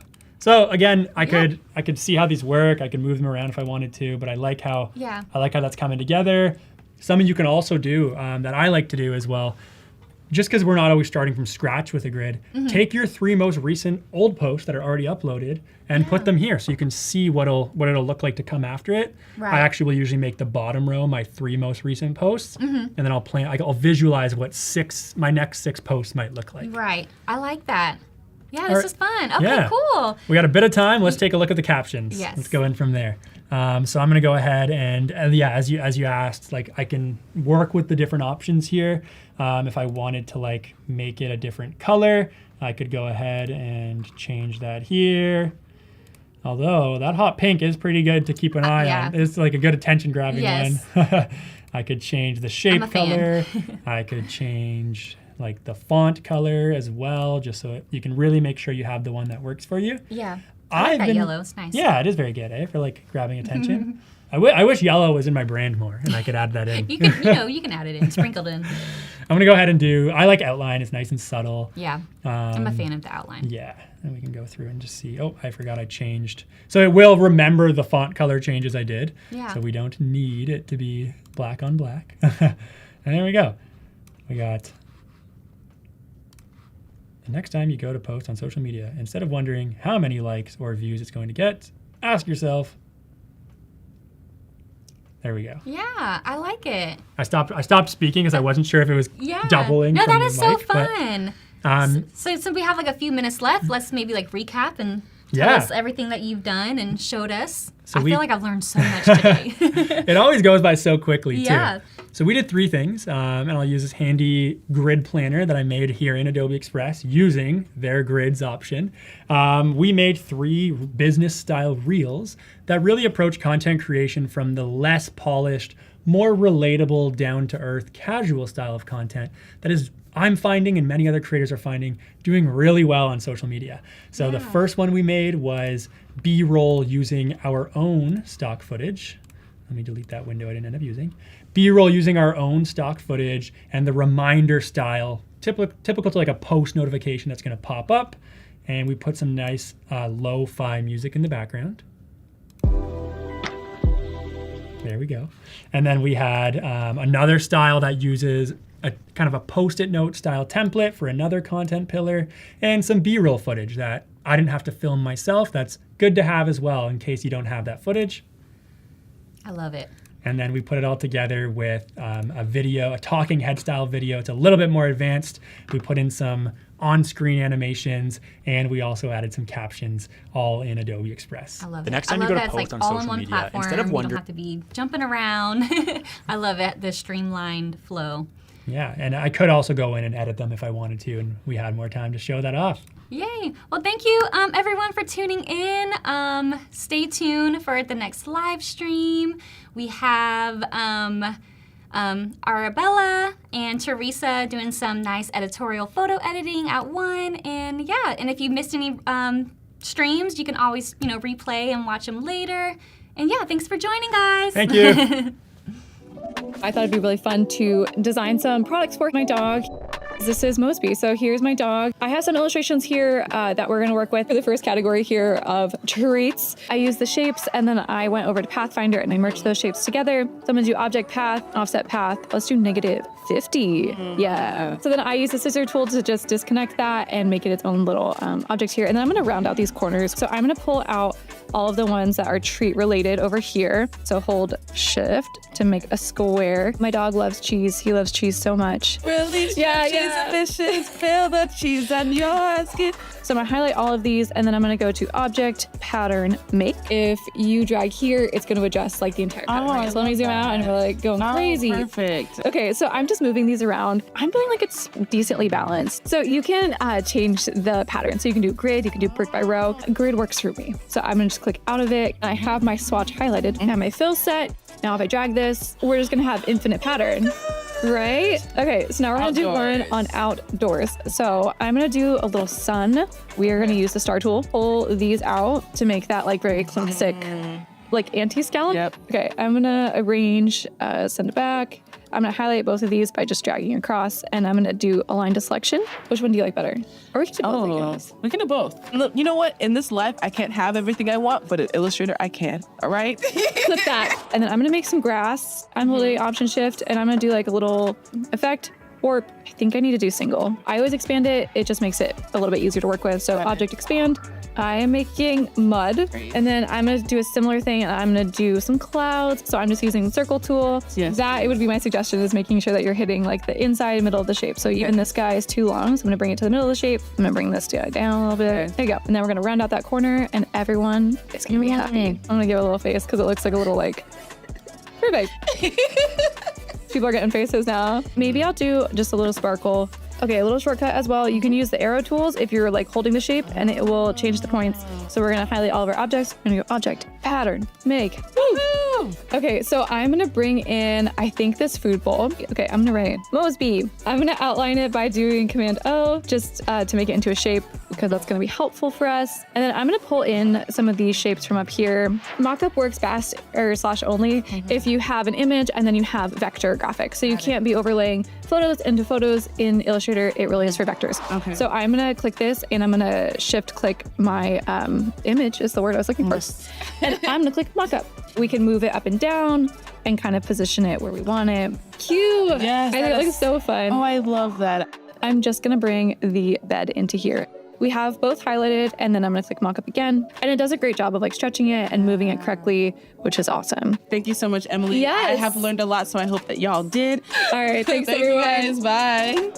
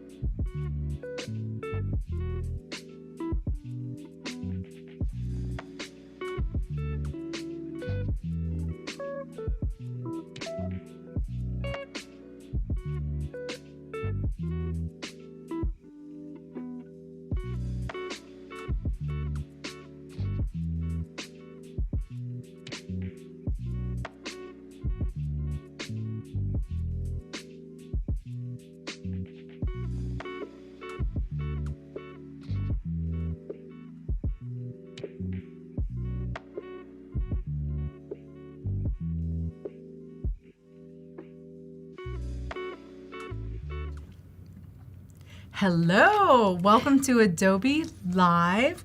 I'm here today with Arabella Espinoza. You got it. Yes. So perfect. She is from Weekend Creative and not a stranger to the Adobe Live studio. So welcome back. Not Thanks at all. for Of course. joining Oh my us gosh, today. Thank you. What a lovely intro. Yeah. And yes, we did psychically talk to each other this morning, and we're wearing the same sunny, Literally bright the color. same. It's because we're bright and our future is so bright, and Yep. Why don't you tell the audience a little bit about who you are, what you do?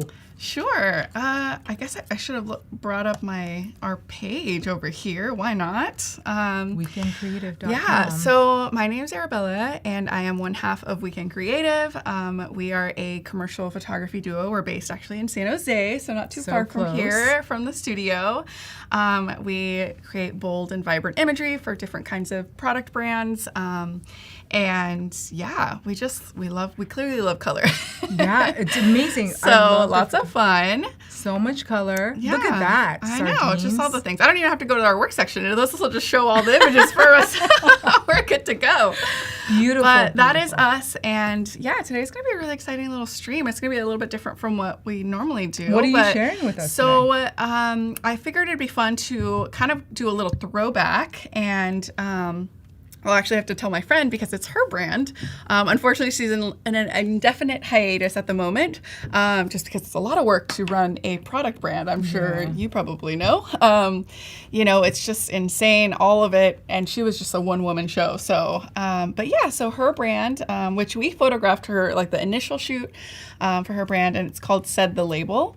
And basically Said the Label. And basically she sells sunglasses, sunwear, but it's inclusive because it's meant to be so that for lower bridge noses, right? So us, you know how you put on sunglasses and they start to slide down. Yeah. So they're made with a specific, the way that they're made is so that they actually stay in place and it's very comfortable. Instead of the glasses sitting on your nose and kind of creating a little thing, it perfectly is on there, and super cute. She's got the cat eye, she's got the regular. So and you're currently in Lightroom. I'm currently in Lightroom, you guys, Lightroom Classic, and so I figured I would edit some of these photos. They're not our typical usual product, very focused in a set design way or with colors, but I figured it'd be a fun little image. And then we're gonna kind of do a little pop-up flyer event or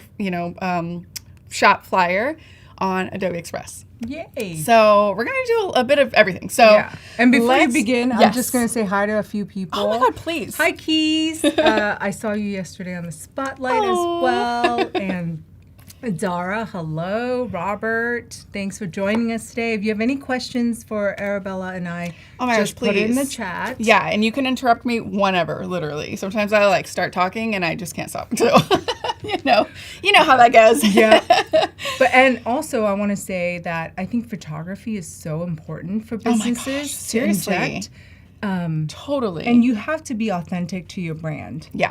You have to really just see what speaks to your brand and your story. So I'm so fascinated with today's demo. I know. It's going to be really fun. And I did actually bring up she still has the Instagram available, so that's really cool. And it'll come in handy because I was like, I don't even know what her font. I should have texted her and been like, what font is this? What get the right things, but we'll kind of get into it later. But so let's just get into editing this really quickly. So I figured I would start by editing one image and then applying all those edits that I made in Lightroom and applying it to the rest of these shoots. So we've got a few little images here, very just bold and kind of, but very subdued too. The colors are very subdued, and I kind of want to add a little bit more color. I don't want to bring out some of that color. So I was thinking that maybe we'd go into kind of a vintage Technicolor style without going too overboard, but just enough that would make it, really fun. And then it'd be easy. So, we just do it on one image and then we can go from there. So we've got here our original. I reset all the things, so if it looks odd, we'll see. It does look odd to me. It looks great right already. now. I do love these images. They're beautiful, but they can definitely use some tweaks. So one thing I've been kind of playing around with more is profiles. I really love kind of selecting and seeing the different profiles. And actually, I'm going to zoom in right here so we can kind of see a little bit. So there's Adobe Portrait, but Vivid, Landscape, but I can also go into Browse, and there's a bunch of profiles out there. You can download them, people make them. So I love the ones that are included in here. And, you know, as I drag over them, you'll see kind of like what's going on, right? So even that landscape one is like really fun. So that this is the standard, right? This is how it looks normally. And then you can kind of go into, see how pretty, like even the Adobe Portrait is really pretty as well. What's your favorite filter? Oh my gosh. Or like profile. Yeah. I mean, I think I really like landscape. I will definitely tone down that orange because it's looking a little hot. But yeah, I think I'll just go with that one for now.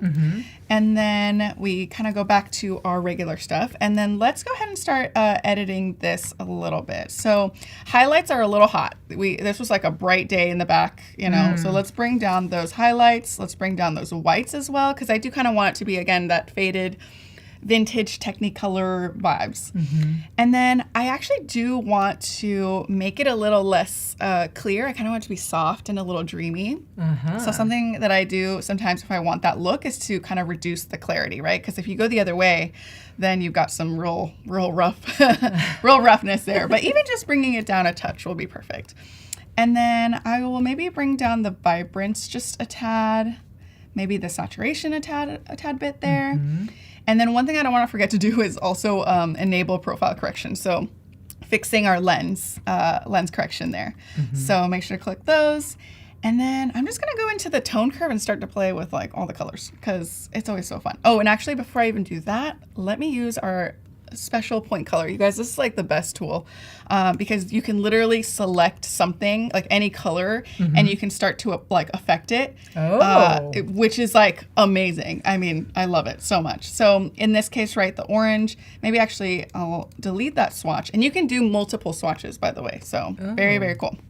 Kind of build on it. Would you say you use this tool most of the time? You know, I've been using it now ever since it's come out because I think it's not a super new tool now, but it was. And I mean, as soon as it came out, I was like, this is incredible. Especially helpful. Because if you have like the masking, like let's say I wanted to only affect this, you know, there's obviously yellow in the skin tones in this outfit, but let's say I just wanted to affect the romper here.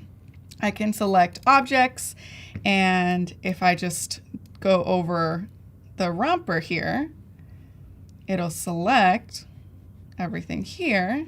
We can make that mask.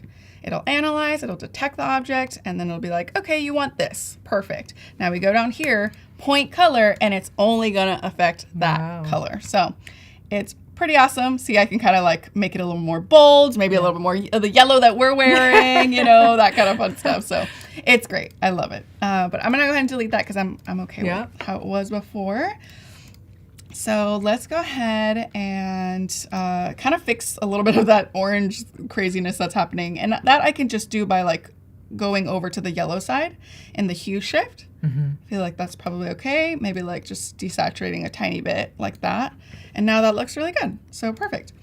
And then let's go into tone curve and like kind of play because why not? So I kind of just like love doing, I know people like to do the little S curve in the tone curve, but I kind of just like playing around and see what happens, you know?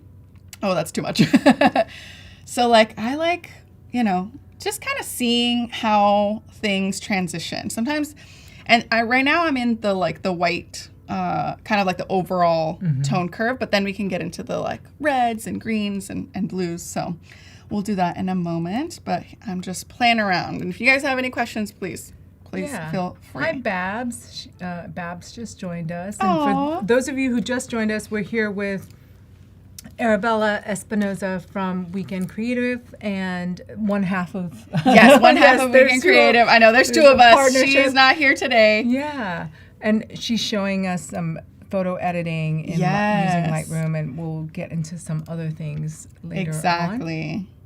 So I'm just going to kind of go a little bit. I kind of want to have a little bit. Oh, ooh, there we go. So like getting a little peachy or like a little pink. That kind of feels a little vintage, right? It's almost like you grab the wrong film, like film stock, and then you're like, oh, I wasn't expecting this, but I kind of am pleasantly surprised. So, you know, things like that, and just kind of playing around really with these colors here. How long do you usually spend editing a photograph? Oh my God, it totally depends. I mean, sometimes it can be 30, 40 minutes. Sometimes it can be hours. So it really just depends on the project. I know the more intensive ones are definitely like the products where you have to like clean up a lot of the set, fix the labels and all of that. I feel like sometimes with lifestyle photography or just like model stuff, like yes, there can be a lot of retouching, but I don't know. I like more of a natural look and not doing too much to the skin. So, you know, it just depends. Like over editing. Yeah, you can over edit very, very easily. Okay, so I'm just kind of playing here. We're getting there. We're getting real close. Ooh, that's really nice. Okay, bring that down. And again, these are not like realistic colors, but I kind of want it to look that vintage. Right, because you're seeking for that style. Exactly. So I feel like that's really nice. And now if I click this little eye button, I can see what I did, and look how fun that little Before vintage and after, look. Yeah, perfect. So that looks really fun right there.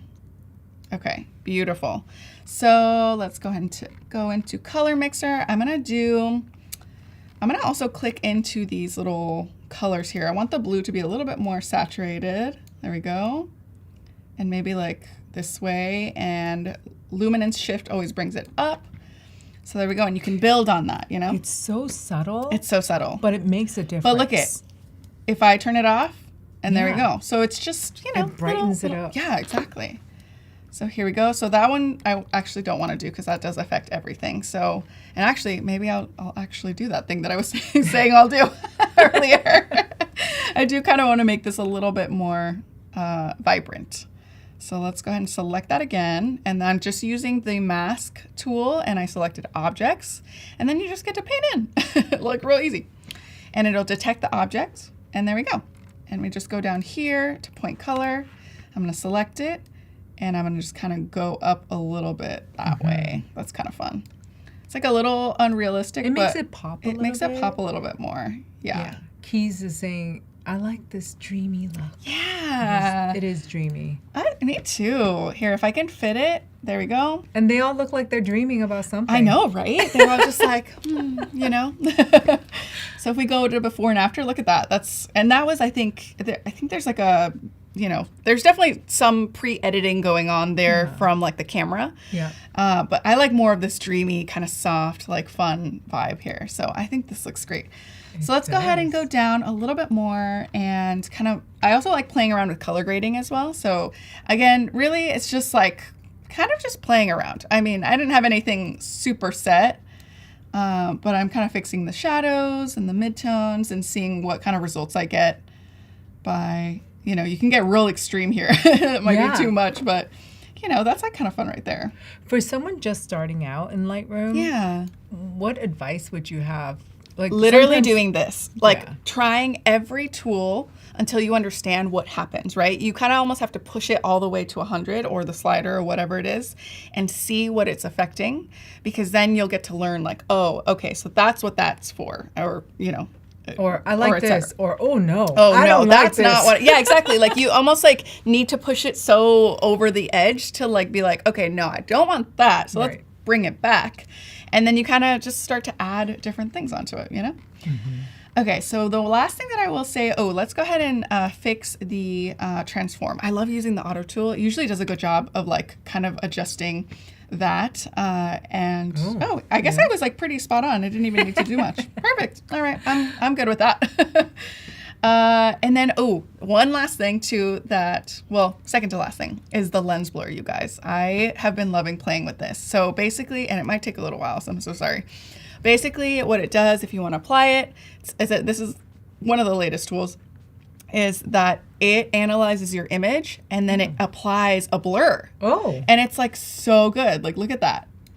That's insane. Yeah. And then you can adjust the amount of blur, right? Like I don't want it to be like so much. Like I do want to see some detail, but I do want like our models to kind of like pop basically. So you have control You over have control. Mm-hmm. And then you can choose between what kind of bokeh, which is awesome.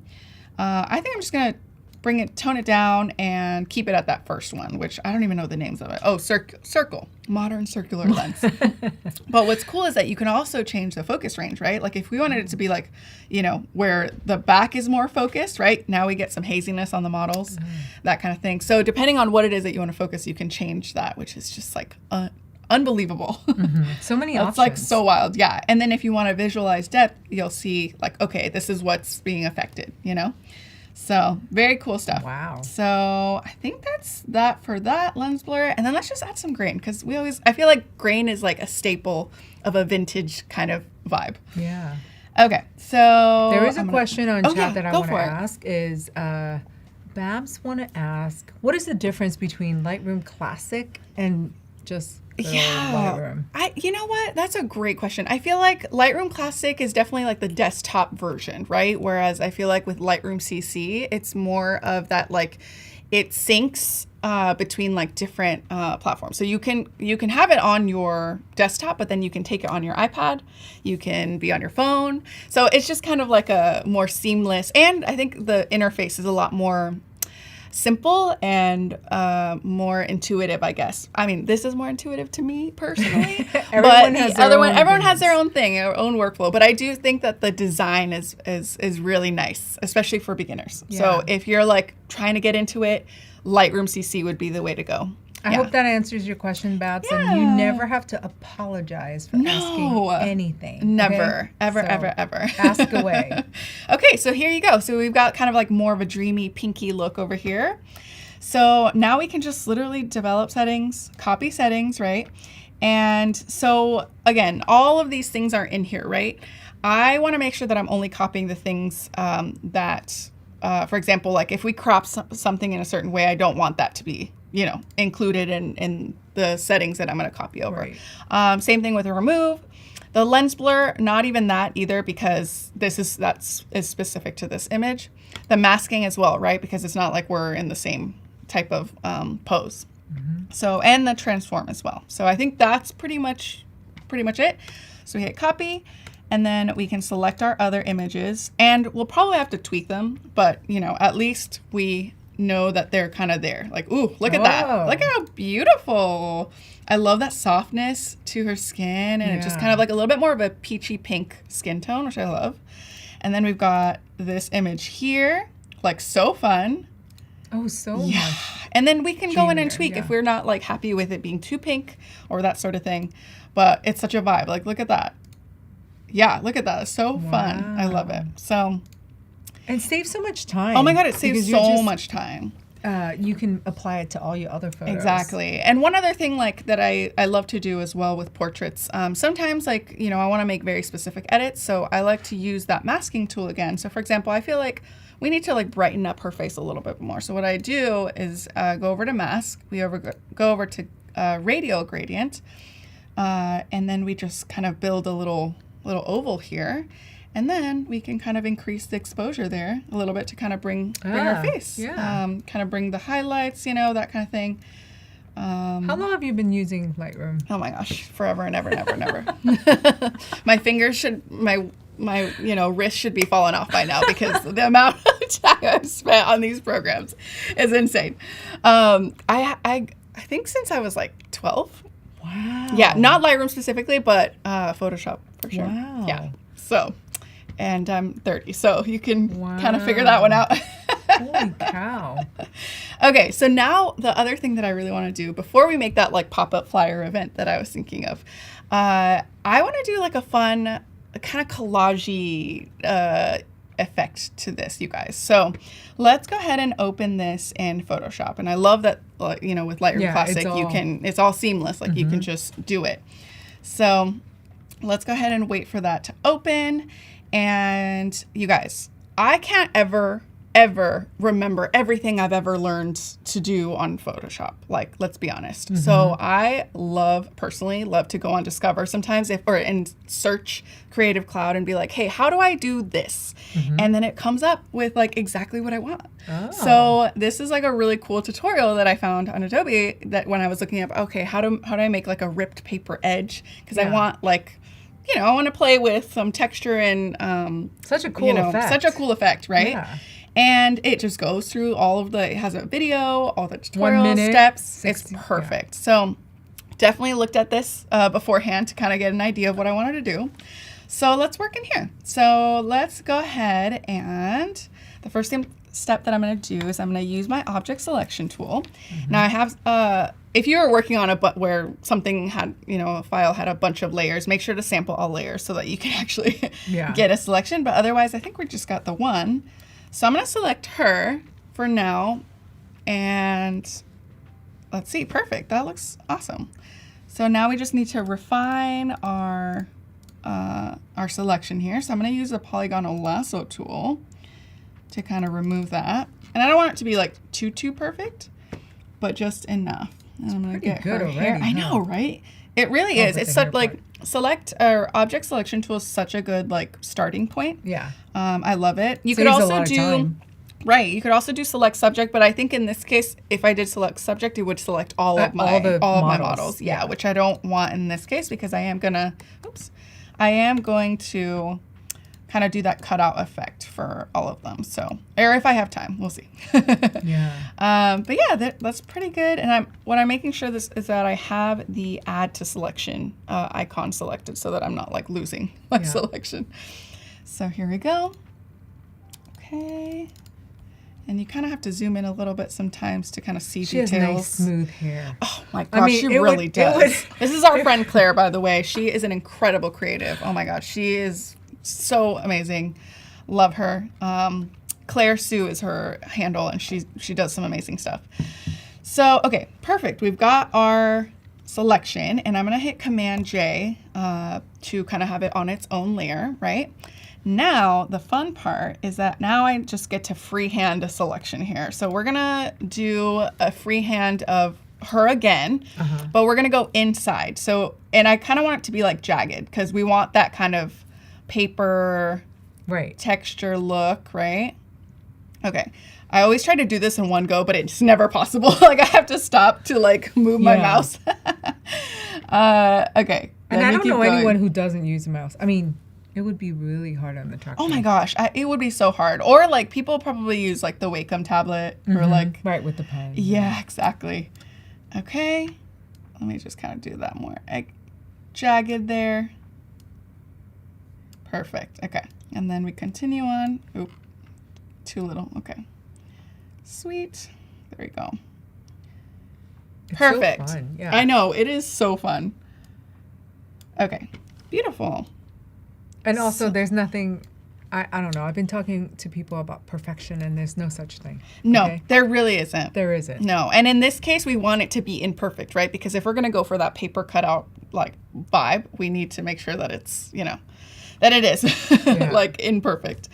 Okay, so beautiful. I think that looks good. Okay, perfect. Okay, so now what we can do, and normally, like I'm a stickler for smooth edges, but I'm going to leave it without smoothing anything. Yeah. And I'm going to add a new layer, and then I'm going to fill it with white. Oh, I already had it selected because that was, it just knew what I wanted. Yeah.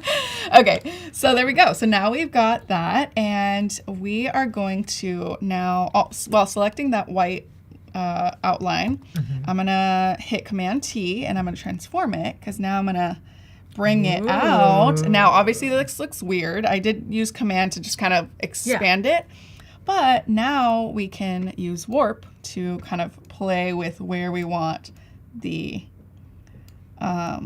how the outline kind of falls. You have more control over more control. And of course you can always change the grid too if you want to get even more specific. I'm going to press OK there, and you can get real fun. So yeah, lots of fun options. You can kind of adjust and make it a little less perfect. Yeah.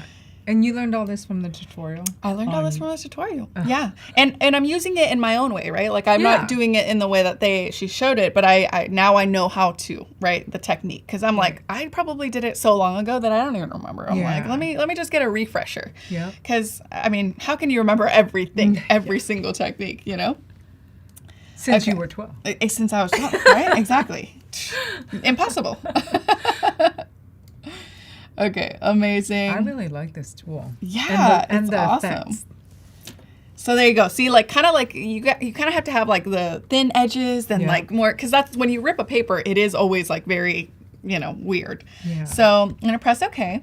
Now the other fun thing that I like that I love doing in Photoshop now that we have GenFill is, so I'm gonna select the whole layer. And I'm gonna hit Generative Fill, and I'm gonna get a paper texture.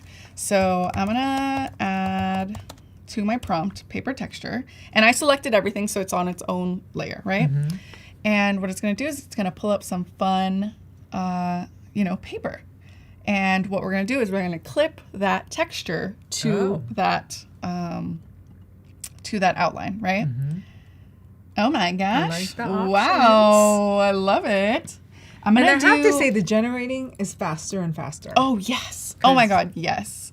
Sometimes you have to wait a long time. That was really quick. Oh, yeah, totally. I'm going to do white paper texture just to see if we get like something a little bit lighter. Mm-hmm. But I'm loving this so far. Because that was that crazy green. I know, that was a little out there. But maybe it saw the colors and it was like, oh, you want, Yeah. You want something a little out there. Oh, there we go. Okay. That looks good. Uh-huh. Ooh. Okay, which one do we like? I kind of am into 1 or 3. Yeah. Put in chat which one you like. I don't know. I don't see any options right now. I like... Which one is this? I think this is 1. Okay. And then this one is 3. Maybe 3, actually. That looks good. Yeah. It's hard to say, but I'm going to just clip it now so that we can... different... That's true. We can try it, but look at that. Now we've got like a paper texture onto that white overlay. So that looks really fun. And it's probably like maybe a little too jagged. Maybe I should have done a little bit more. So now can you go back and edit? We can, yes. So now what I could do if I wanted is add a layer mask to that white, right? And then I'm just going to use a hard round brush and make sure it's at 100% opacity. Change my foreground color to black. And then there we go. Oh, make it a little less jagged, but just keeping some of that. There we go. See, that already looks better. Yeah. Just kind of a little cleaned up. Well, you were experimenting, right? Exactly. We don't know. But now there's a way to smooth it out, too. Mm-hmm. There we go. Okay. Thank you for your opinion, Adara. We did go with 3. Yes. Okay, that looks good. And then I definitely want to fix this one. This one feels too much. Yeah, a little bit. Oh, it's so much better. Yeah. Oh my gosh, so much better. I love it. Good idea. See? Otherwise, I would have left it. No, I mean, for me, I know. I shoot for perfection, even though I know there's no such thing. It's no such thing, offline. But, sometimes you do want it to be. Do some edits. And... Yeah. Oh, that looks so good. Okay, so now the other thing to make it stand out even a little bit more would be to click on that layer, the white one, and do a drop shadow situation. So then we can kind of have it stick out. See, you can kind of see. Let me see. Oh wait, not distance. We want a spread or a while size. You're working on that? Yeah. Ooh, there you go. Yeah. See how you can see that it's stands out a little bit more? It pops. Yeah, it pops. Beautiful. I mean, love when that. you started out in Photoshop at 12, did you learn it? How did you learn Photoshop? I was still thinking. Oh I think anybody who was a 12-year-old on MySpace days, and you were like, "Well, I can't afford it, so I got to get it from somewhere." Yeah, that's true. But hey, I have been a long time, subscriber. Oh, thank you so much. Thank you so much. Bab's hey, nice you know what? At that time, that's all you had to do. So well, thank you. And it shows your skill level. Thank you. Oh my gosh. Yeah. But you're explaining it so well to people who might not have done it for the last, so many years. Yeah. That's what we do, right? We got to share all the techniques and All tips the so knowledge. that other people can do it too and apply it to their own, edits or to be as creative, Babs is like, nice edits. It looks So, amazing. yeah, I love it. I absolutely love this. So let's kind of like do a little speed and see if we can speed edit. Maybe we just do her. Maybe it looks good with just her, right? I feel like. Were you thinking about doing all the I know, people? I was thinking about doing all the people, but maybe it's too much. It's totally up to you. I know. You're the creator. You know what? Let's speed do it. Okay. Because why not? I mean, we have all the tools. So let's go ahead and group all of those layers together so that they're kind of in their own thing. And I'm going to call it yellow because she's wearing yellow. Yeah. And I'm going to turn it off so I can actually see what's going on underneath. So let's go ahead and select her. I think this is a great way to show people how you can, Oh, duplicate. yeah, totally. And you guys, when you're on select or object selection tool, you can continue to add to your selection. Even though like maybe it didn't do it on the first try, you can still add it more and then it'll know like, oh, you want this, right? And then from there, you can kind of fine tune those things. So there we go. Peter has been using Photoshop since 1988. Oh my gosh, Peter, you are OG. Yeah. OG. I'm not even when an it was OG. introduced. Holy cow. Thank you for being a loyal customer and keep using our That's tools. awesome. Okay, love it. And actually, okay, perfect. Yes, so let's go ahead and duplicate that. And then again, we're gonna do that very jagged. And actually, you know what I'm thinking? That maybe I'll do them both, or no, actually, I need to do one at a time because I'm gonna be transforming the right. white. Yeah, so I was gonna try and, Speed things up, more. but it is what it is. Okay, there we go. Very, very loose. Yeah. And actually, you know what? I might not even need like to do all of this bottom here. I just need to do like in here, you know? Yep. So let's go ahead and do this. Select that. And this is such a fun way to do like that ripped paper texture. I love it. Okay. Beautiful.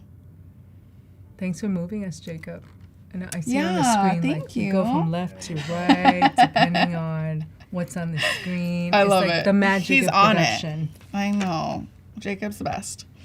Okay, perfect. I think that looks good. So again, we are going to add a layer underneath that, right? That's important. Yeah. And layer, or right click, fill, and then white.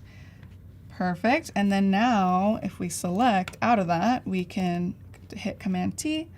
I can There we go. bring this out. Beautiful.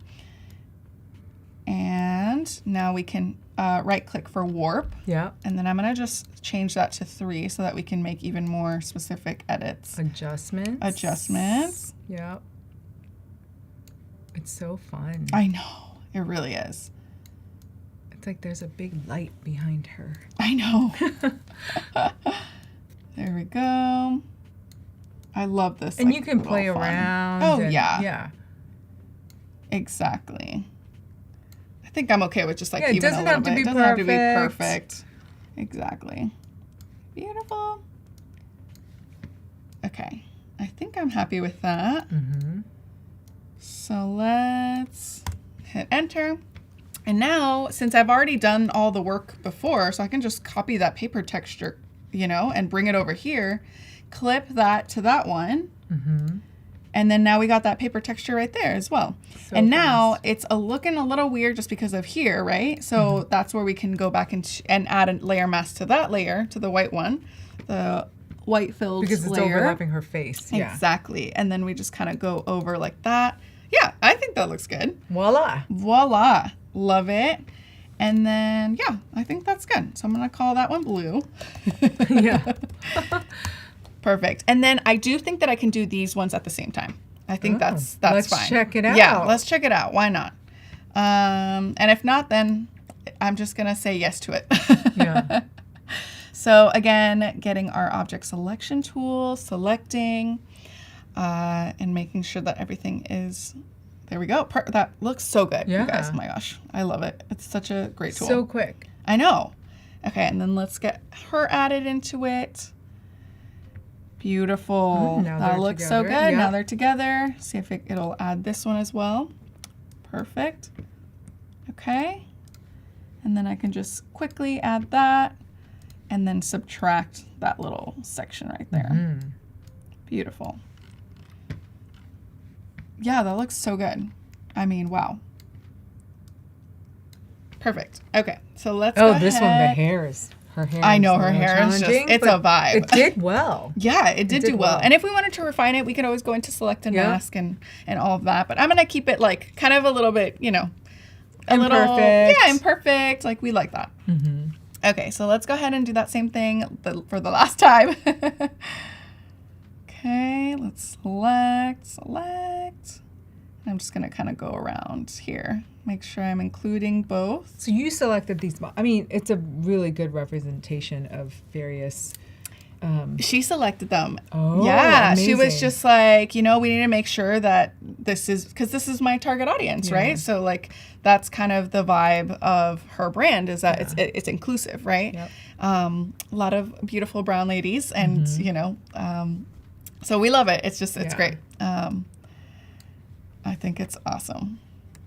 Okay, I'm gonna go here, and we don't really need that because it's really just about this side. Yeah. Here and a little bit here.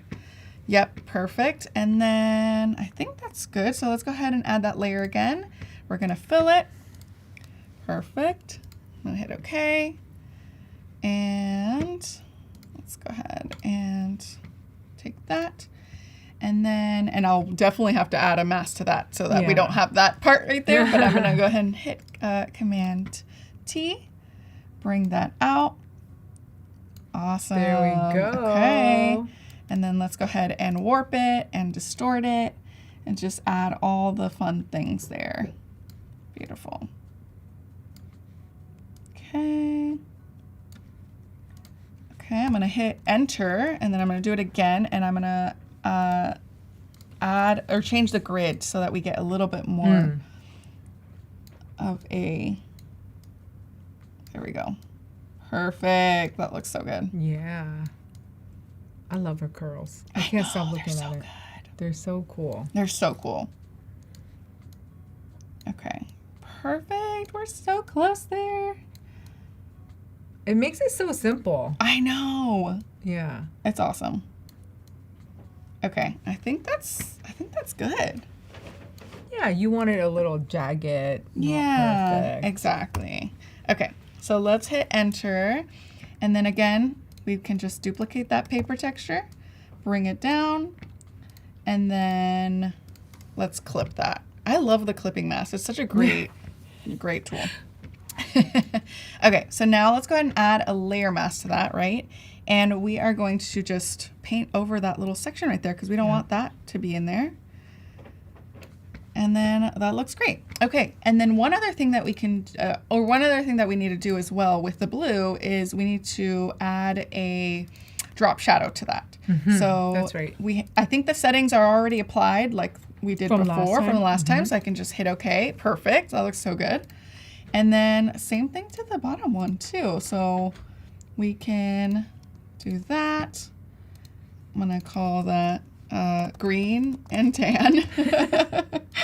Keep it simple, people. I know, right? Keep it simple.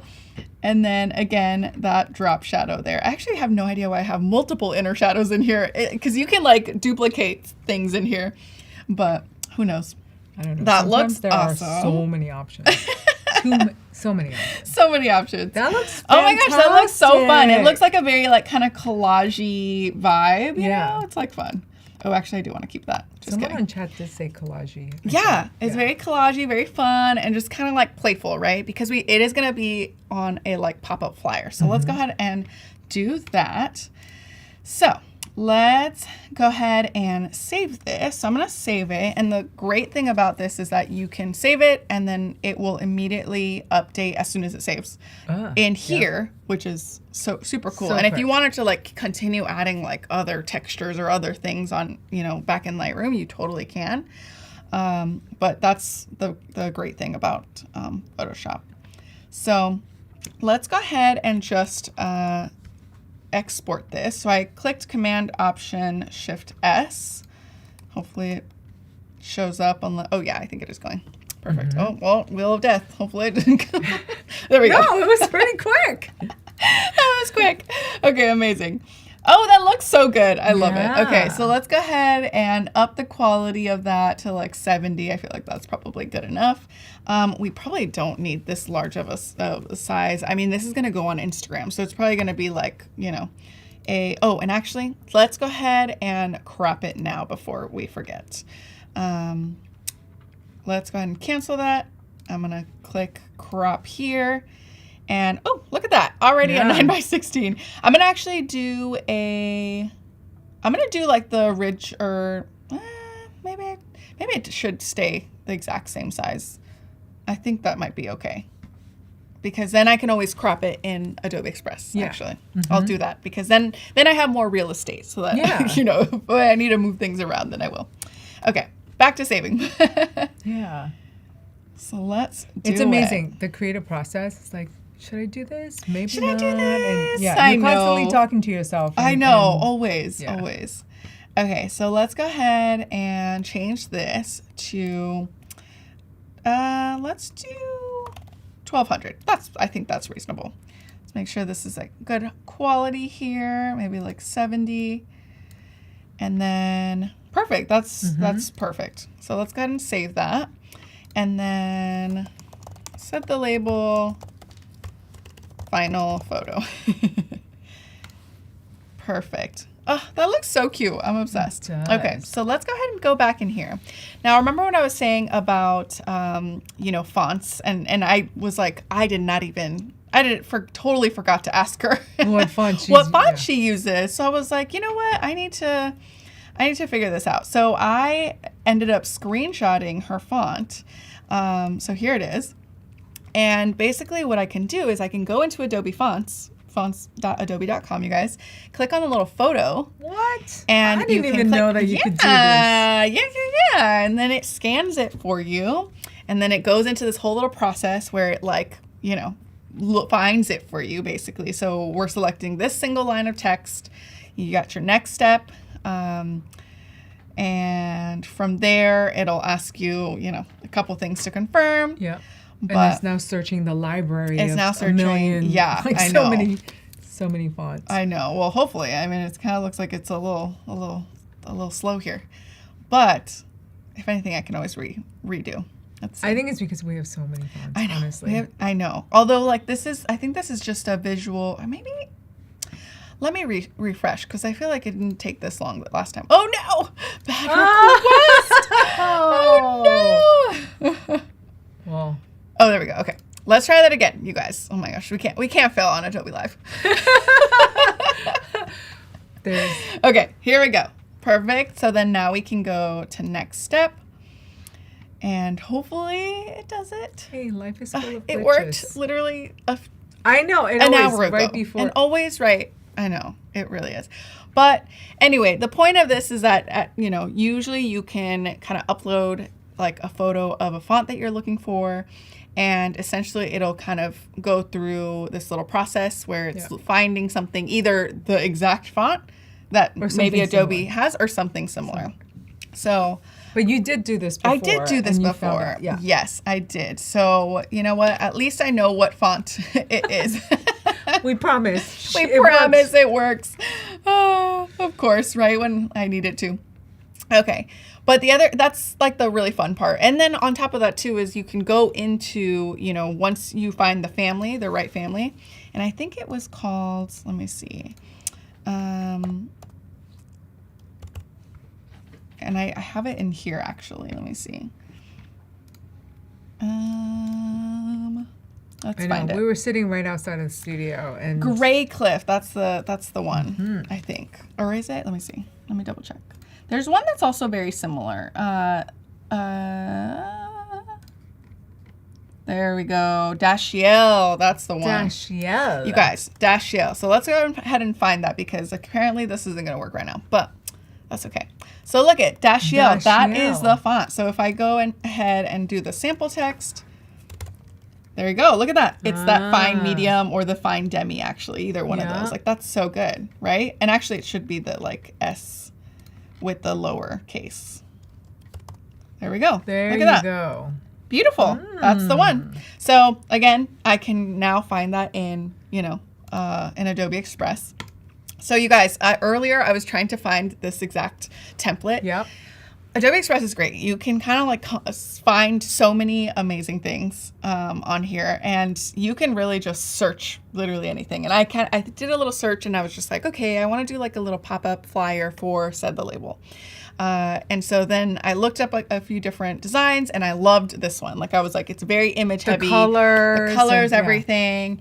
And obviously we're going to change, like, it's going to be a different thing altogether, a different image. But I love the way that the brand label, you know, the little logo is up here. The pop-up shop is like nice and large. And, you know, here are the details. Yep. So let's go ahead and, you know, I open this template up, and this is kind of what happens. But let's go ahead and replace this image. So you can just kind of right click on the image, right? And hit replace. So we already saved our image here, right? Ooh, that looks cool. Okay, so let's go ahead and replace it. And I go upload from device, and then I can just kind of open that right up. Look at that. Oh my gosh. So then what I can do is like, okay, maybe I need to have them like come up a little bit more. So I can literally just do this. Yep. Oh my gosh. I love it. There we go. Oh, that looks so good. Oh, it fits so nicely. Gosh. Amazing. So now, obviously this isn't the logo, and we're gonna have to change some things about it. So let's go ahead and change it up. So again, we know what that font is of Said the Label, right? So we can kind of like click on that now. So it's that Dashiell, fine bold. And let's go ahead and remove that. And actually, I think there's a little, there we go. Let's ungroup, because we don't need that little. Oh, they were together, They were together, yes. So we can grab all that, and then let's make sure that it's centered, although I guess we're going to remove that. So again, Said the Label, right? And one of the fun things I was like, oh, you know what would be cute is if it was like a circle. So they have this little text layout here that makes it like a little circle, and I'm like, oh, that's so cute. I do like that. That is very cute. Super it makes fun. It unique. It does make it unique. So then we can just kind of put that there. Of course, we're going to have to make the text stand out a little bit more, because it is kind of getting lost there. So because it's a light color on like a light background. Exactly. So I don't know. We can play with like picking a color from the actual like photo, right? So we can do that. Or maybe that yellow, actually. That's kind of a fun one. Look at that. That's cute. I like the yellow. I love it. Because she's so centered with the yellow. I know. Although I do kind of like this. I know. And I feel like we're in a yellow mood. Let's see. What would be a good one for this one? Maybe it's the pink. Maybe the light pink. Oh. Right? Maybe. Ooh, okay. Yeah, I think so. I love it. Yep. Okay, pink. And then we definitely have to change the font of this too. So let's go ahead and change it to that Dashiell. Ooh, that looks good. I love that. And maybe we need to, let's see. I think we need to make it centered. I think some people are really enjoying the colors. Yay! Bats is like, I love it too. I know, so do we. Perfect. And again, just that little eyedropper tool. I mean, honestly, that's the best way to go. I feel like I'm not a designer, but one thing I do know is that, you know, harmony and colors and, you know, you can always like select something from the image that you're working with or the design that you're working with. Okay, I'm going to correct you again. I'm going to beg to differ. Oh my gosh. You are a designer. Oh my God. You are designing this flyer right now. I know. A lot of would be. don't. Oh my gosh. Peter said it would be fun to animate this as well. Actually, maybe we can animate the text. We can try. And animate the Said the Label so it like goes in the circle. That's fun. Thanks you. Thanks for the suggestion. Sweet. Yeah. No, seriously though. Thank you. I think we are all creative. We're all creative for sure. Period. And you are clearly designing this very thing right now. Okay, so let's go ahead and continue this guy over here. We're gonna have to update these this information and the details, but for sure the text as well. So one of the other things too that I did earlier, she kind of uses this little font this right here as like a secondary font, right? And of course, I don't know the name of it, so I definitely had to do the looking up and everything, and I did end up finding something that worked. But another thing that's actually really cool about Adobe Fonts is that you can usually click on the similar fonts and pairings, and it'll sometimes look for things that will go with it. So, yeah, it's like really cool. Or you can like look up here and see what people match it with too as well. There's just Adobe Fonts is a good like little resource. But I already picked one ahead of time because I was like, I don't know how much time I'm gonna have, so I should have something on the ready. So there's either Grey Cliff or there's Sophia Pro. I feel like Sophia is a kind of a cute little name. It's pretty. Yeah. And then let's make sure that it's all bold, like dynamic. Ooh, oh, maybe that's a little bit too much actually. Maybe too much. But let's see if we can all caps it, but while it's one day only. One day only. Saturday, what's the future date? August. Let's do my birthday, August 13th. Oh, happy early birthday. Thank you. It's coming up. It's coming up. Oh my gosh. Okay, so let's do saidthelabel.com. And actually, let me do all caps, right? Because you want to make it pop. Exactly. And let's actually make this a little bit more, not as bold, maybe like, because that pop-up shop is the bold thing. So let's do this one like a regular italic. Ooh, yeah, that looks good already. There you go. Let me see what happens if I do, ooh, I like that. Like dynamic. That looks cool. So now the other thing that I can do is if I'm still feeling like the text doesn't, really pop as much as I want it to, I can always adjust the actual image too. So I can go in here, I can bring the highlights in a little bit, and now it's starting to pop a little bit more. Do you see that? Yeah. So if I did this, obviously that's not going to work. But if I go down, here we go. Makes it more, It makes it more fun. Yeah. Kind of add a little more contrast there. Now that looks really great. So love it. Adjustments. Yeah. I love it. Okay. Amazing. So now, people were saying we should animate something, right? So we've got a few minutes left, you guys. Let's see what we can do. Okay. So we go over to this left-hand side and we've got animation here down at the bottom. So let's click that. And I feel like the spin is going to be like something fun. Yeah. Let's do a loop actually.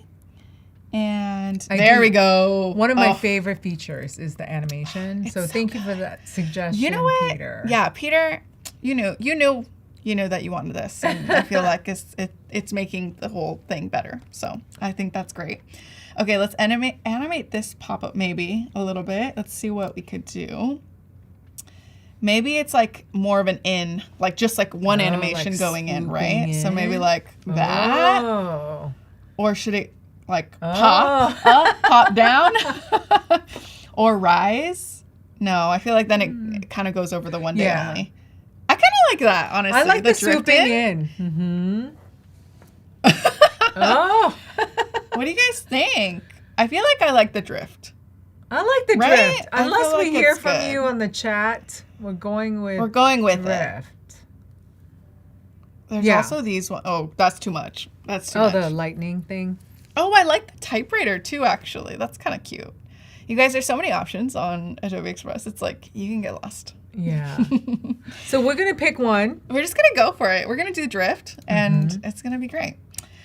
So, okay, so we've got our thing. We've got all of our details. I wonder if there's anything else that we really need to do. I feel like it's looking really good.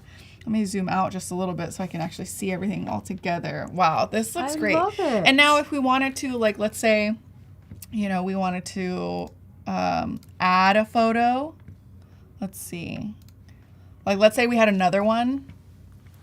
And let me see if I can export one really fast so that we have another option. Sure. And, we do have some people who like the drift as well. Idara Babs, thank you. John did comment, counterclockwise makes it easier to read. Perfect.